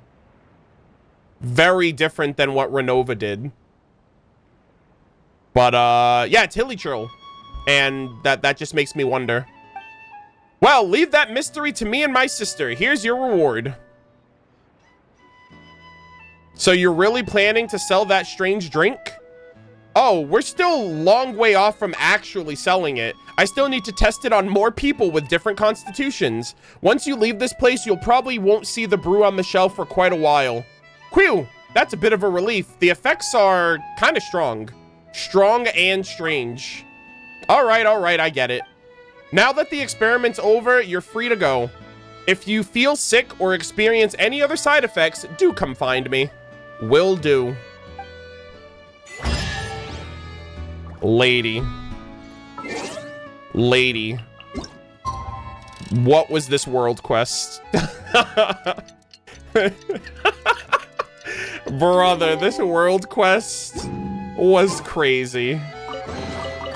Oh, I wish she had given me, like an early sample of the drink, though. Hold on, I got an achievement as well. What the? Yeah, that was some kind of fever dream, man. Patiti in your dreams. Discover the hidden treasure of Tete Isle in your dreams. And I actually know where that location is. Hold on, let me see if I can, let me go to it, actually. I think if you finish the world quest... and you go to that location that the hilly churl was at, I think there's a chest there, actually. But you have to do the quest before you can get it.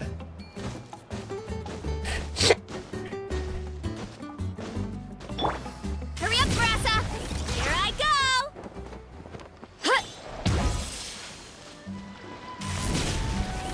Oh my god. Brother. Everyone here is tripping balls. They're dancing. They're not even noticing me. Are they drinking the drink? Oh, guys, they're in the dreamscape too. Holy moly. All right. Why me? I think I come over here. Yeah, this is where the Hilichurl was. That's weird. It feels like Paimon has seen this in her dreams. Why does it feel so familiar? It's over. Oh. What in the? There's treasure here? Brother. I'll keep this close. Brother, what the hell was that quest? I feel like we're not gonna know the significance of this quest until post Nodcry, at least. Maybe even beyond that. What a trip, man. That was such a trippy experience. It was super cool, but hella trippy for sure. Alrighty, gamers. Ah! Pre-played quest? No, I just knew that there was a chest here from Enka. I'm sorry, from the interactive map, but I couldn't get it until I finished the quest. So I just knew that there was a chest here that I couldn't get.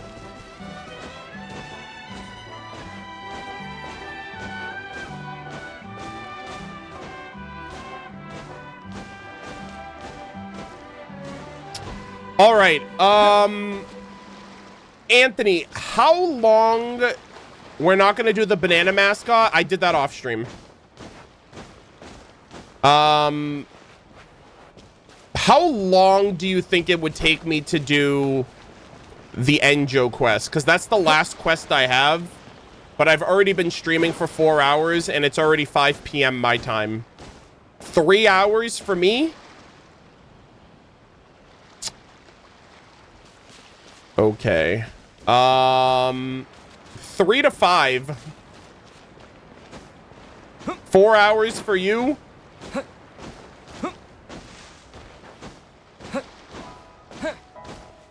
Three hours? No way, y'all. 2 at best. I said for me.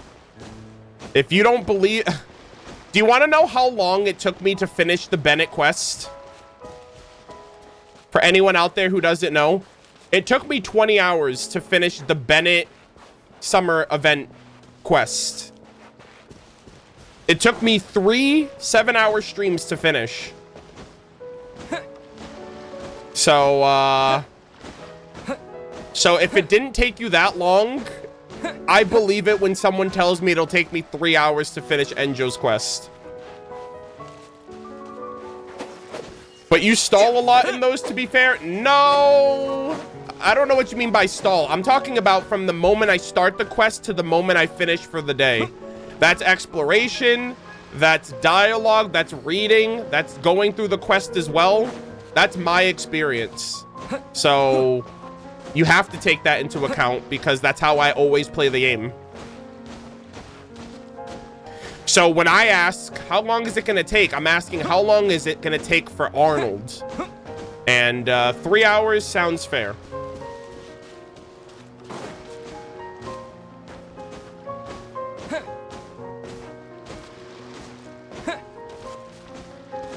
Okay. All right. Unfortunately, we are not going to do the quest today then. I've already been live 4 hours. I need to get the Natlan interlude up tonight. So here's what we're going to do. Today was a great stream. I got through every other world quest, which was mainly the goal.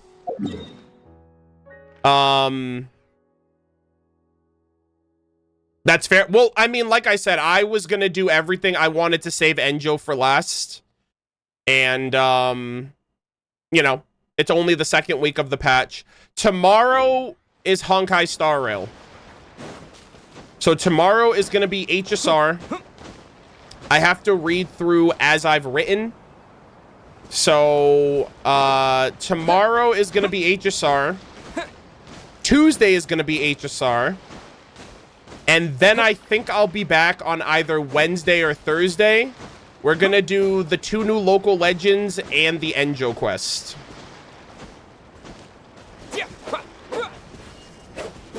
So that is going to be the goal and the objective. And then Genshin. And then after that, I think after we finish Enjo's quest, we're going to read Inefa's lore and her signature weapon. And then I have the next 4 weeks to finish 9 hangouts. I'll probably do 1 a day. But we're gonna do all the hangouts and finish all of these before Nod Cry comes out.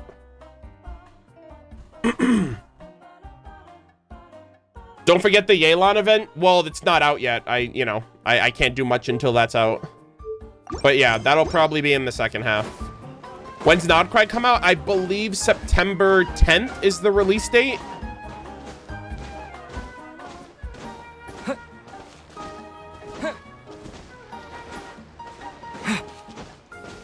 I need to focus on friendship XP. Yeah, I mean, Ant, don't you have like 2 devices that you can do that on? I mean, even if you need my account.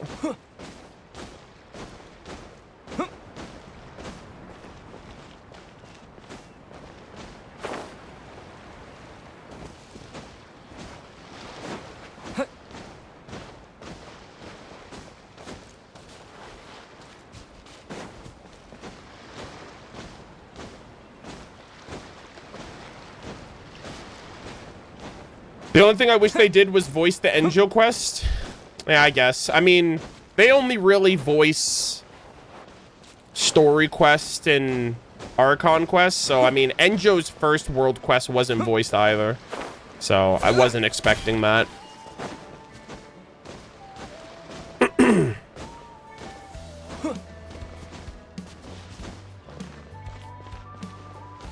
The bro quest? Yeah, but we usually get 1 voiced world quest every summer. So I guess they chose that one to be voiced. Right?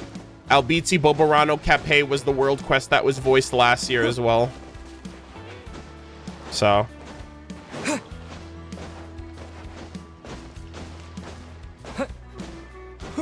A terrible choice? I mean, not really. Auroran and Aoife actually have voices in their other content. Enjo's an NPC that's been voiced in 2 pieces of content throughout the entire game. You know? He was voiced in a limited event and Kenichi's quest, and that's it. Whereas Aoife and Auroran are in limited and permanent content.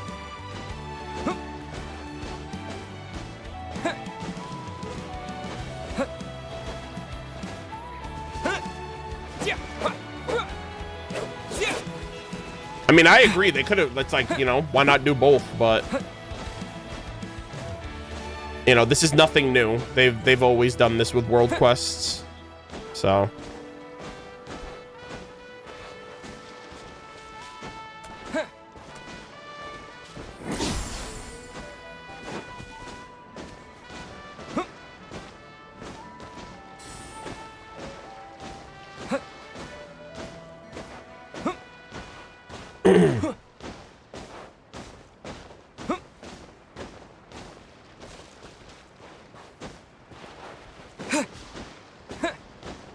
Wasn't he voiced in the 5.2, 2.5, and Kenichi? He may have been. What was he voiced in the 5.2 event? I don't remember.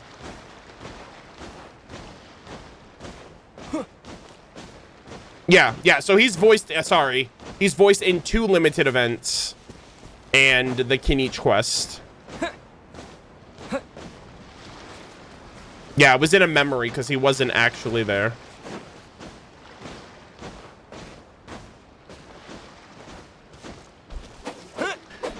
Enjo wasn't voiced in the Enkanomiya World Quest. He was voiced in the Enkanomiya Limited event, the 3 Realms Gateway. So that's why you're probably confused.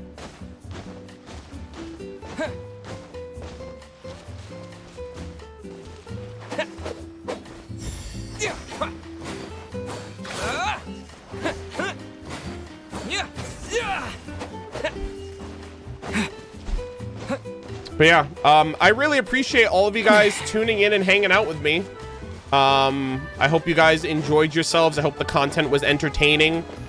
This is the earliest, I think this is the quickest I've ever finished content in Genshin. The editor is currently working on Paralogism Archon Quest finally. It's mainly because I've been working my ass off on all the Nodcry stuff that they came out with. And then I was streaming Honkai Star Rail. And then I was streaming 5.8. And then I was also fixing my sleep schedule. So I haven't been able to get him the content as soon as possible. But after this stream, I will be posting my Natlan Act 5 Interlude Archon Quest video to YouTube. I will also be archiving this for Twitch and the VOD channel. So you guys can check it out at your leisure. And yeah, today is going to be Act 5 Archon Quest Interlude. I believe tomorrow will be Chaska's Tribal Quest. And then Masters of the Nightwind Exploration / Sitlali's Tribal Quest, Act 1 and 2. Then it'll be the 5.2. Funny, we're talking about that. Then it's going to be the 5.2 Archon, the 5.2 event. Ochka Natlan and Natlan Act 5 should be next week. It should be after this full week coming up, but it should be next week. Those are massive videos, by the way. Natlan Act 5 is a 6-hour video. And the whole thing is edited. And it has 3 intros that I'm really happy about. I'm really proud of how they turned out. And I hope you guys look forward to it. Please watch it. Please watch all of it. That video took so long to edit. Yeah, the Mikawa Flower Festival, yeah, that's done too. Everything is done. The only thing we have to edit is Paralogism, the Bennett event, and all of these world quests, and that's it. Like, Paralogism is the only thing we need to edit that hasn't been finished yet, and then we're doing 5.8. Oh, and the Inefa Archon Quest. So it's Paralogism and then the 5.8 content that we have to edit. Everything else is done. Everything is done. Everything is edited. I just have to make thumbnails, and then that's it. Yes, the intros are back to back to back. The first 9 minutes is just cinema. The first 9 minutes of it's just gonna be goated. So originally, Act 4 was gonna be, Act 5 was gonna be 4 upload. It was gonna be 4 videos. It was gonna be 4 separate videos. But I was like, we're never gonna catch up to Nodcry if I'm splitting up all these videos. So I made it one big video. But then I was like, oh man, there was gonna be an intro at each part of the video. So I was like, fuck it, I'll just put all of it at the beginning. So it's just all 3 intros and then all of the videos stitched together. So yeah. What about Skirk content? Yeah, we're done with that. Skirk is fully edited. We also already did her lore reading. I uploaded that already. Space and Time for You done? Yeah. Space and Time for You is finished. Everything is done except for Paralogism and 5.8. So yeah, now it's just a matter of I'm probably gonna edit 5.8, the event itself, because there's a lot of exploration, and if anything I do is heavily explorative, I kind of want to do it myself. So we just have, you know, the Bennett story quest, which I'm probably gonna edit that. I'll probably give the world quest to the editors, just because it's pretty straightforward outside of my rambles, but we'll see.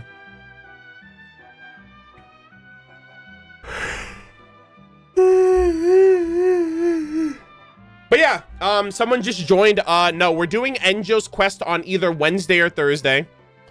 I did all of my other world quests today, so everything is done. Enjo is going to be saved for another stream because I'm relatively exhausted. I need to, if I stream it, I'm going to be up until 9 p.m. streaming, and I don't want to have to do that.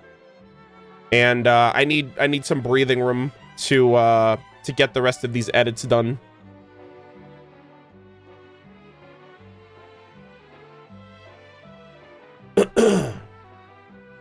course, I'm just asking, but when you put 3 back-to-back, then do they blend together?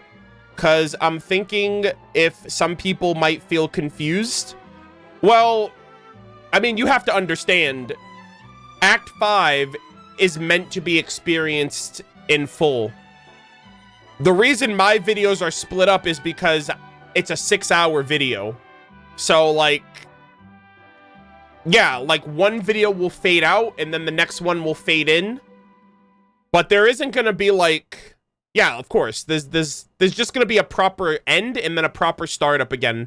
But I'll have timestamps. I'll let people know when like one part ends and another begins, but yeah, there shouldn't be any confusion.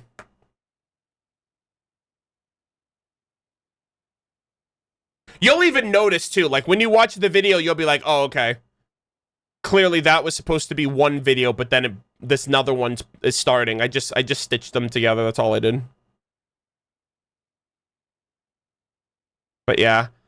And technically speaking, the Sacred Mountain World Quest is officially the longest video. Natlan Act 5 is I think it's 6 hours and 6 minutes. The Saurian World Quest is 6 hours and 12 minutes. So I was gonna put the farewell. I was gonna attach the farewell video to that one as well, but it was already 6 hours. So the farewell is gonna be a separate video with like Aguara and doing the rest of the Saurian quest and saying goodbye. That's gonna be separate from the Saurian World Quest. I think that's appropriate. But yeah, oh my god, dude, the Saurian World Quest, the freaking Sacred Mountain, so good. I'm really proud of the Natlan videos, and we are going to be taking a massive step back from editing quality, and well, I shouldn't say quality, editing production, because when we're caught up, every day counts to get videos up as soon as possible. So I'm just really happy that we were able to do something like this at some point in the series. We'll still have like little, you know, we'll still have like moments of editing shine here and there, but it's not going to be like a whole feature-length production anymore like it has been.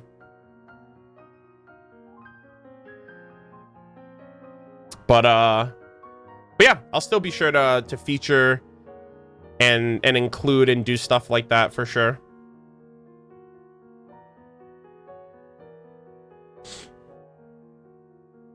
I'm so excited for everyone to finally see the intros. I know I've teased and shown off a couple of them, but there are so many that you guys haven't seen that I'm just over here like, I can't keep a secret to save my life. I just want to tell everybody about it, but those intros are like so fun. We had they were so good to make.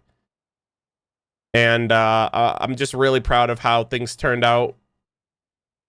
And even if we stop doing them for videos, we're still going to be cooking. We're working on a long-term Genshin project, and I'm going to be editing and I'm going to be recording and doing a lot of original content. So, I think the trade-off is going to be worth it in the end.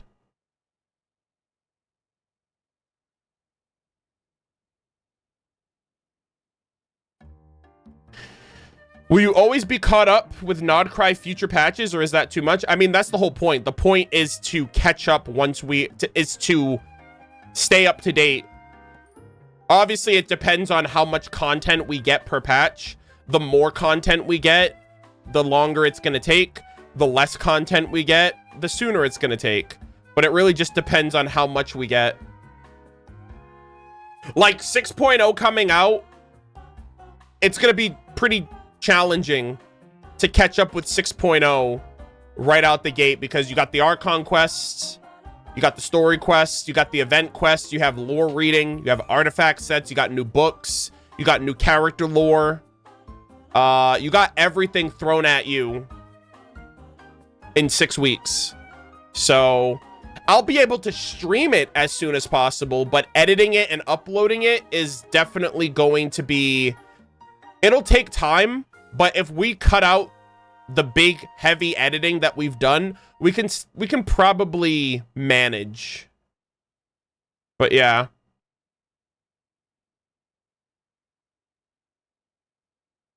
But yeah, very exciting.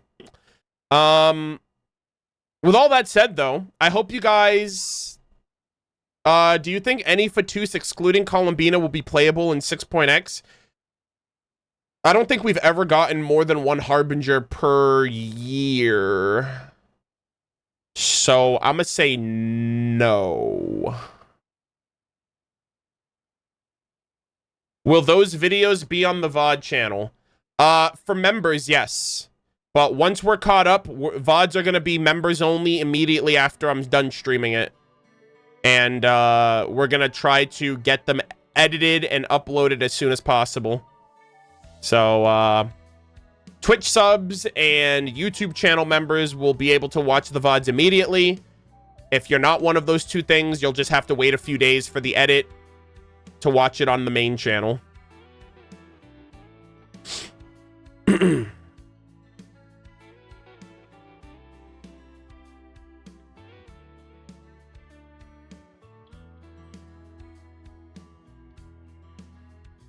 And that's for Genshin.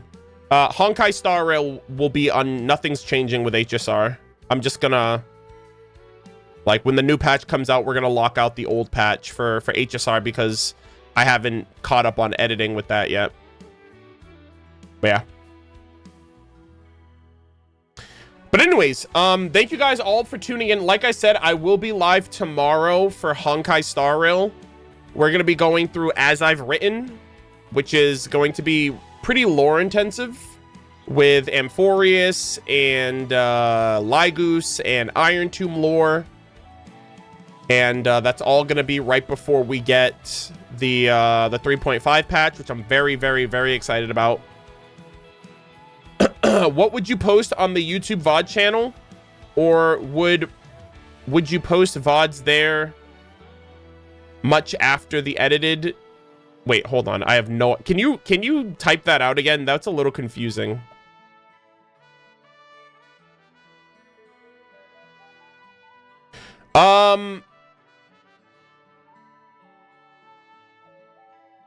HSR is already at 3.4. Sheesh, time flies. Aren't we going into 3.5?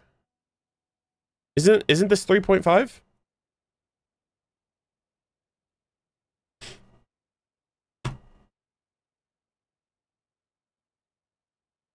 Yeah, we're in 3.5 now, buddy. All right, let's see. Ooh, hold on. We might be rating somebody. We might be big rating.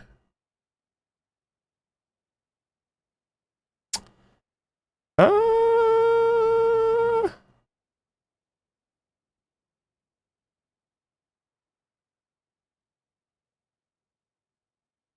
right. Oh, you know what? That's hilarious. Lil Kiwi is actually doing world quests as well in Genshin today.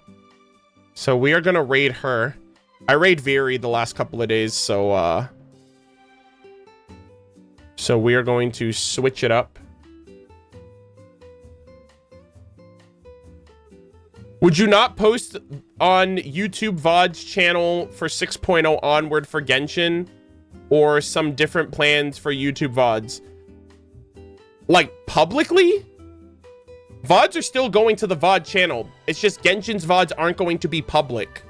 You'll have to be a sub if you want to watch them immediately, or wait for the edited videos on the YouTube channel. HSR VODs are still going to be public because HSR isn't caught up with editing yet. So HSR VODs will still be posted publicly. Genshin VODs will still be posted, but they'll be from members. And yeah, that's it.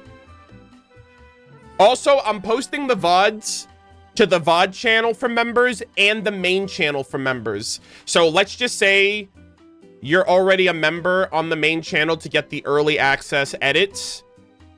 Instead of you having to go to the VOD channel to sub, if you want those VODs, you can just stay on the main channel. I'm just giving more avenues of where you want your membership to be. So they'll be posted to both channels. So there won't be any there won't be any need to pick and choose. Like, if you just want everything on one channel, then you can pick that. But yeah. All right, we're gonna raid Kiwi. Thank you guys again for tuning in. I hope you guys had fun. I will see you guys tomorrow for HSR. If not, I will see you guys probably on Thursday for Genshin. We're gonna be doing the Enjo quest, and then I know that Enjo's quest has a 72-hour follow-up after you finish it, and then there's another 72-hour follow-up after you do that. And people are suspecting there's another 72-hour follow-up after that. So there's a 6-day requirement. 72 hours after you finish the quest. Wait, it does? Yeah, apparently it does. Yeah, I heard that there's another 72-hour follow-up after the first one.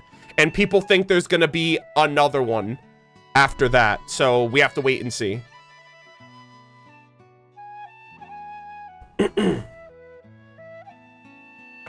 Yeah, and it's 72 hours. It's not a server reset. So you have to, like, count down the hour from when you did it. And then after that, 72 hours from that time, you go back. At least 72 hours, obviously.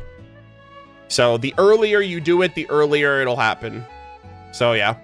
I don't know if I'm going to go live. I'm like, am I really gonna go? You know what? Here's what I'll do then. I have 15 seconds. Okay, so here's what I'm gonna do. We'll finish Bakunawa on Thursday, and then 3 days later, we'll do the follow-up, and then we'll do Enefa's stuff. And then 3 days after that, we'll do the other one when we do the Hangouts.